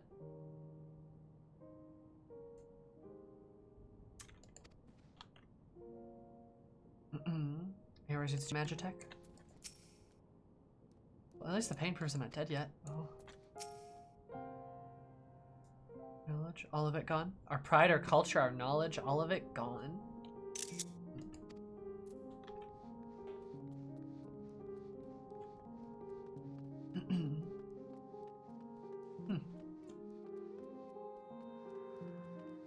Let's give us more Urnville. I do love me some Urnville. I would encourage everyone to sell these poor souls with safe passage to our camper need. I'd gladly oblige. Benui. Urnville is such a beautiful man, not gonna lie. Labor dream, wasn't it? To think we could reclaim it, rebuild it all ourselves. Then I sent my wife and daughter away to the provinces. The chance I might see them again, I'll take it. So take me. Take me with you, please. Aww. Okay, I think just give me a few more moments. Yeah, I mean, hey, whatever keeps you going, man, right? Got the right sorted on this end, all it took was a few adjustments. Now it works as well as it ever did. I can tell the one latch room is also functioning as normal. That's where you lot are staying, isn't it? Now most of us are packing up leaving this place, so I reckon there'll be more use for me and my skills over at your camp.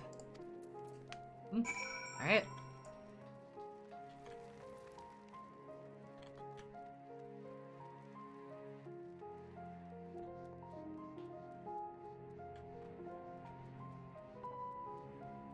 Oh, Flavius. Okay. You're the one who treated me with such kindness. Yeah, it's this guy. I was you're not from around here. I thought you were one of us. Not that it makes much difference now. They were grunts, bygrunts, savages. After a while, the world starts to lose meaning. All I left with is anger and fear and hate, and I'm too tired. If you have come to offer aid, I'd be glad to accept it. This is the guy that we sat with.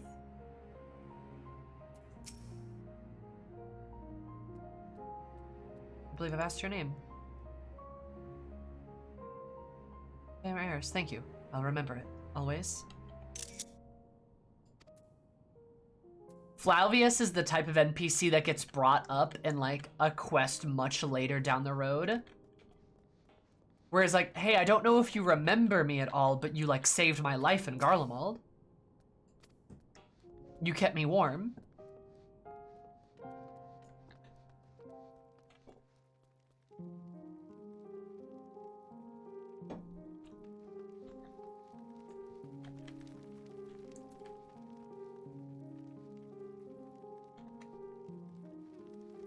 It'll crop up like Ehrenwald and it'll be glorious. Mm-hmm. Oh, I'm baking on it.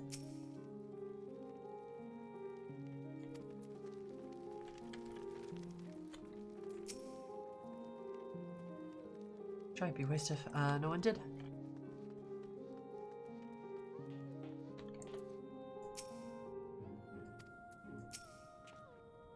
Also, Femro domination. Oh, you're a Hellsguard stalwart. Hell yeah. Tell me about your Hellsguard. We love some row domination, baby.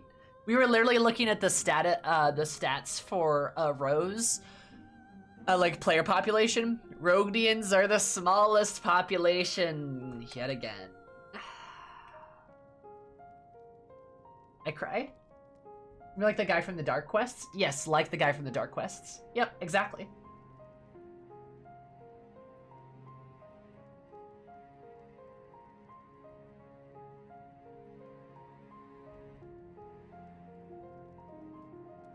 New event showed the Cowboy Extinction event was real and strong. It was, yeah. We have much to discuss. Rescue the attack at Camp Broken Glass. What we'd hope to talk about with Quintus.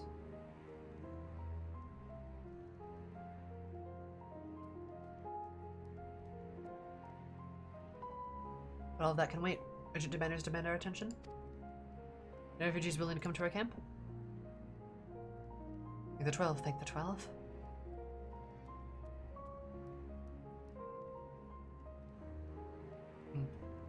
Hell yeah, Garnet. Love to hear it. Sounds very nice. The Bungoy explosion is real.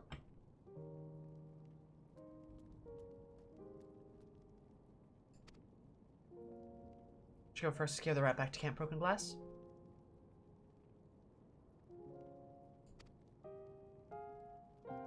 With the creatures intemperate skulking about, I expect we'll have our hands full. Should come in handy, Conqueror's Chain and courtesy of Lomency and friends. I'll save it for the tempered though. Conqueror's Chain. Oh, I remember that. Everyone's letting survey on your map. Once you're taking care of the riffraff, we'll meet back at our camp.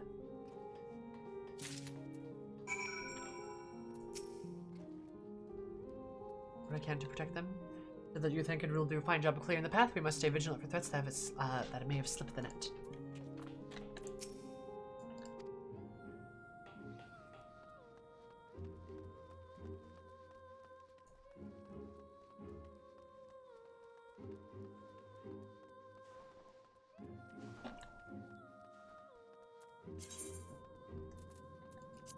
Huh.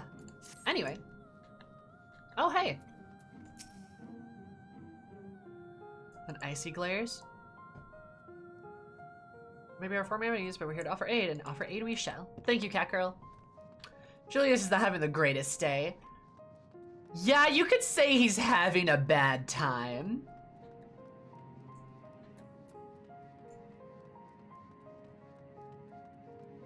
You could say he's having a bad one.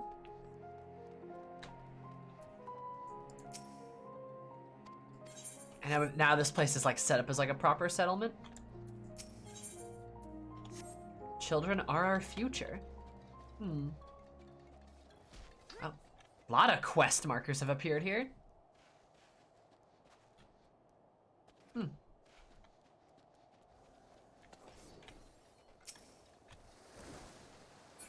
Not yet. They're good. All right. Oh boy, that's a walk.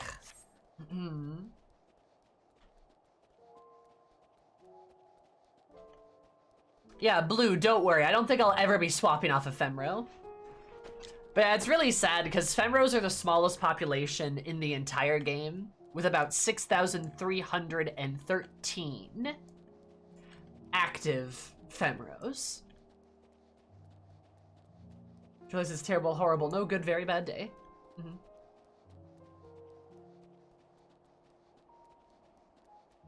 But yeah, kind of rough. My poor big lady is getting the short end of the stick. Male rows, I think, are a bit better, 7,200 or so.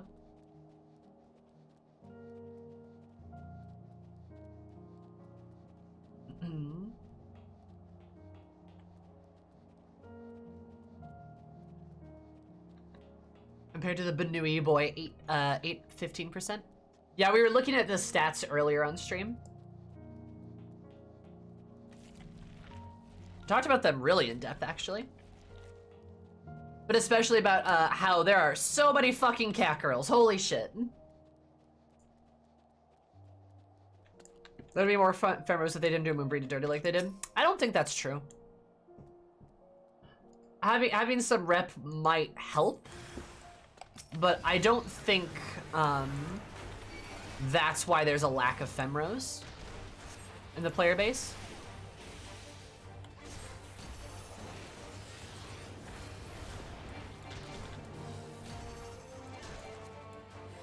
Merlib still reps? Barely. Don't call Merlib representation. She hardly counts.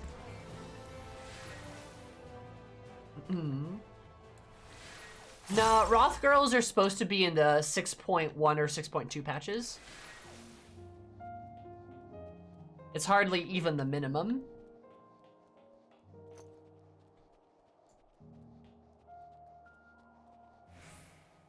Like having Merlwib as like rep is like, literally imagine if the only cat girl in the game was like, I don't know. Imagine if the only Lalafell in the game was Nanamo.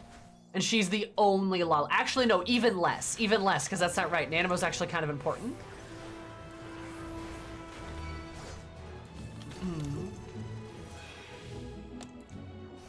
She has more screen time than Merlwib.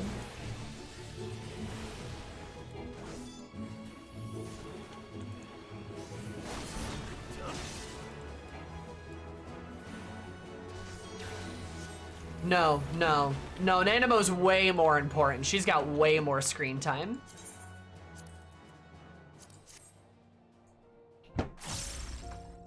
She's got way more screen time than Merlwib, even after like the 5.4 patch.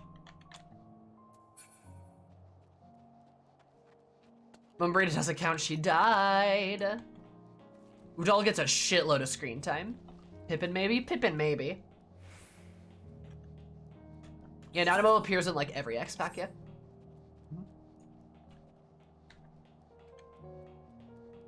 Like the only Highlanders are Raban. But Raban still gets more like screen time.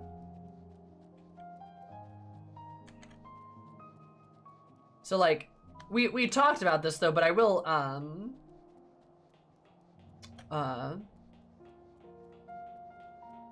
I will articulate on this more. The reason why you don't have a lot of people playing Femros is because people want to blend, people generally speaking, this is not objectively true, but generally speaking, they want to blend in and they don't want to stick out. Because Makito and female Aura, both, are sort of the archetypical, conventionally attractive women. Like, archetypical, incredibly important, and like maybe not important, sorry, conventionally attractive women. Like, that's them to a T. Femrose, female Elzen, even female Viera to a degree, and even female Hayur to a degree, are not as conventionally attractive. Why? Well, because Femrose are tall. They are tall. Their faces have more of an oval shape instead of being a circle. They're a bit more muscular. They're a bit larger in general. They're a bit larger in general, right? And a lot of them have a bit huskier voices, right?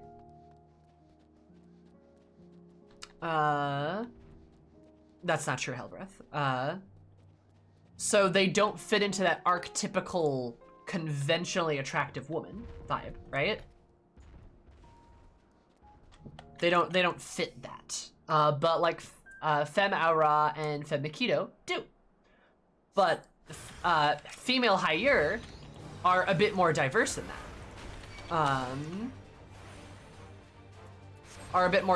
that. They are very separate because they don't look incredibly conventionally attractive. They look a bit more, well, human-like, right? They're less of that ideal. And Femme Viera are a lot further away from that ideal because they're tall, right? They're tall and almost have this more like, I don't know if I want to use the word domineering, but like more powerful energy about them. And then Femros are more than that, right? They have a very powerful energy about them. They're very different in that sense. Same thing with like Elzen, right? They don't appear like that same, they don't appear conventionally attractive. I wouldn't call them an extreme ideal. I would just simply call them separate entirely. Because they don't fit that same mold. And a lot of people, when they play a female character, they want to be cute. I'm not talking about male Viera. They want to be cute, and they want to achieve that. So the best way to do that is by playing it safe and by playing a cute cat girl. Because they're so idealized.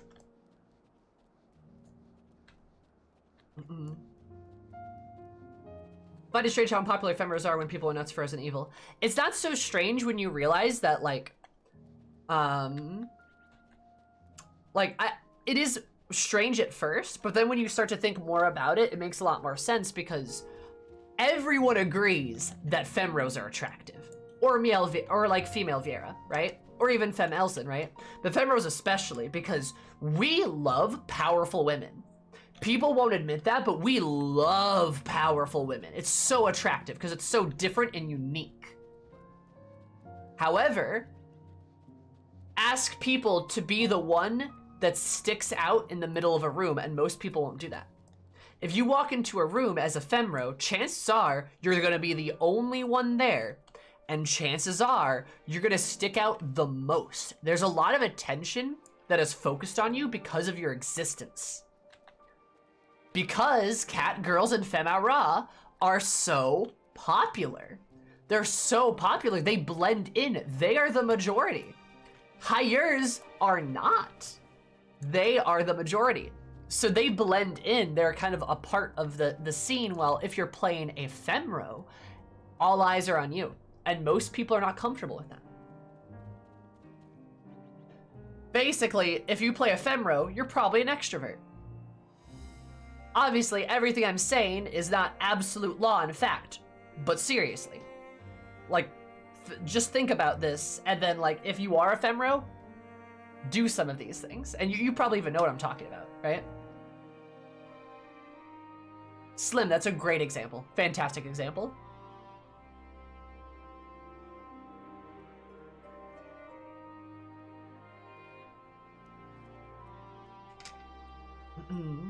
Oh, thank you, Miri. Thank you. But yeah, people don't necessarily want to stick out, but they still want to be cute. So they pick the more conventionally safe option of being a cat girl or an aura.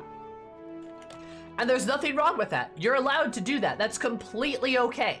That is completely okay. There's nothing wrong with that. I'm just explaining it, right? Like, nothing wrong with that at all.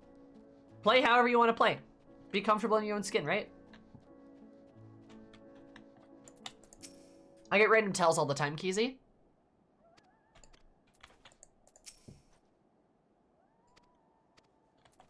So what's an F-Aura? It is not a criticism at all. It is merely just me saying, just me explaining what, like, it is. That's why people don't play Femros typically. I just like playing effeminate men. Then go for it, right? Yeah, I mean, you do you. Like, you do you. Nothing wrong with that.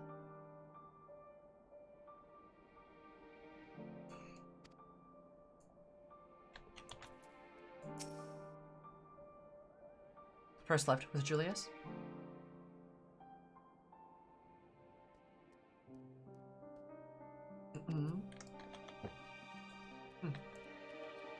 Here's a cultural revolution for strong girls. I mean, a little bit, yeah.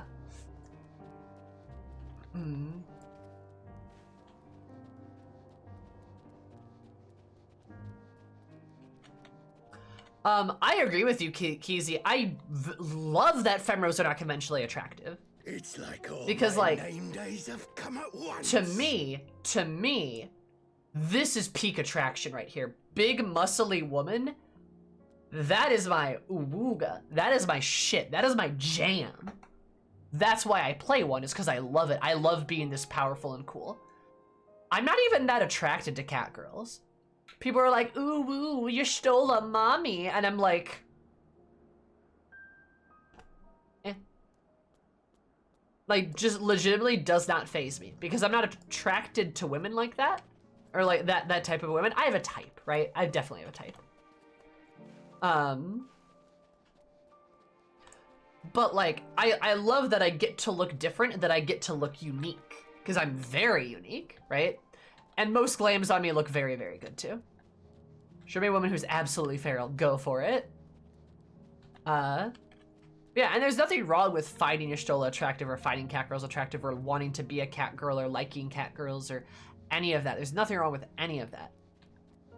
I just like that we're afforded other options, and I'd like to see more. Because I think if we did get a wider berth of options, I think people would branch out a bit more. I think they would. I really do.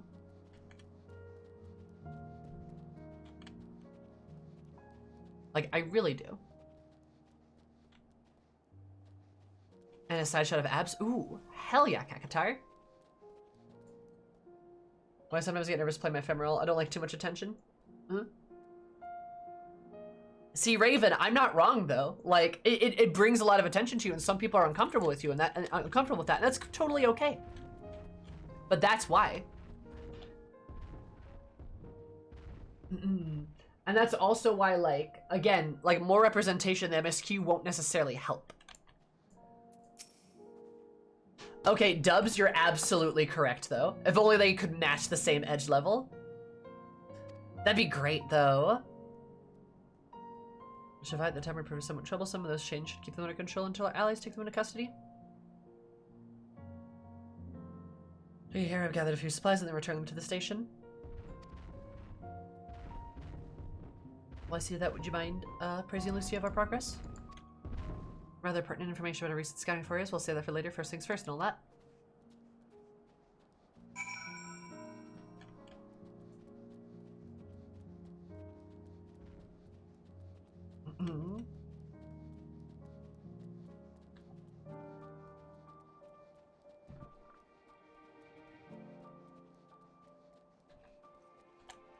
Ephemera share the Elzen skeleton instead of the Meat one. Or just like, I don't know, give them their own one because I fucking despise the sexual dimorphism of them.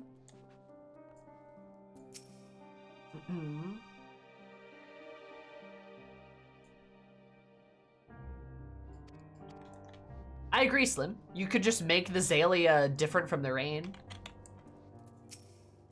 Why not?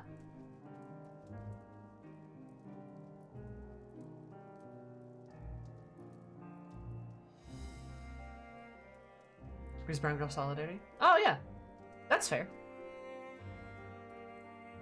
I mean, understandable, right? Like, not everything I say is gonna be like factually correct all the time, but like, especially if you're able to like achieve more of that like, if you're able to achieve more of that like look that you're comfortable with, like on a different character, then like, yeah, go for it, you know? That makes a lot of sense.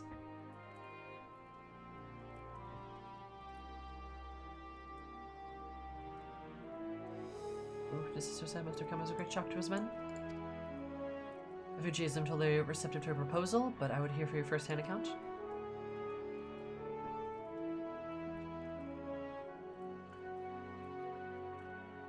I hesitate to accept proves how desperate the situation has become. We'll do our best to make them feel welcomed. I participated in the ambush are no exception. We're the same treatment as the other refugees, perfidly notwithstanding. After all, I want to make an example of them. There's no one left to learn from it. Even if I want to make an example for there's no one left to learn it. Soldiers were acting under direct orders of the Legatus, and following his suicide, they've offered a full and unconditional surrender. Quintus thought that he had lived. He would be tried as a war criminal, and his men punished with him. Perhaps by taking his own life, he hoped to absolve them of any culpability, or perhaps, like too many others, he was a true believer to the end. I'm gonna bet on that last one pretty hard. I can say, I don't know the man or his heart. His reasons, noble or otherwise, died with him, and false trust to clean with mess.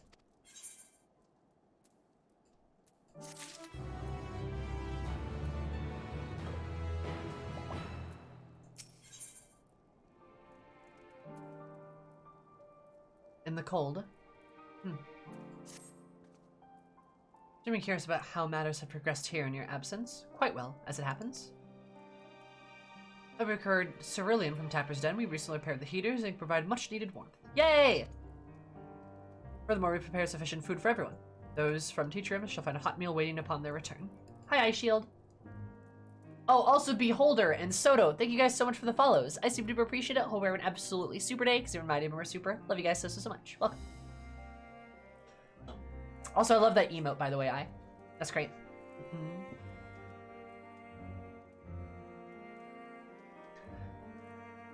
There's one for you too, so go ahead, get some earned rest. I believe that we're capable of wielding a ladle or two without your assistance. Yay!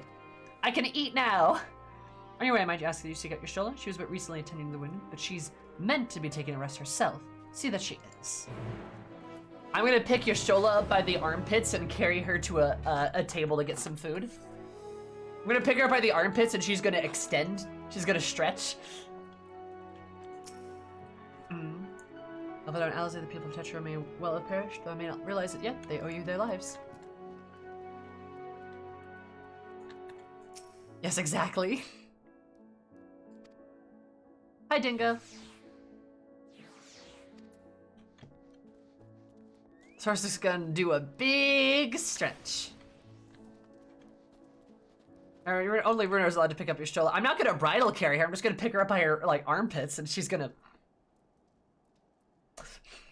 do the cat thing?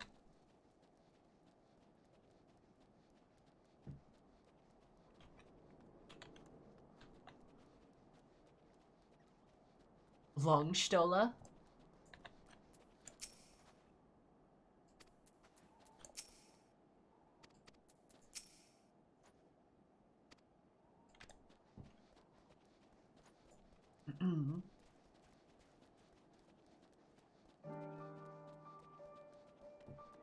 God, I really hope the Garleans are, like,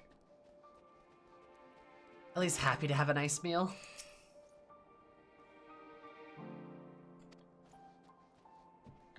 Stola, I'm gonna pick you up. We're taking proper breaks and imbibing sufficient water. But what of the Warrior of Light? You and the twins have established a history of reckless disregard for your own well-being. Alright, Stola, don't turn this on me. Unfortunately, that you landed yourself in my care. I've already quite enough to deal with. Between the temper and the first wounded. Goodness gracious. Having to mend bodies and toil that experiences have taken, and their hearts and minds is another matter altogether. For our sakes, we mustn't waver, but no, we must rush ahead into eagerness to see the day one, and doing so invite disaster. Hey, what? Hey, what? Hey, what? Settle down for a restful supper? This isn't gonna be restful! This isn't gonna be restful! I don't want to rest! Can I not? What if I ate a crumpet instead?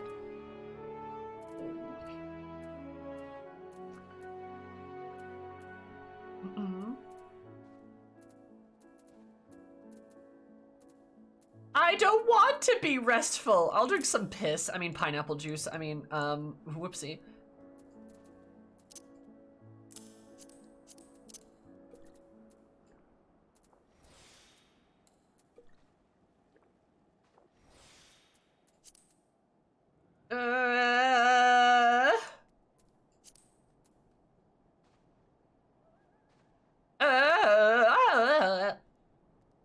Where's my collection?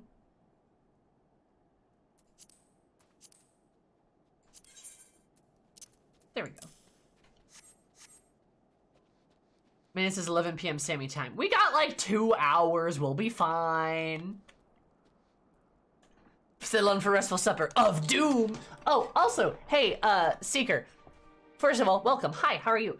Second of all, I got my rice cooker. I got the big one, the Sakura. I haven't used it yet, but it looks kind of baller. I can't wait to make soup with it and curry. But I thought I would tell you that.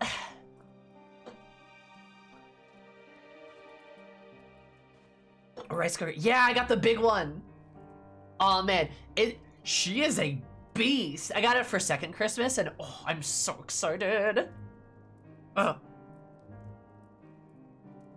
I still find it odd that people use rice cookers for soup. Got a rice cooker to make soup. I mean, I got it to make rice, but I can also make soup with it. I can also use it as a slow cooker. I can do a lot of things with it. It's a multi-purpose thing. The reason being is because I don't have a lot of money, so the more multi-purpose condensed things I can get, the better. The better. And that's exactly why I got the big one, is so I can do lots of different stuff. The rice cookers are excellent for soups because they cook things slowly. Yep. Which rice cooker? It's the Yum Asia Sakura. Please make fluffy pancakes at least once. You know I'm gonna make fluffy pancakes. Don't you even worry. I learned to cook rice without it, but boy, does it help. I mean, I know how to cook rice, but having a rice cooker is so nice. So much easier. It's so much easier. Rice is a perfect soy sauce delivery device. Correct. I want second Christmas. We don't have second Christmas for good reasons. Family drama is why we have a second Christmas. Some people aren't allowed at one Christmas. But, pancakes or waffles, though? I mean, fluffy pancakes. Like, fluffy pancakes? Fuck yeah. But yeah, I got a rice cooker. Do you guys want me to grab it? Can I go grab it? You guys want to see it? I can go grab it if you want. Want to see it? Alright, perfect. Alright, I'll be right back.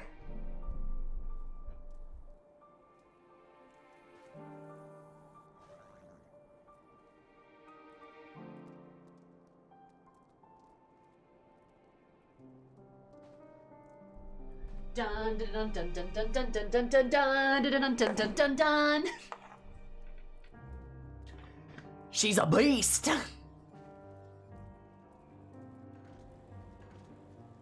This is my rice cooker. She a beaut. She big. You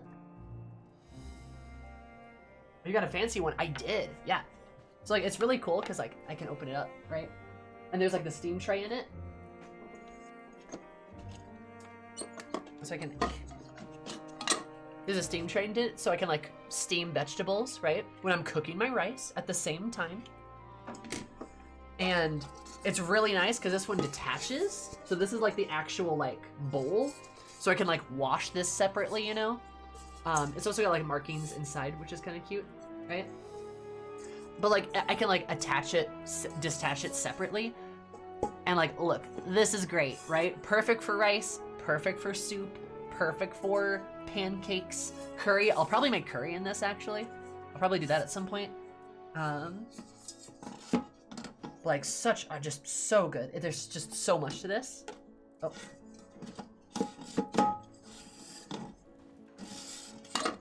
There we go.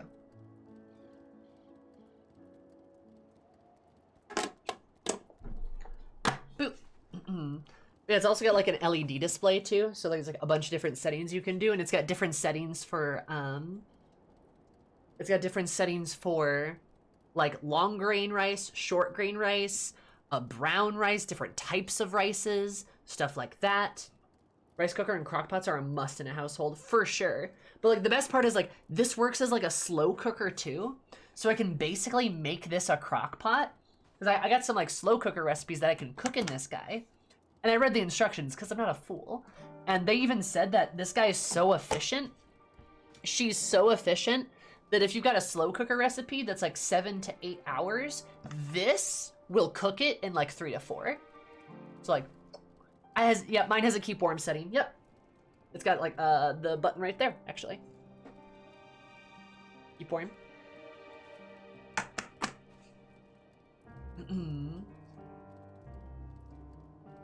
Is it blue LEDs? Yeah, it is blue LEDs. It's also got a handle, which is kind of cute.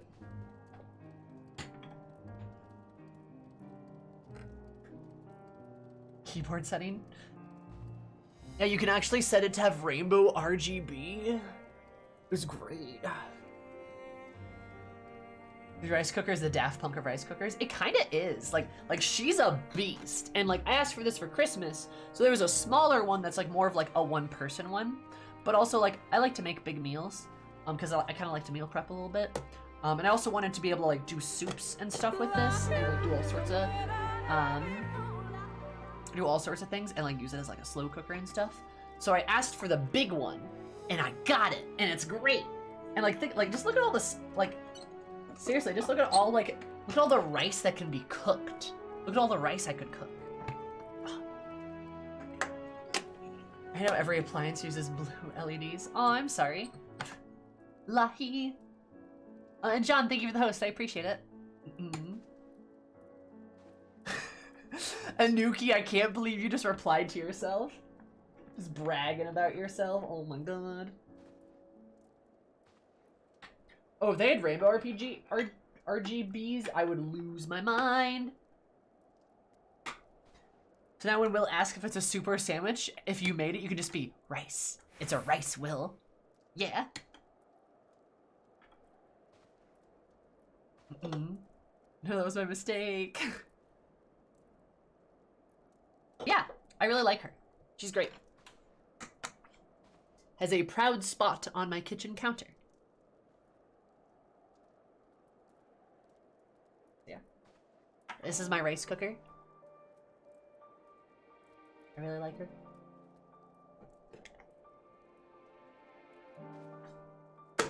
Yep. And it's like snaps off too.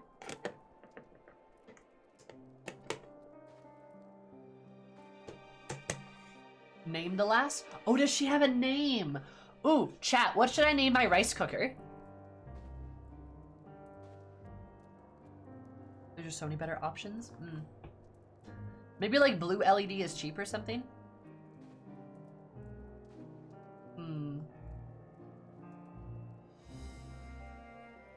What should I name her? Chloe? Oh, Chloe would be cute. Air rice. Air rice! That's pretty good. I like Chloe though. Rice? Rice? Is it Zoji Rishi, but it's a fine rice cooker. I like it a lot.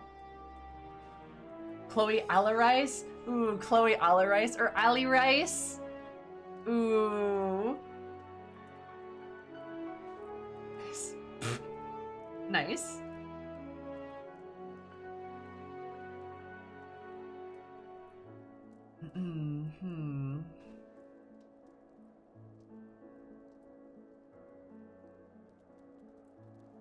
Dalamud? No, Dalamud? Rise? Oh, okay. Gotcha. Omega? Omega. Estemian? Ooh, Estemian's pretty good. Estemian's pretty good. I like that one. I like Ala Rice, though. Or Omega. I wonder if I could, like, I wonder if it'd be okay to have, like, a sticker on this and get, like, a little Omega sticker and, like...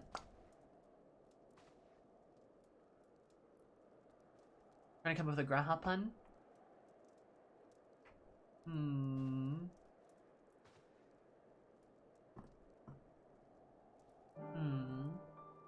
don't know. Rice Tia. That's not bad, not bad.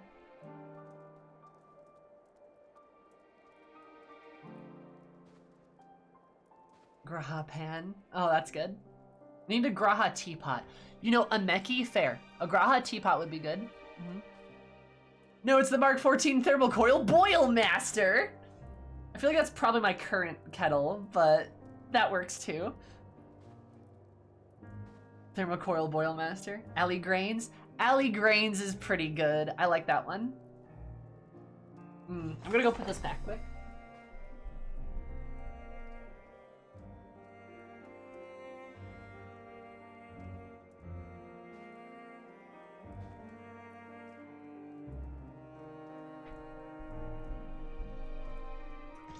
Okay.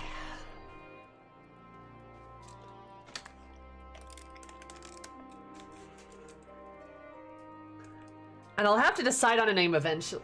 I like Alley Rice. I like Chloe. I like the Thermocoil Boil Master.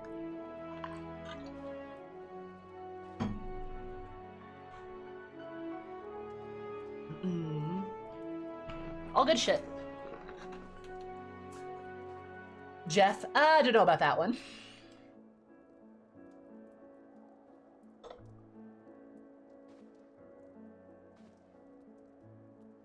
Wondrous Tales could be a code for your dinner list? Lol. Hey babe, can you go get Wondrous Tales started? Little did you know, I was telling my wife about, my wife? Sammy, you're not married? God. Girlfriend about dinner. Jeff is the name of the most adorable land sharks. Valid. Or Excelsior or something. I kind of like, I mean, I do like Allegrains. Allegrains is good. Major General, the rice cooker. Oh, shit. Hell's Lid Pool of Tribute. Those are also very good. Was quite the slip. Oh my god, Miri. Called me her wife the day too. It felt so nice. Aw, cute. GF wife, same thing. Call it Lord of the Revel. No, I need like a blender or something to call it Lord of the Revel, or like a martini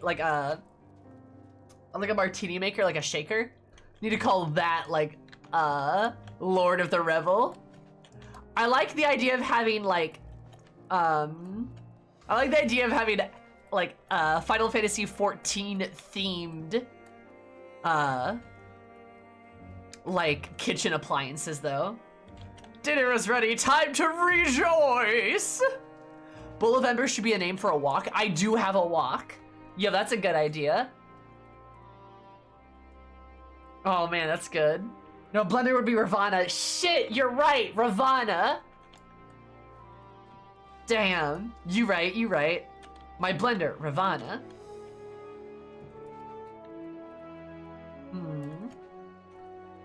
Okay, sorry. Yeah, I'm getting distracted.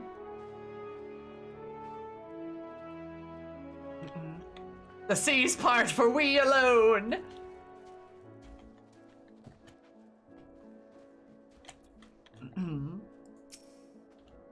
Royal Master's an electric teapot, true. Where are my Allegian cooking machines?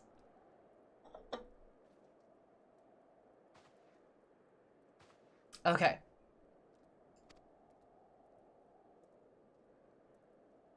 You name your desk fan the Howling Eye?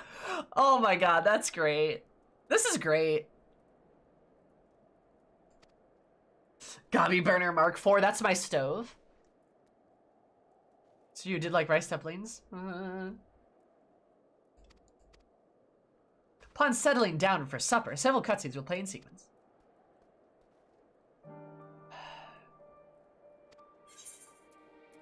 Let's have a restful supper, everyone. God, please don't kill me.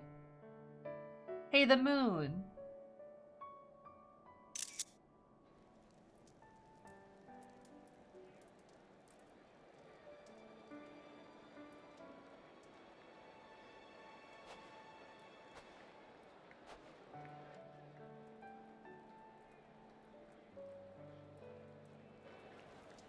Lise. Gay, gay, gay. Gay. Also gay. More gay.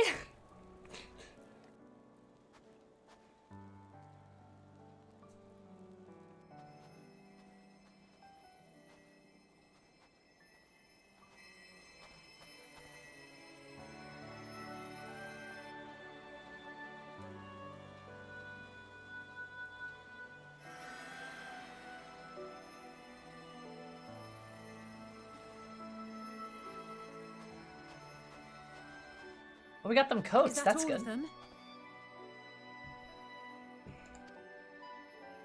The last of those who agreed to join us, yes. We left heaters and provisions for those who wish to stay behind. They won't last forever, but hopefully they'll last long enough. For now, I think everyone's earned a rest. We'll see to those in need of medical attention, so take the others with you and get yourselves some hot soup. Soup!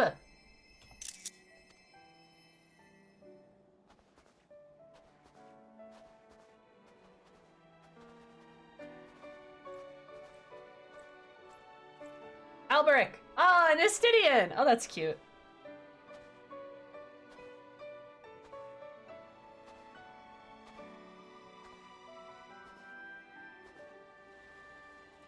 Emmanuel and Sicard. Nice.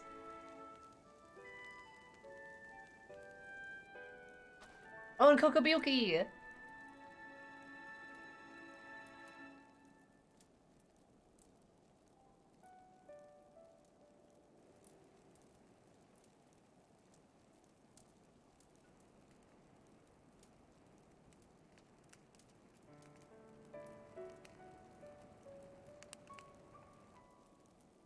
Warmth. At last.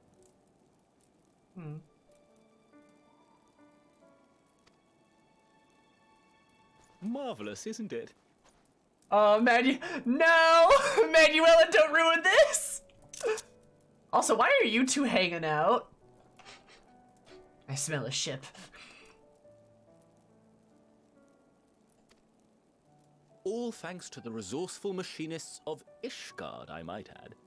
On their behalf, I bid you warm yourself to your heart's content. Fucking step, bro. Why are you like this? Hold on. Your people might have scribbled a few things on a piece of parchment, but it was our Leminson Smiths that put the bloody things together. Oh my god.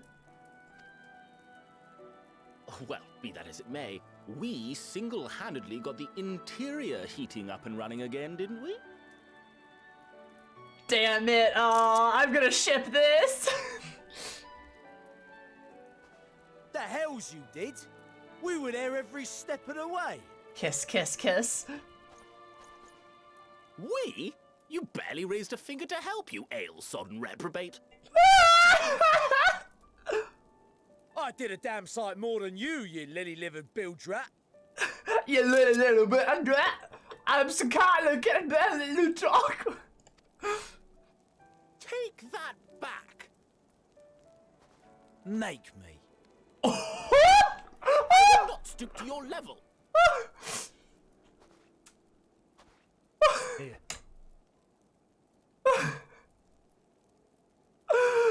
Make me? Oh?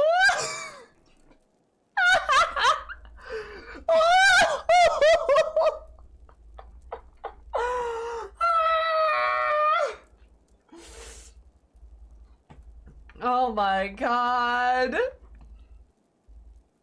I can't believe the British person found the French person and now they're dating. Oh my god.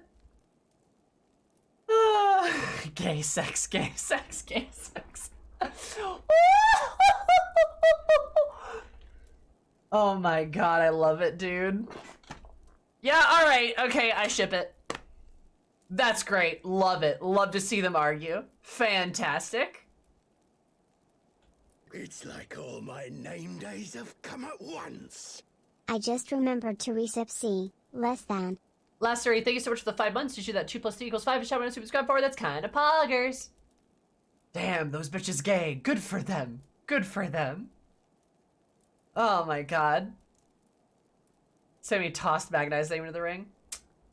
Sorry, guys. I'm sorry I was intruding on the ship. My bad. But, God. Oh, man, this is great. Camp Gay AF. There's so many homosexuals in this camp, though. Serena. Sadu. Lise. Emanuelen. The Gay Bard Boys. Sicard. Eris. Urianger. Thancred. Lucia's pretty fruity, too, not gonna lie.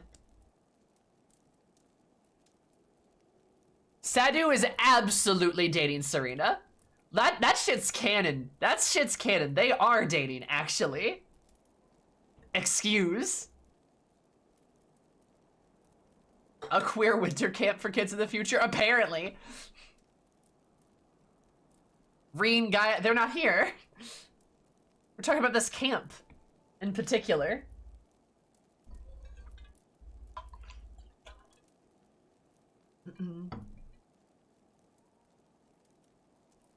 When was the last time they hinted towards a straight ship in the MSQ? No idea. No, it's allowed. Oh my god. Anyway, back to the MSQ. At ease, man. There's nothing funny in it.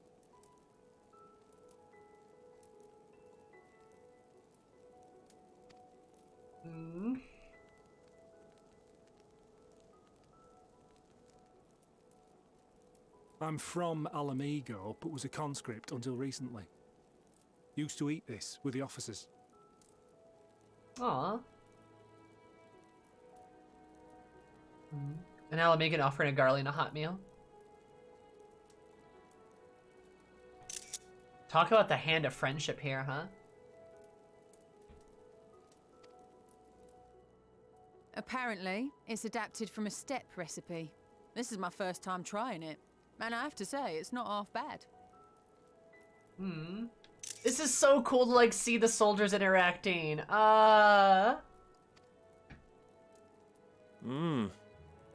It's a bit too flavorful for my liking. My heart. Perhaps compared to what you're used to.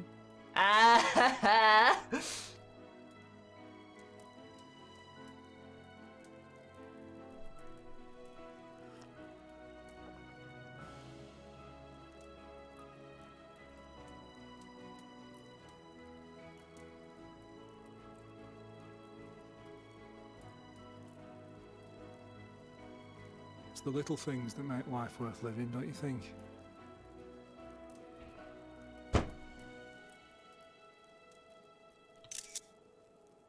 I'm gonna cry, dude.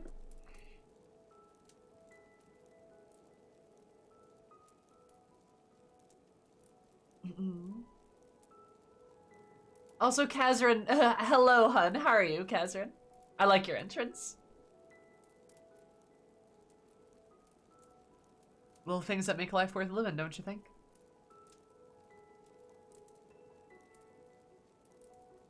God, yeah. Right?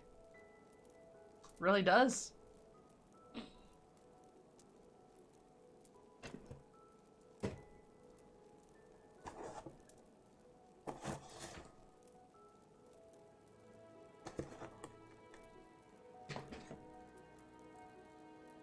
Again, just like people just trying to live their lives, dude.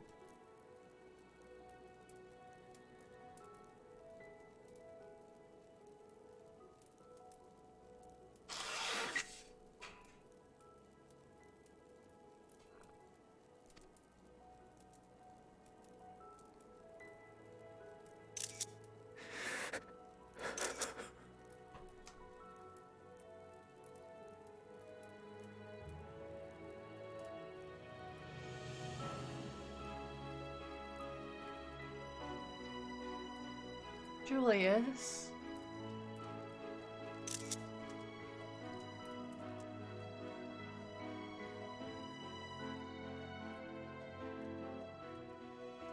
I know this is not a dream, and yet...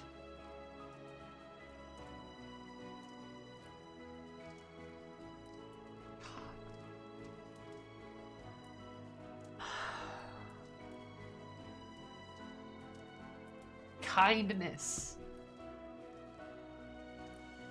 Said it a million times, I'm just gonna keep fucking saying it, like. That's why you help people, dude.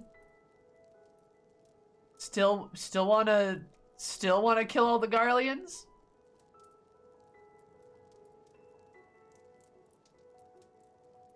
I doubt it.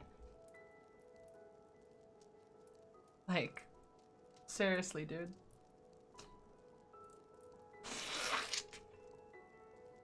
We do the right thing because that's the right thing to do.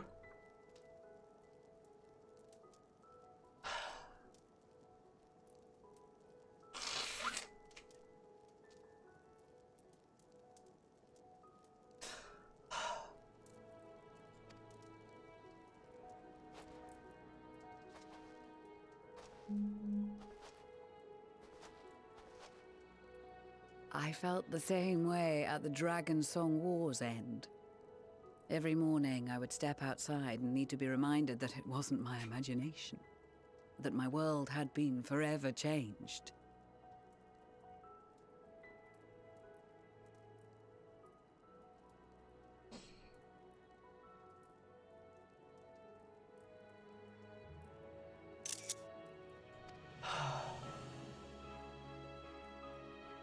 And just as I had grown accustomed to the idea, again you change my world in ways I never thought possible.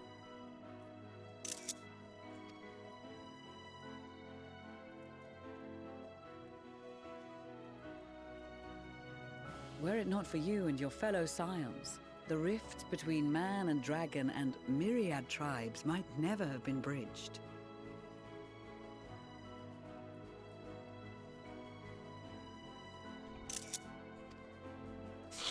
The Grand Company of Eorzea. The Ilsabard contingent.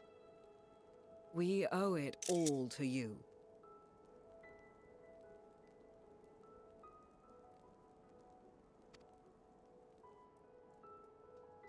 We've shed many tears in recent days, of pain and sorrow, triumph and joy. I much prefer the latter.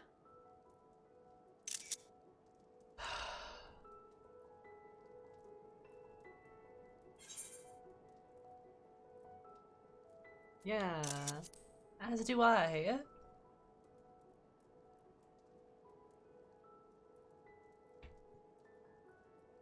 I'm honored to fight by your side. As an Eorzean and Garlean both, I shall do all in my power to bring my peoples together.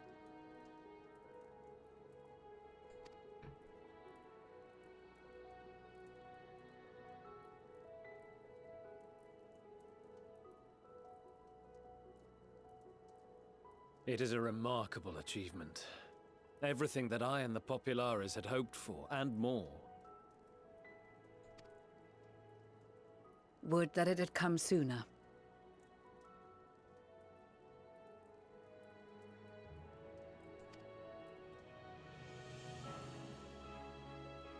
Indeed. Too many are not here to see it. And yet, there is a warmth in my breast. As if they still share in this moment.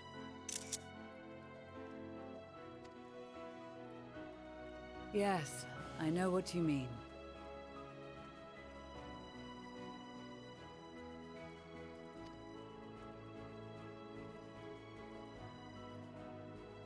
On a night like tonight, the wind and cold seem to pass me by.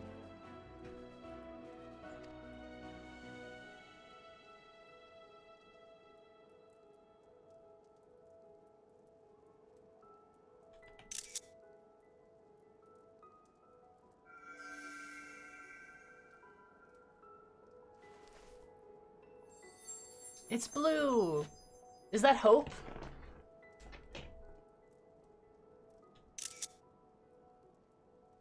Hope?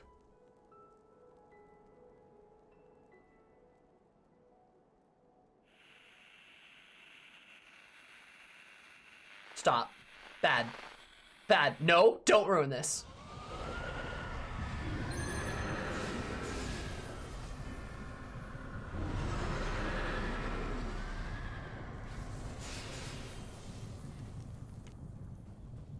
Oh, motherfucker.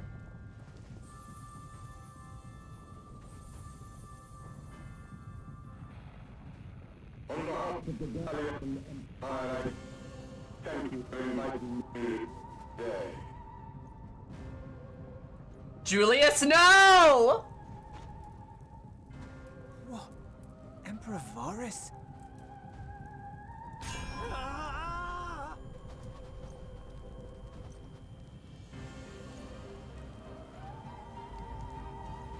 They are being tempered. The talismans. Quickly!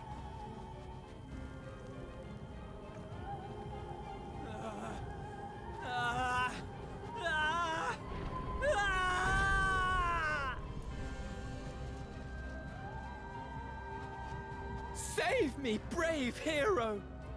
Oh, you little bitch baby boy! My lord has requested your presence, and I would hate to disappoint him. Oh, you! Hey, don't teleport me! Bitch! I'm gonna grab you by the toes and...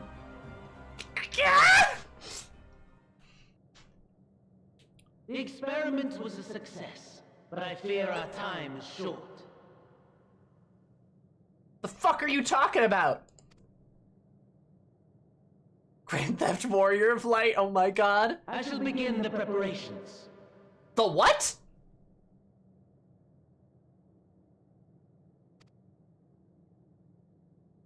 Now, it is time for you to awaken.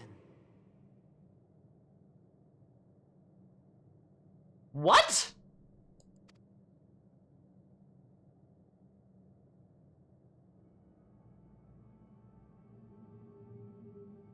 Oh, it's a date! Okay. Good morrow to you. This is it gets cold. But be sure to remove your helmet. Take a moment too to familiarize yourself with that borrowed flesh. My what?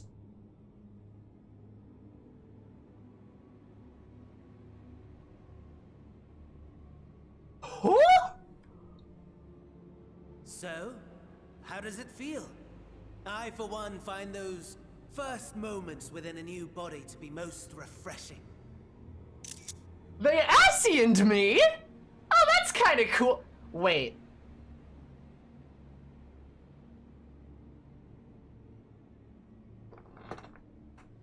Oh, cause I'm a fucking Asian, right? Shit. Wait. That's bad. That's really bad that they can do that. Damn it, I thought being Asm was cool, but it means I can go out of my body, damn it! Ah, okay, shit. Alright. But Xenos is here! We had a Magitech engineer by the name of Aulus to thank for this method of soul extraction and implantation. I believe the two of you met briefly in Alamigo. Ah, fuck! I can't believe Alice came back up! Damn it! His was a rather sticky end, wasn't God! it? Thankfully, he was thoughtful enough to leave behind his mind-jack technology. I took the liberty of making some improvements and selecting you as my esteemed test subject. I love that he's in a little butler outfit. This is such a pain in the ass. Because Eris wouldn't even care about her body. She'd just be like, ugh, are you kidding me?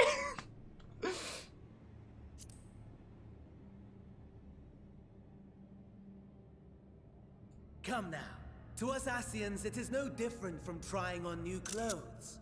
Us Asians, Why yeah? not make the most of it by partaking in this fine cuisine? Because we're Asians. Yeah. Because we are, yeah. And be like, Fandaniel, I'm a little upset that I can't kiss Xenos with my own mouth, so that's a problem here. Come on. Also, you look like a little... he's just a little boy who loves berries and cream. Berries and cream. Asian... An Asian who loves berries and cream. That's literally what I just cannot stop thinking of that when I look at Fan Daniel.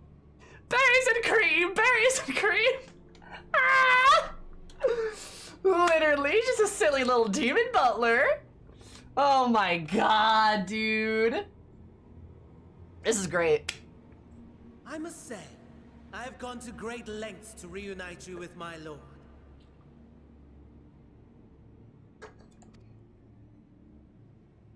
When I discovered that his friend was in this neck of the woods, I suggested inviting you over for dinner.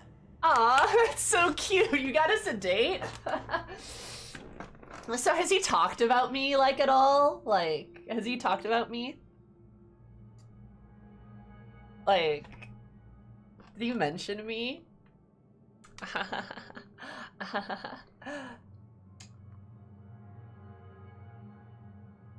Wow. Don't worry, this is just a mask to hold in the existential dread I'm feeling right now, and I'm barely keeping it together, chat. Just work with me here, okay? He never deigned to respond, but I took his silence as a resounding yes. Oh my god.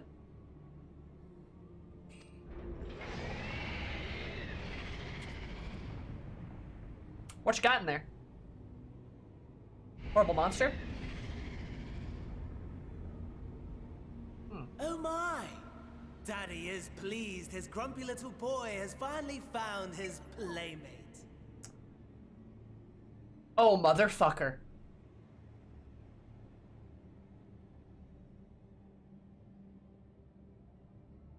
Oh, motherfucker.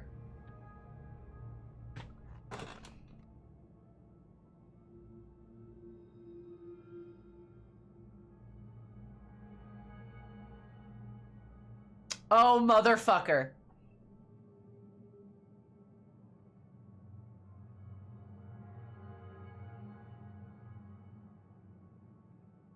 So, like, first of all, no, I've known this is Varys, right? That's been established. Literally in Tower of Zot, I guessed it immediately. That the arm is Varys's, right? And they fucking, like, piecemealed Varys into these towers and shit. I know that. I just made that connection. I know exactly what they turned Varys into, though, now. I know exactly what they turned him into. Because that sound he made there is a little familiar. I've heard it before. I've heard it before in a different game. I've heard that sound effect before, I swear. In a different game.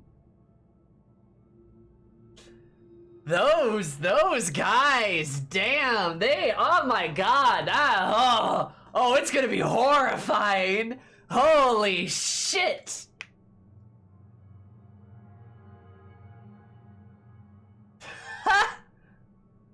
Oh, fuck. Varys, you aren't gonna be looking so good, man. Oh my god. So just to say it out loud, Varys is anima. That's my bet. Do not tell me if I'm right. If you spoil this shit for me, you know what I'm gonna do? I'm gonna take you.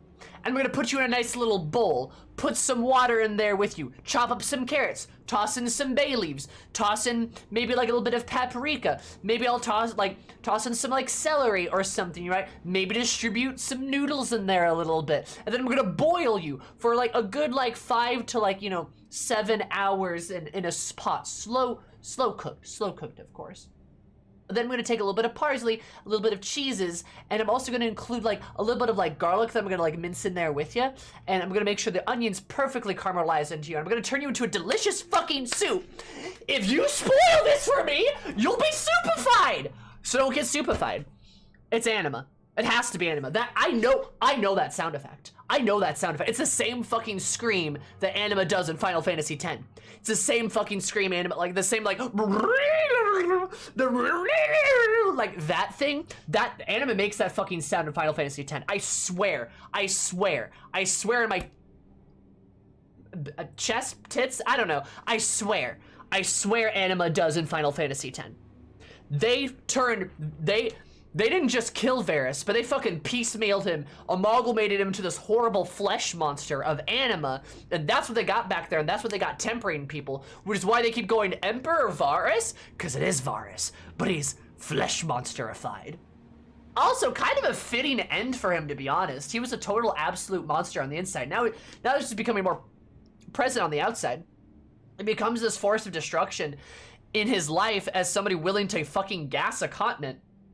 And now he's quite literally like the ultimate end game destruction weapon, because like that's what he's become thoroughly, right? That makes a lot of sense. Huh. It's really befitting. It's really befitting. But that's my guess. Varus is Anima, and they're using Anima to temper people because Anima is Garlemald and shit. Makes sense to me. That's my guess. Don't spoil shit. Also, just this line right here, like, I mean, practically confirms it. Ah, exposition is in order. Let's go. The Garlean Empire has long outlawed all forms of religion. No gods to worship, no risk of summoning. Brilliantly simple. Yep. But people being people must turn to something or someone in their hour of need. Who then? The Emperor. Why, His Radiance the Emperor, of course.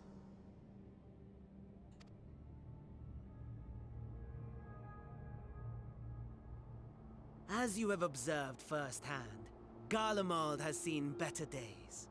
The legendary Solus Zos Galvus, dead. Provinces near and far in open rebellion. Our bold new emperor assassinated. And that last one even sparked a civil war. What rotten luck. The people cried out for salvation. Their earnest pleas, Yeah? one might even call them prayers, a supplication united for the Empire to reclaim her former glory. Oh, I'm so right. Yep, because that's his fucking neck. Yes! Yes, he's Anima! Oh my god! And so their will did manifest, channeled through the corpse of none other than Emperor Varus himself. And they have him chained up. And lo, yes, the Savior was born. There he the is. Embodiment of the Garlean spirit. Their Anima.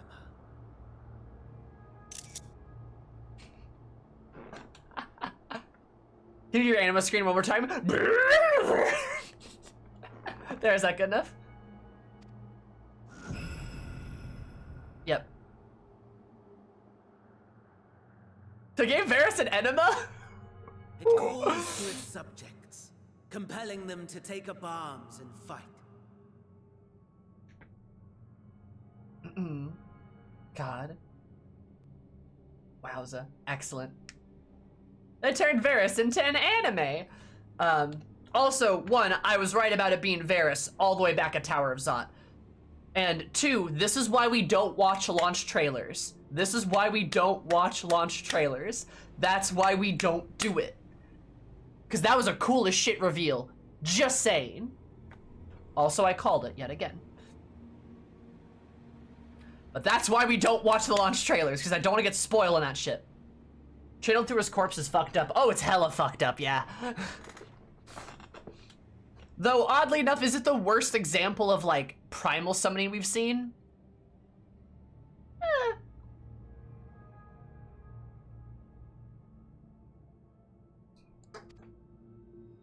And just as the wealth and power gravitate towards the Empire's capital, so too does ether from every corner of the globe. Yup. And that's what they're doing. They're supercharging him, yeah?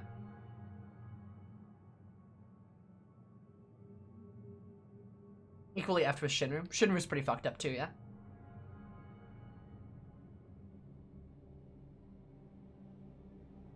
That makes perfect sense.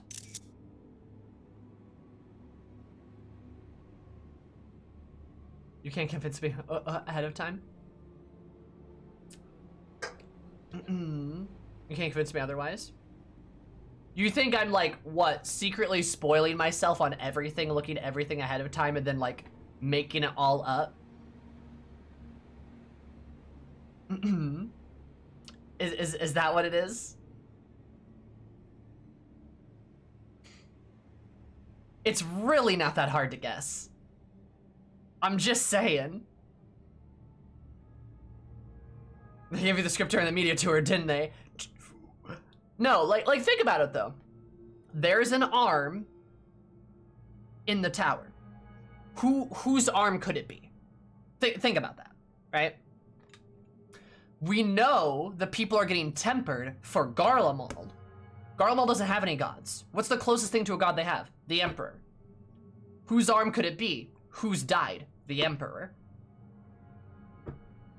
The sound effect that Anima just made right there, like, it is the fucking sound effect from Final Fantasy X, the game I played a few months ago. Like, it's not that hard to figure out, I'll be honest. If you had played FF10 in the past half year, you would also have known it was Anima. I mean, like, you, right? Like... Also, the voice they hear when being tempered is the Emperor. That as well, they hear Varys. Like...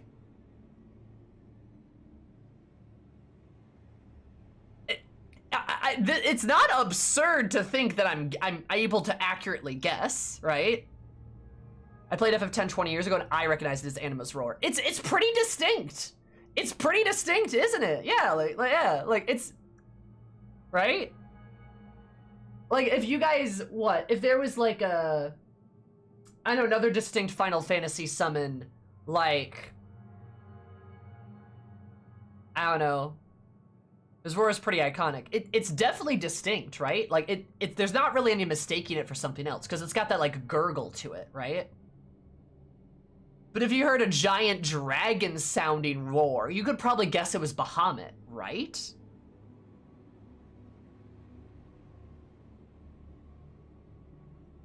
It says frequency at which you do it. It's spooky. There's a reason I move super slow through the stories because I have a lot of time to think and like decipher it and like think on it, you know? It's not Kefka levels of iconic, but it's pretty distinct. Oh, for sure. For sure. But like, yeah, if you heard Kefka laugh in the other room, you'd be like, oh, that's Kefka.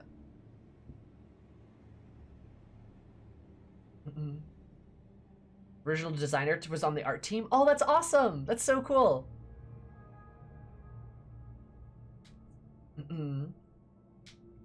I found the same SE from FF10, but yeah. Yeah, I don't rush through the story intentionally because I like to sit here and stew and absorb like as many details as I can. And there's still some stuff I get wrong. Like I've been wrong about the story before, right?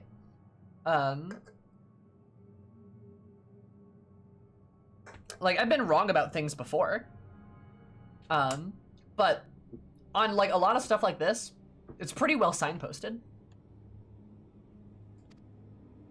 The towers with which you and your allies have been so preoccupied were created as an extension of Anima itself. That makes sense. An ingenious design. Because it's a piece of him.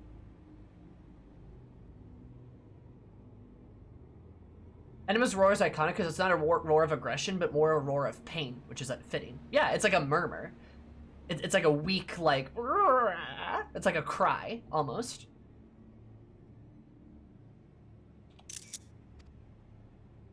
We do not agree, my lord. Like his fucking... He's such a silly little boy.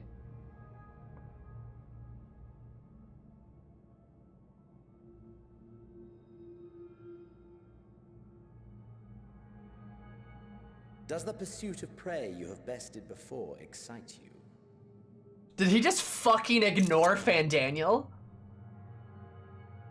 Oh, he totally did.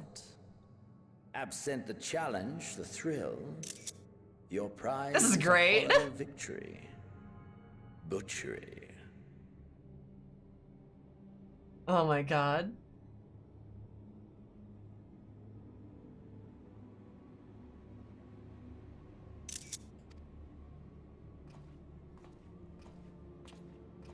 I thought he just doesn't care about Fandaniel. Perhaps you think that to be the extent of my promise. I have no doubt fallen in your estimation since Alamigo.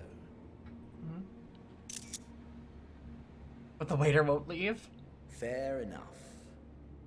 But do not let your disdain deprive us, of an opportunity to craft an even more majestic moment of euphoria.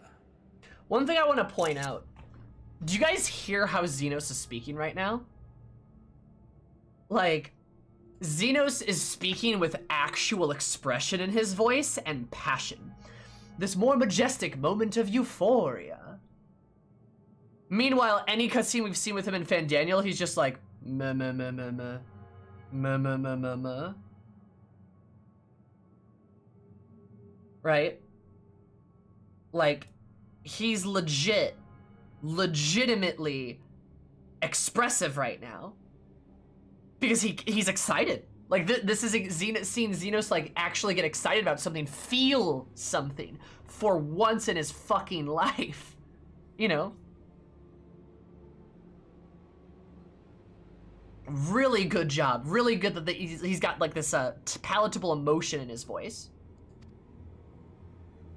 I have been honing my craft as I set the stage for our reunion. Right? Said I set the stage. That growl, ooh.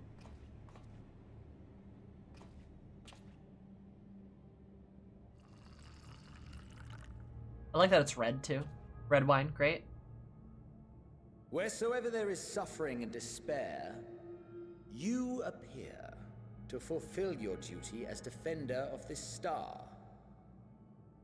Again, so much expression in his voice, though. So much more expression. So much more talking. Just... smile. The chaos and destruction that He my smiles! are my gifts to you alone. He's smiling! God. Love him. Ooh.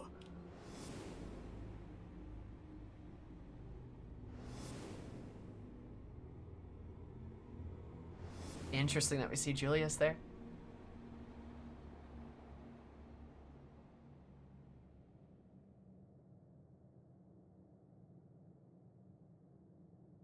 At a loss for words? No matter. As you will learn, I have only just begun. Oh, will you not finish your meal?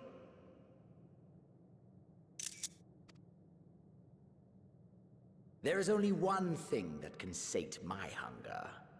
And it would seem my friend has lost her appetite. Well, at least he can gender me properly in this armor. I hoped this display of civility might prove an entertaining diversion. But clearly, we are above such pretensions.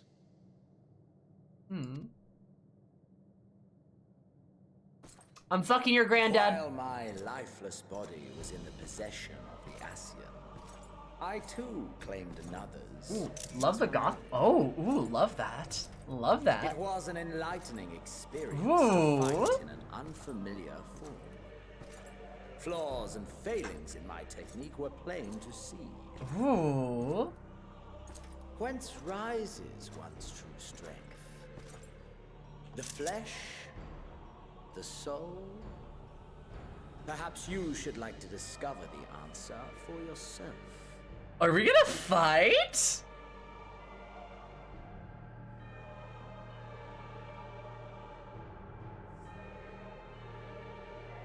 Hey, that's me!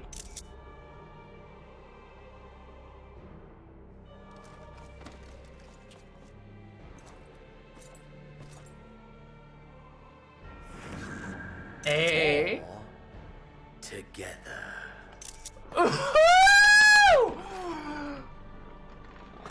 All right, buddy. Let's do this.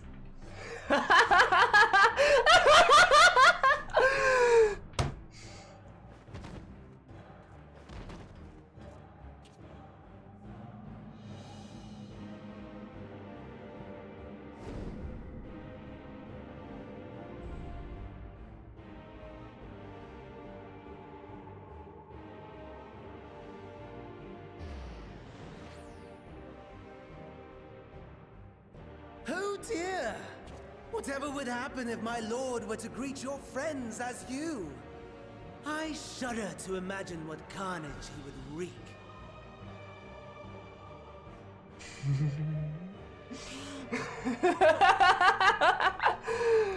Okay, come on.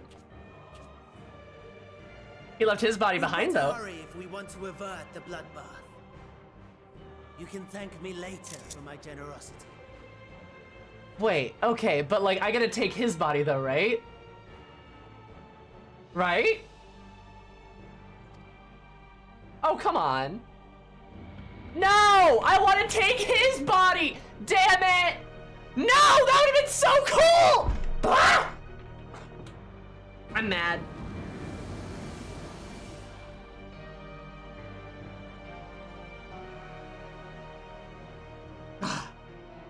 Come on! There it is. Your camp, I believe. I wanted to take his body! That would have been such a good fight! Ah! You're blue... You're twat swatting me! Stop! If I were to hazard a guess, I would say that you, the other you, is making her way there as we speak. Come on, I want to fight him.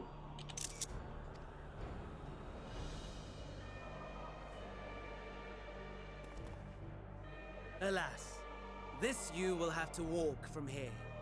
Or run, if you can manage it. My lord would be cross if I made it too easy.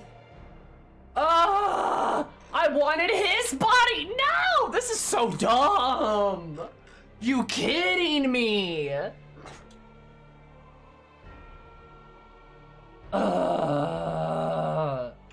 I'm mad. Such ingratitude. I'd not squander this fighting chance. After all, you've obstacles enough to overcome. Right on cue. But I wanna...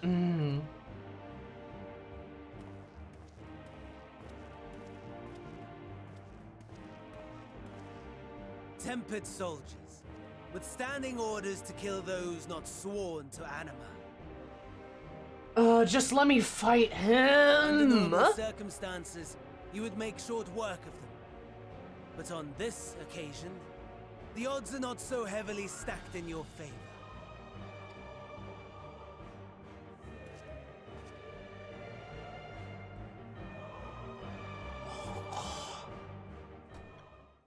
Come on!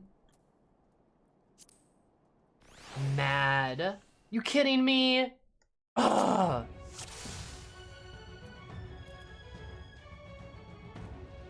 Hello Knight combo? Interesting. Unknown Imperial.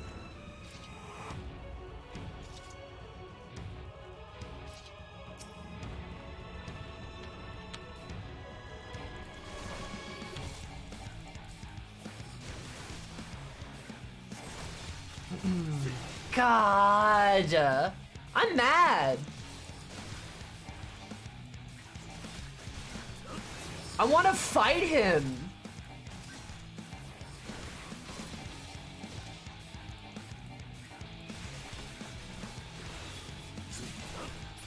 Not bad at all, given your diminished capacity. Nevertheless, 'twould perhaps be prudent to keep to the shadows. Scurrying Take your about body. like a rodent.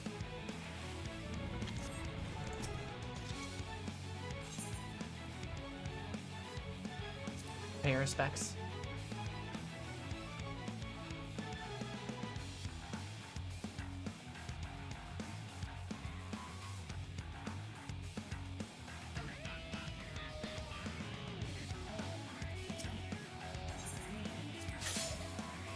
Medica unit. Ah. I can't regen HP. Interesting.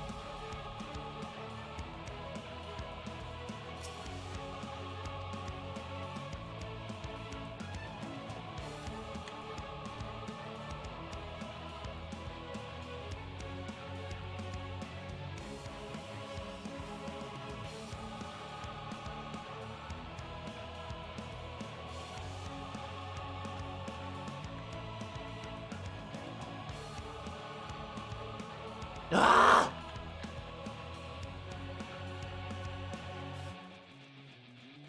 Oh, this is a great set piece, by the way.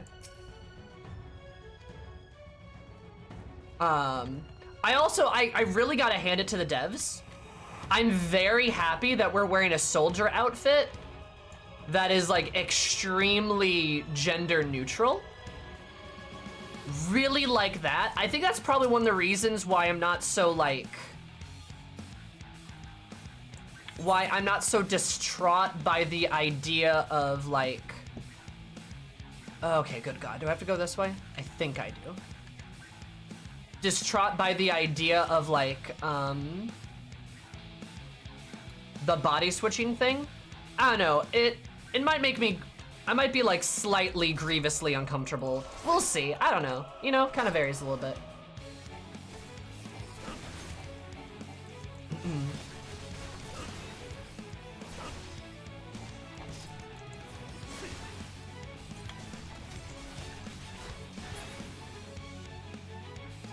Since dysphoria.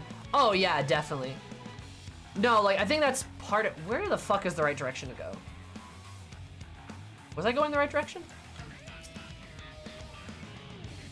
Nice. Okay, I think I was going the right direction, whoops.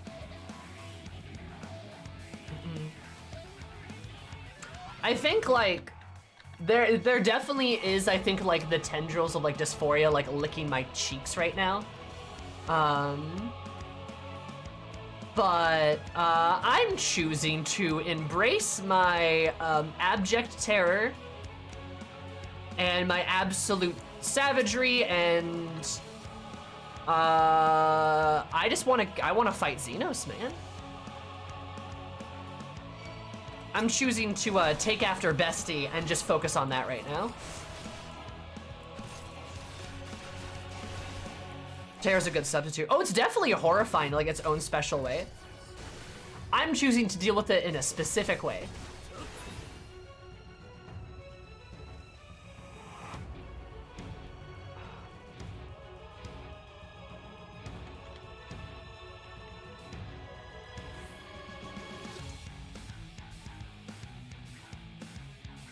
Okay, where the fuck is the exit? Is it this way?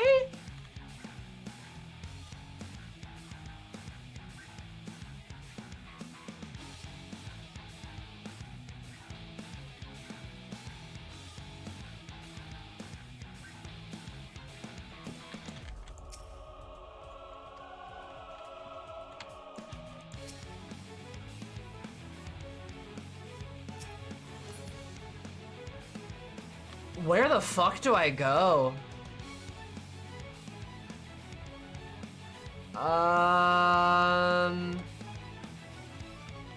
Yo, I'm like hella lost.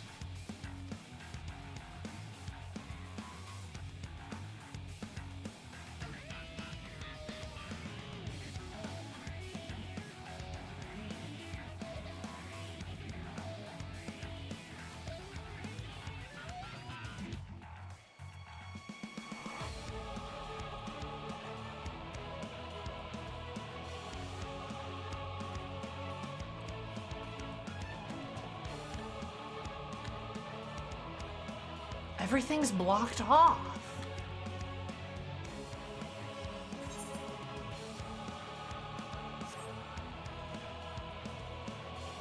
Do I go this way?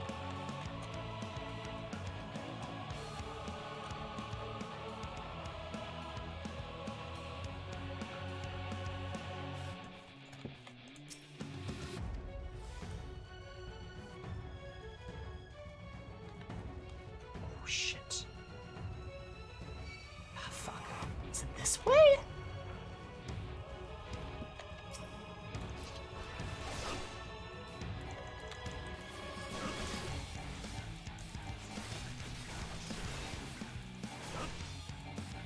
Yeah, it'd be nice to see the borders.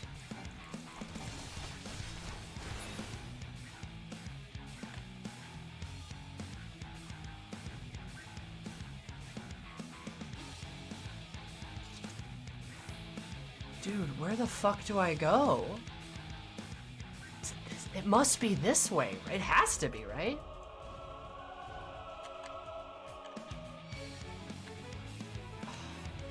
Come on. Does a good job of making you feel like a rat in the maze. Yeah. Anyway, sorry, what was I gonna say? Oh, yeah, this is a really risky move by the devs. I think it's kind of cool. Definitely gets like a really interesting feeling of terror. A good way to like present challenge to us too. Oh?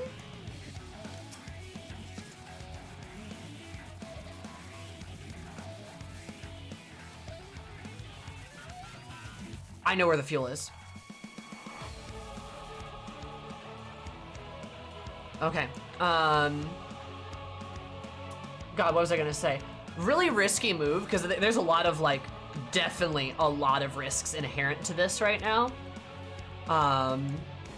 Definitely really good at making people feel uncomfortable. I think that's the intent, I believe, right?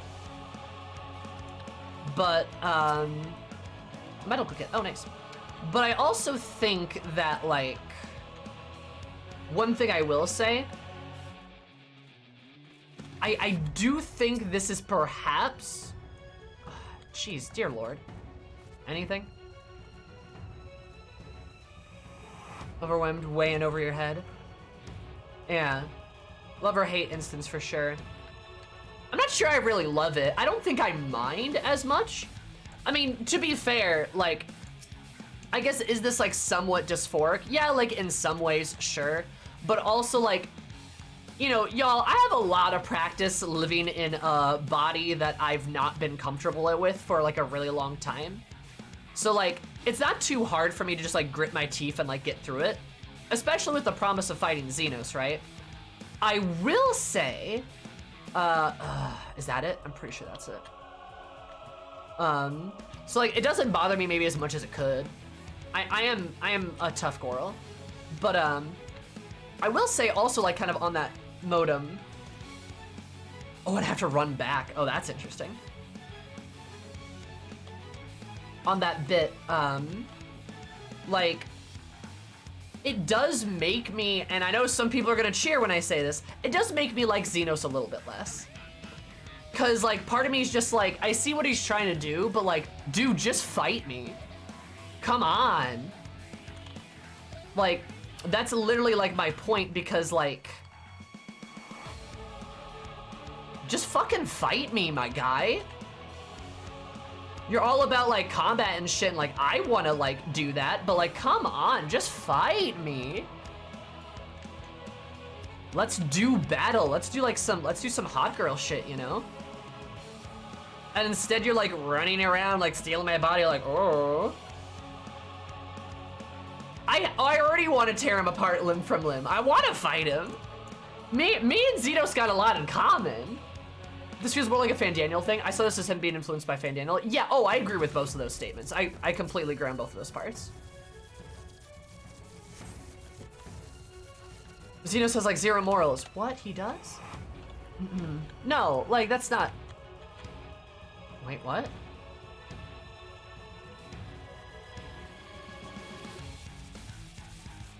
Over here?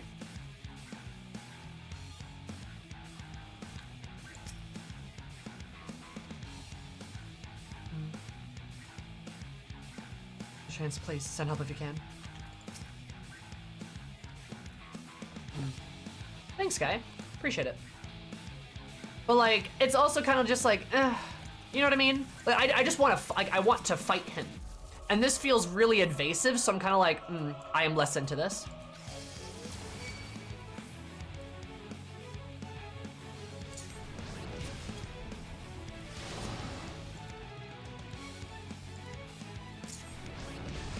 Like, does that make sense?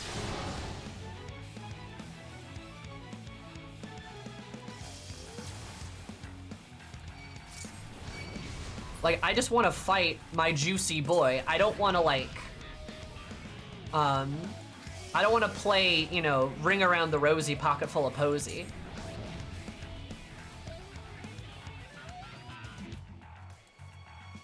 If that makes sense. And guys, you can stop explaining why. I'm just expressing my opinions. Like, I know why he's doing it, y'all.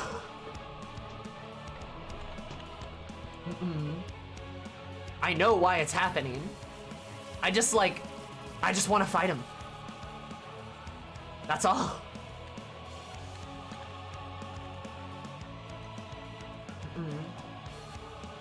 Like, I'm not here to argue.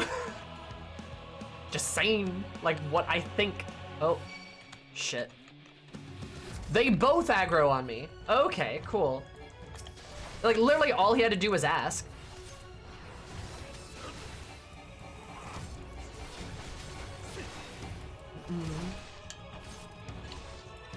You know what I mean? That's almost why I'm more upset about everything. And, like, probably, like, the dysphoria, too, but, like, that's a different thing. Communication is key, Xenos. Yeah, like, I don't know. I liked him better when he was just like, fight me, and now he's doing like all this kind of schemey shit with Van Daniel. I'm like, come on, dude.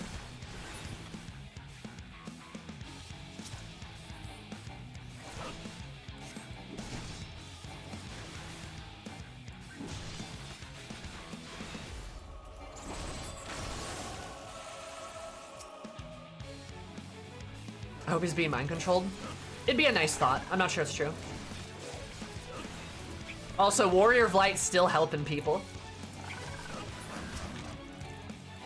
Love that shit.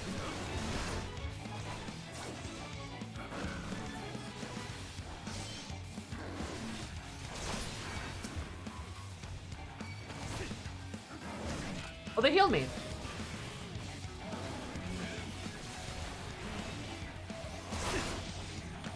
When was the last time he actually saw you, though? I mean, a really long time ago. You know.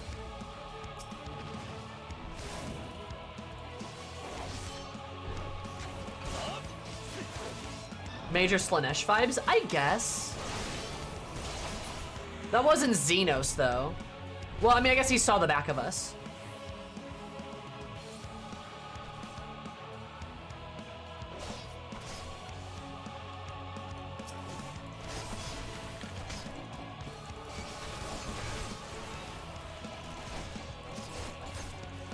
Oh god, that's a big one.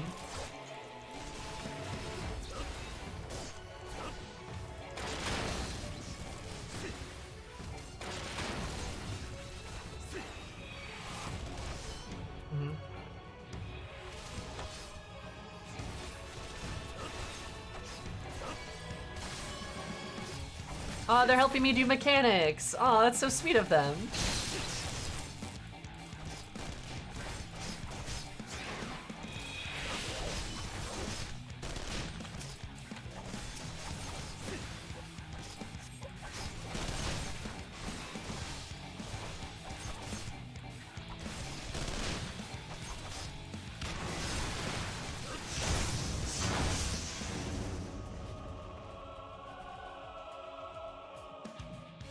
Oh shit.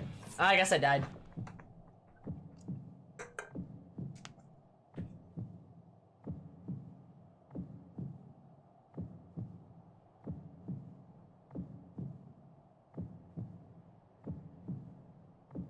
Damn. Can't believe the expansion ended. Oh.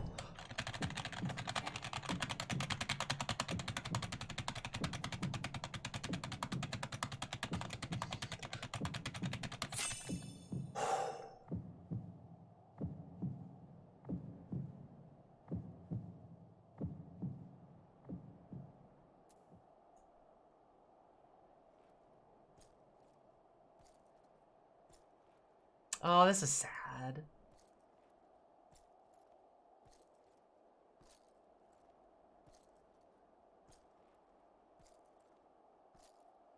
Oh, this is so sad.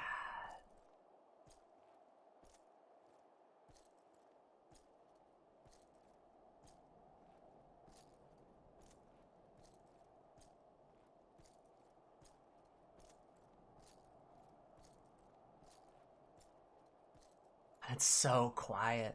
You just hear the wind. Oh my god. That shit's good.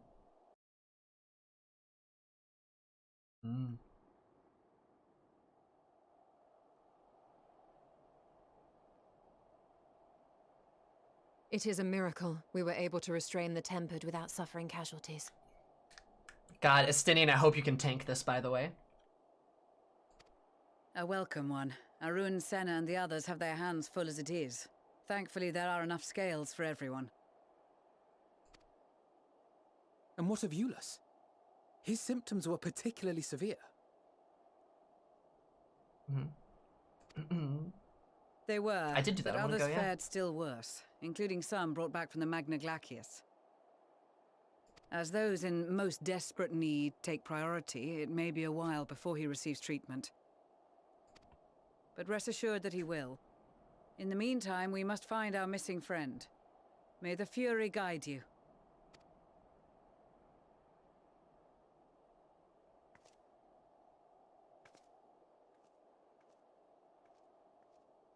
I'm hoping Estinian can fucking face tank this. Of all the bloody times for a disappearing act. Right when the first wave struck, we'd be fools to think it a coincidence. On the bright side, they are smarter than Eris. But where even They to know. begin the search? No one saw her leave in the chaos, and we've no trail to follow. Oh man, this is good. This is good though. They're smart. They're smarter than me. While I know full well she can handle herself, I worry all the same.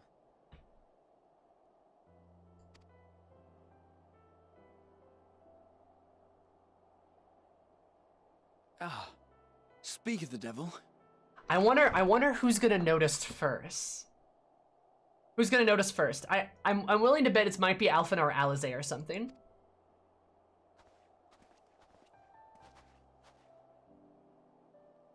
Well, time to call off the search. Oh, it's your Stola. I bet it's your Stola. Oh, actually? Yep, I bet it's gonna be her. Because she's gonna look at him and be like, wait. Case closed. That's her, over there. Yup, here it is. Aye, 'twould appear so. Thou art struggling to perceive her presence? I am. Perhaps, in the aftermath of the wave, there is some residual effect interfering with my faculties. Come on, your Stola, come on.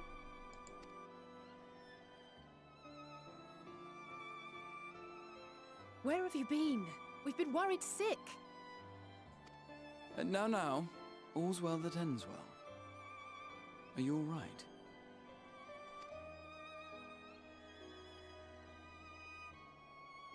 Are you all right? Let's go, Alizé!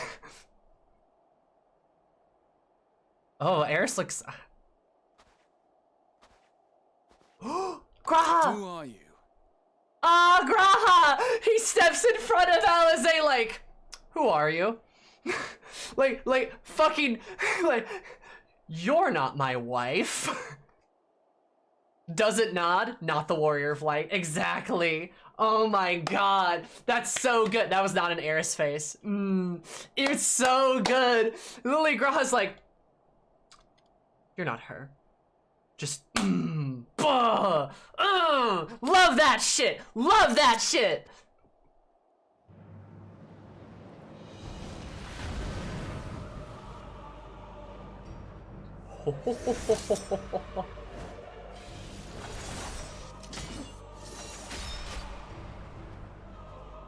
Oh, there we go. I got a heck of an aim, though.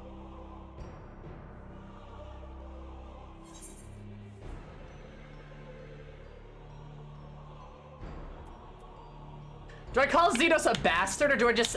Actually, Eris might say his name out loud. Get away from him, you bitch! Xenos' voice is a little spookier than yours, I love it.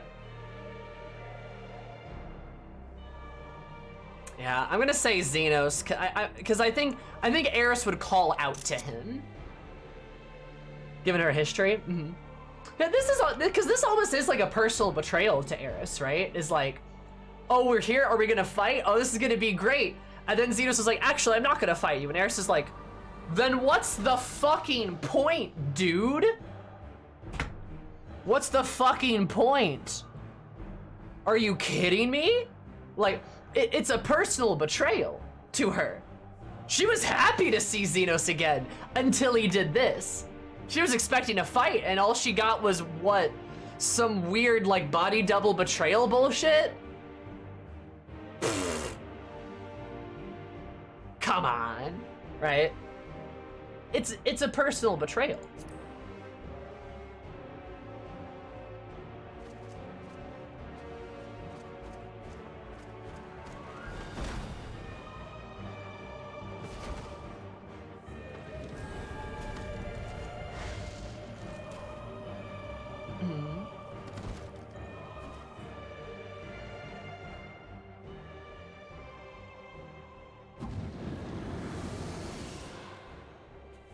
Sadly, that is all we have time for today.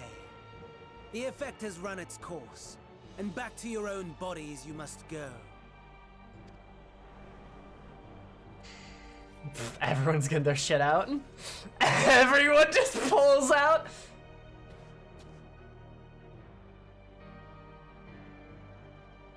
But where are my manners?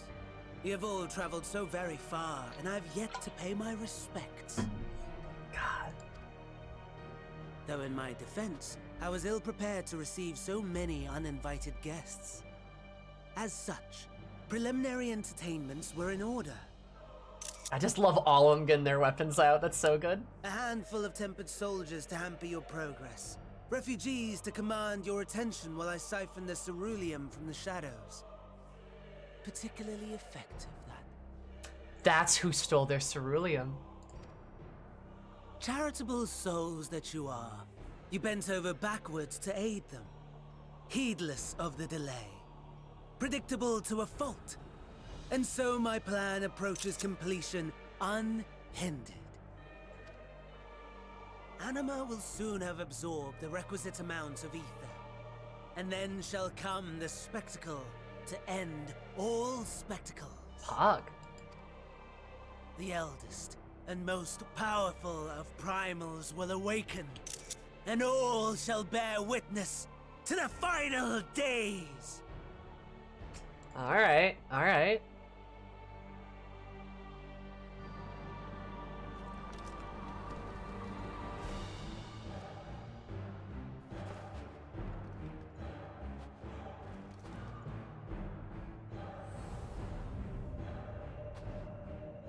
God, I'm so hot.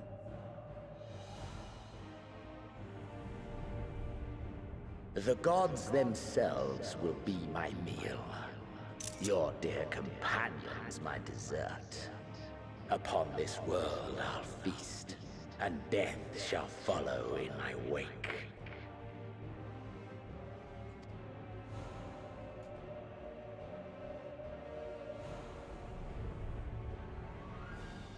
All your hate, all your rage, you will render unto me.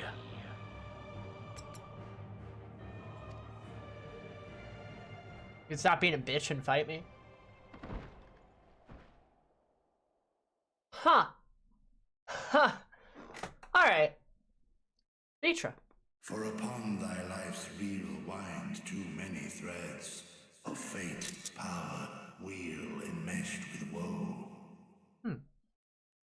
More terrible still is the attrition wrought upon thy companions, as they are swept up in the storm of thine existence. Take heart and protect them well. They will be your strength and your salvation. Fair enough. I see where you're going with that, yeah.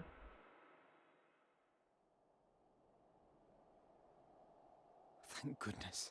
She's awake. To make them hate him.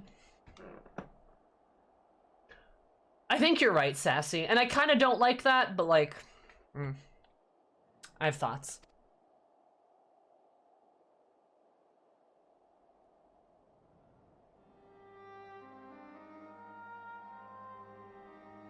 Ah, Maxima and Lucy are here. So I'm not dead yet.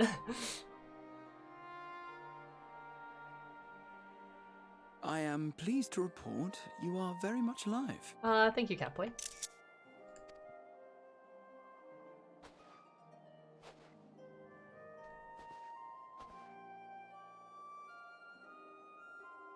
Everything in working order?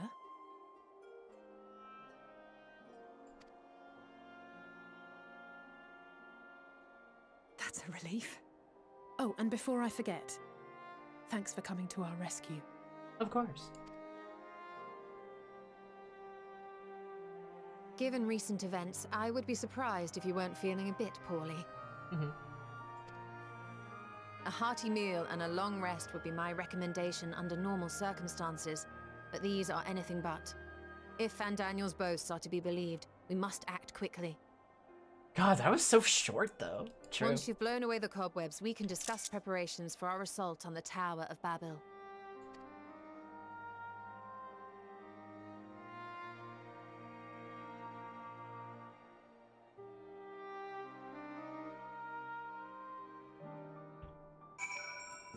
Huh. Oh man, I got thoughts. Huh. I'm a little disappointed. I'm a little disappointed. But my butt is inexplicably bigger. Like, I wanted to fight Xenos! Ah, damn it! Ah. I'm being teased. Know what it feels like.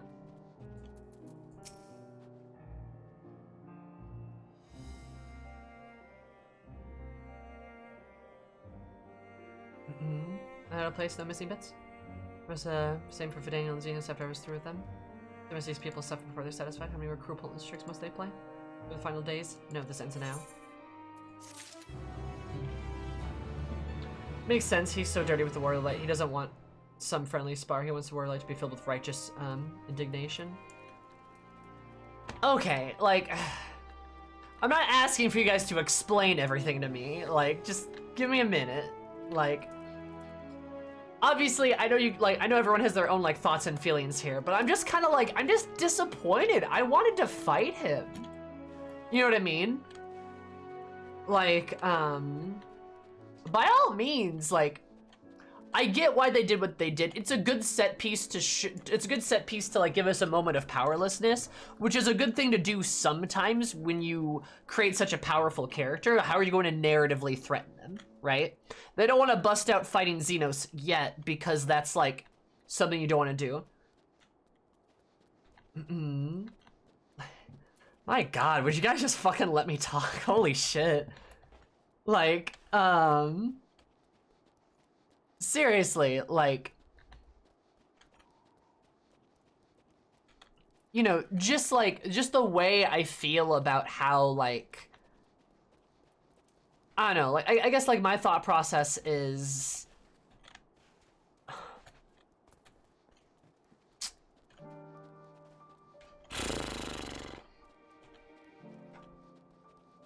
it's a good set piece that gives us that moment of helplessness, which is like good for like having us like such a powerful character. It is a little comfortable. It is a little dysphoric, which I don't like. I'm probably gonna cry after this. But also it's just kind of like, it does kind of feel a bit like a betrayal, because like, Van Daniel, you can definitely see how Van Daniel's influenced him. I wanted to fight. I really wanted to fight. We were right there, and that fight was right there.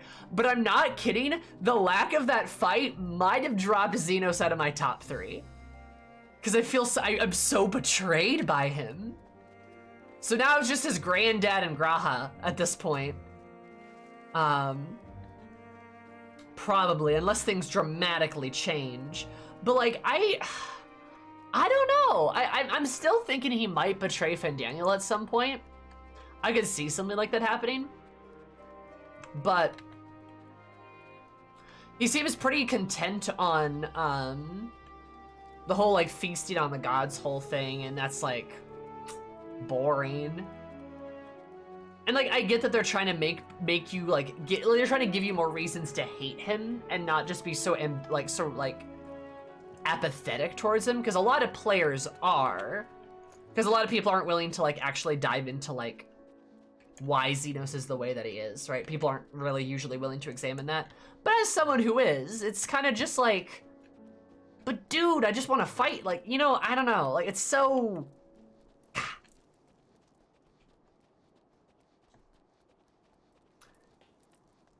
Angy.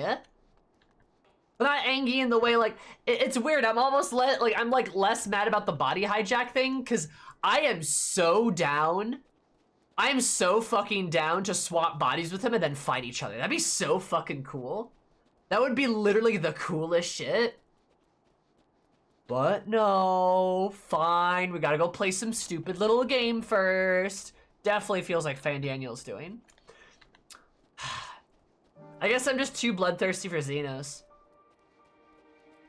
You know?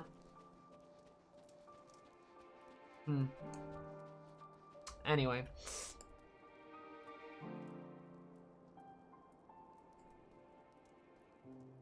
It's a weird thing to say, but I think it's true. I want to fight him too bad. Blood. I was a little hovering over it. Thank you, Sari. It's all good. So like, obviously you guys can have your own takeaways for that too. Yay, fellow Xenos enjoyer. Yeah, I am. Look, I am. I like Xenos a lot, actually. He's one of my favorite characters. Easy. Hi, Spider Dev. How are you? And Clit tease you like that. Literally, though. Like, literally. Yeah, I also want to say I appreciate your understanding of his character, because so many streamers don't. Oh, for sure. I understand that, like, I'm in the minority about that. And Sassy, I do appreciate what you were trying to say, too, but it's also just, like, I'm trying to get, like, all my words out and stuff. Also, I think that should have been one sentence, because the first part of it sounded really bad. But, regardless, I love you. Yeah, I love the dinner thing, but it's kind of just got all ruined because I wanted to fight him. You know, and like Xenos is such a good parallel for us as a player and a stand-in for us, and I really feel that connection with him. And it's just a shame that I feel like that connection's being muddled by Fan Daniel, though I think that's kind of the point, because I think the quest, I do agree with, I think what Sassy said earlier, where like, I think kind of the point is to get us to not like him, right? Is to kind of force that down there. Now, I still appreciate the character, don't get me wrong, but like, you know, he loses a bit of that appeal. He loses a bit of that appeal now, because I'm just like, because one of the things I loved about Xenos is how not bullshit he was. And now here he comes with the bullshit, you know? And that element is losing now, right? That's something I really enjoyed, was he wasn't one for the dramatics. He wasn't one for the, like, wasn't one for all the workarounds, the bullshit, the delays, the teasings, you know? Back in Stormblood, it was put up your dukes, boom, boom, boom. Love that shit. And now it's this, and I just want to fight! Ah! You know what I mean? Get around people why you shouldn't like him? I guess. But it's taking away the parts that I enjoyed about him. Which is something they're doing on purpose, because they want to make it so that by the time you get to fight him, you hate him so much that even the people who liked him don't like him anymore, right?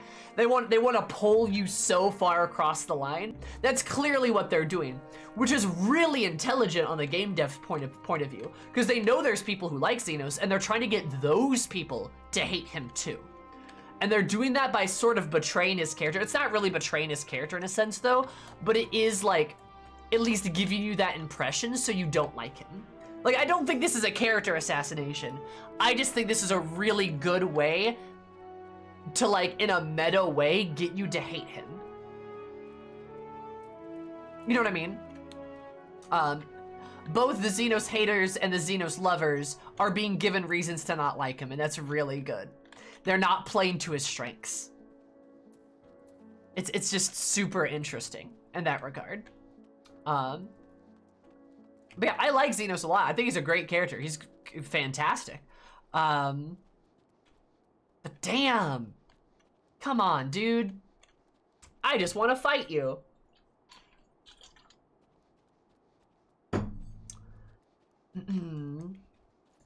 This ain't the same Xenos. Yeah. No, that's true.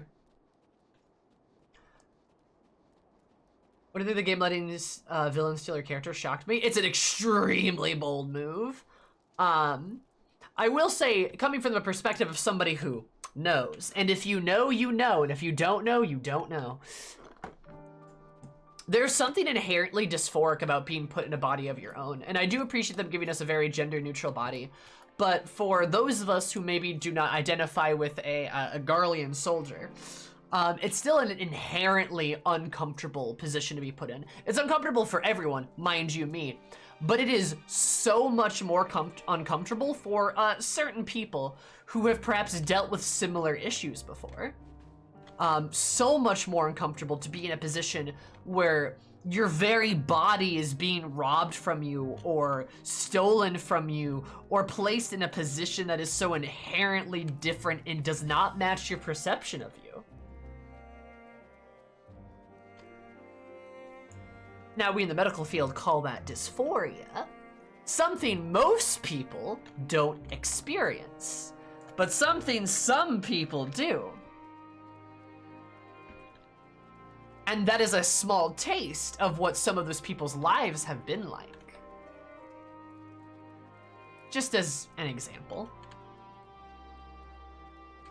But I think you'd be hard-pressed to not care even a little bit about that. The story beat was proposed. Body swap and mind control. For sure, for sure. It's one thing to body swap. I've done that in the campaign I've DM'd, but I didn't mind control the players. They just swapped with friends of theirs, actually, for like a bit, and that was a lot more comfortable, right? But I'll say this: this made me more uncomfortable than the scene with what's his face, Legatus, Boomer Garlean. This made me more uncomfortable than that scene with Boomer Garlean. Quintus, yes. Quintus. This made me more uncomfortable than the Quintus scene. Makes sense, right? Oh, I'm definitely gonna cry about this later, I can tell. Anyway. But like... Right, and maybe that's again just because those of you that know, you know, and the don't know, don't. I don't know, you know what I mean? But also, damn, all those Garlean citizens died, didn't they? That fucking sucks.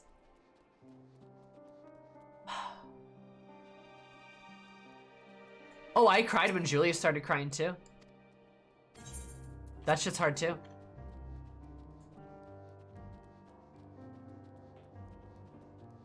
About the Ardbert voice from Eris, what were your opinions? I think that works. I think that's okay.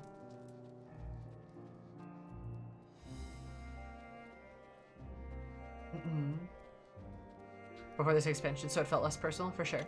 But I've had this girl since ARR, right? Feels really weird.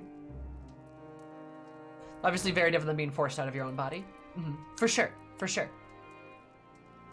Yeah, the Ardbert voice is very different, in my opinion. I don't mind that at all. And also, like, Ardbert's us, right? It's a bit more comfortable because he's a friend. If a friend's, like, if anyone the science swapped bodies with me, I wouldn't care. It really wouldn't bother me that much. I could swap bodies with Thay and Crit and I'd be like, oh, this is fine. Right? But, having the same Aura of Light since 2015 hits really hard. Oh, I bet. It's like, it is truly inherently uncomfortable. Not something you really want to deal with. But I know I said what I said, right? Like,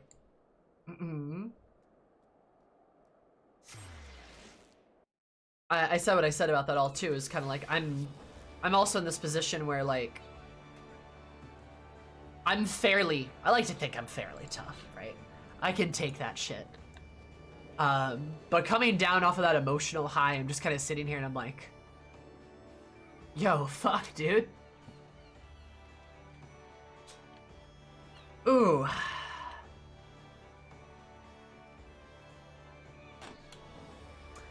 We're gonna end stream. Yeah, we're gonna be done.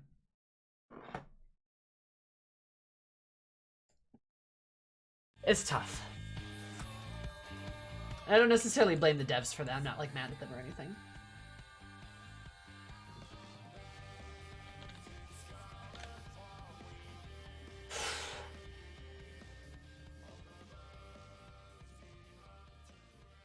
Okay.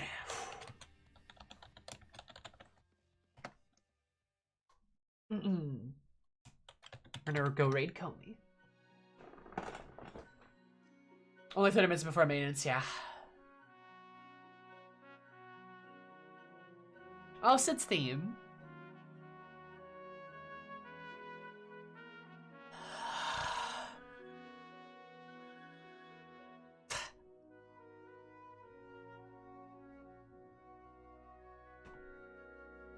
I'll see you guys Wednesday. Wednesday is Final Fantasy VII. We're playing Final Fantasy VII on Wednesday. Stop on by. Thanks to a generous donation. We're playing Final Fantasy VII on Wednesday. That's 8 o'clock. 8 o'clock Central Time. 8 o'clock Central Time. 8 to 11 Central.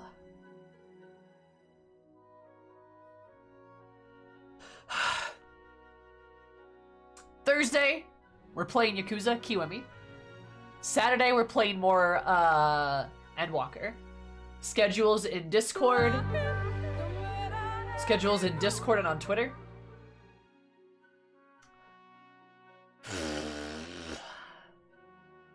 Please look forward to it.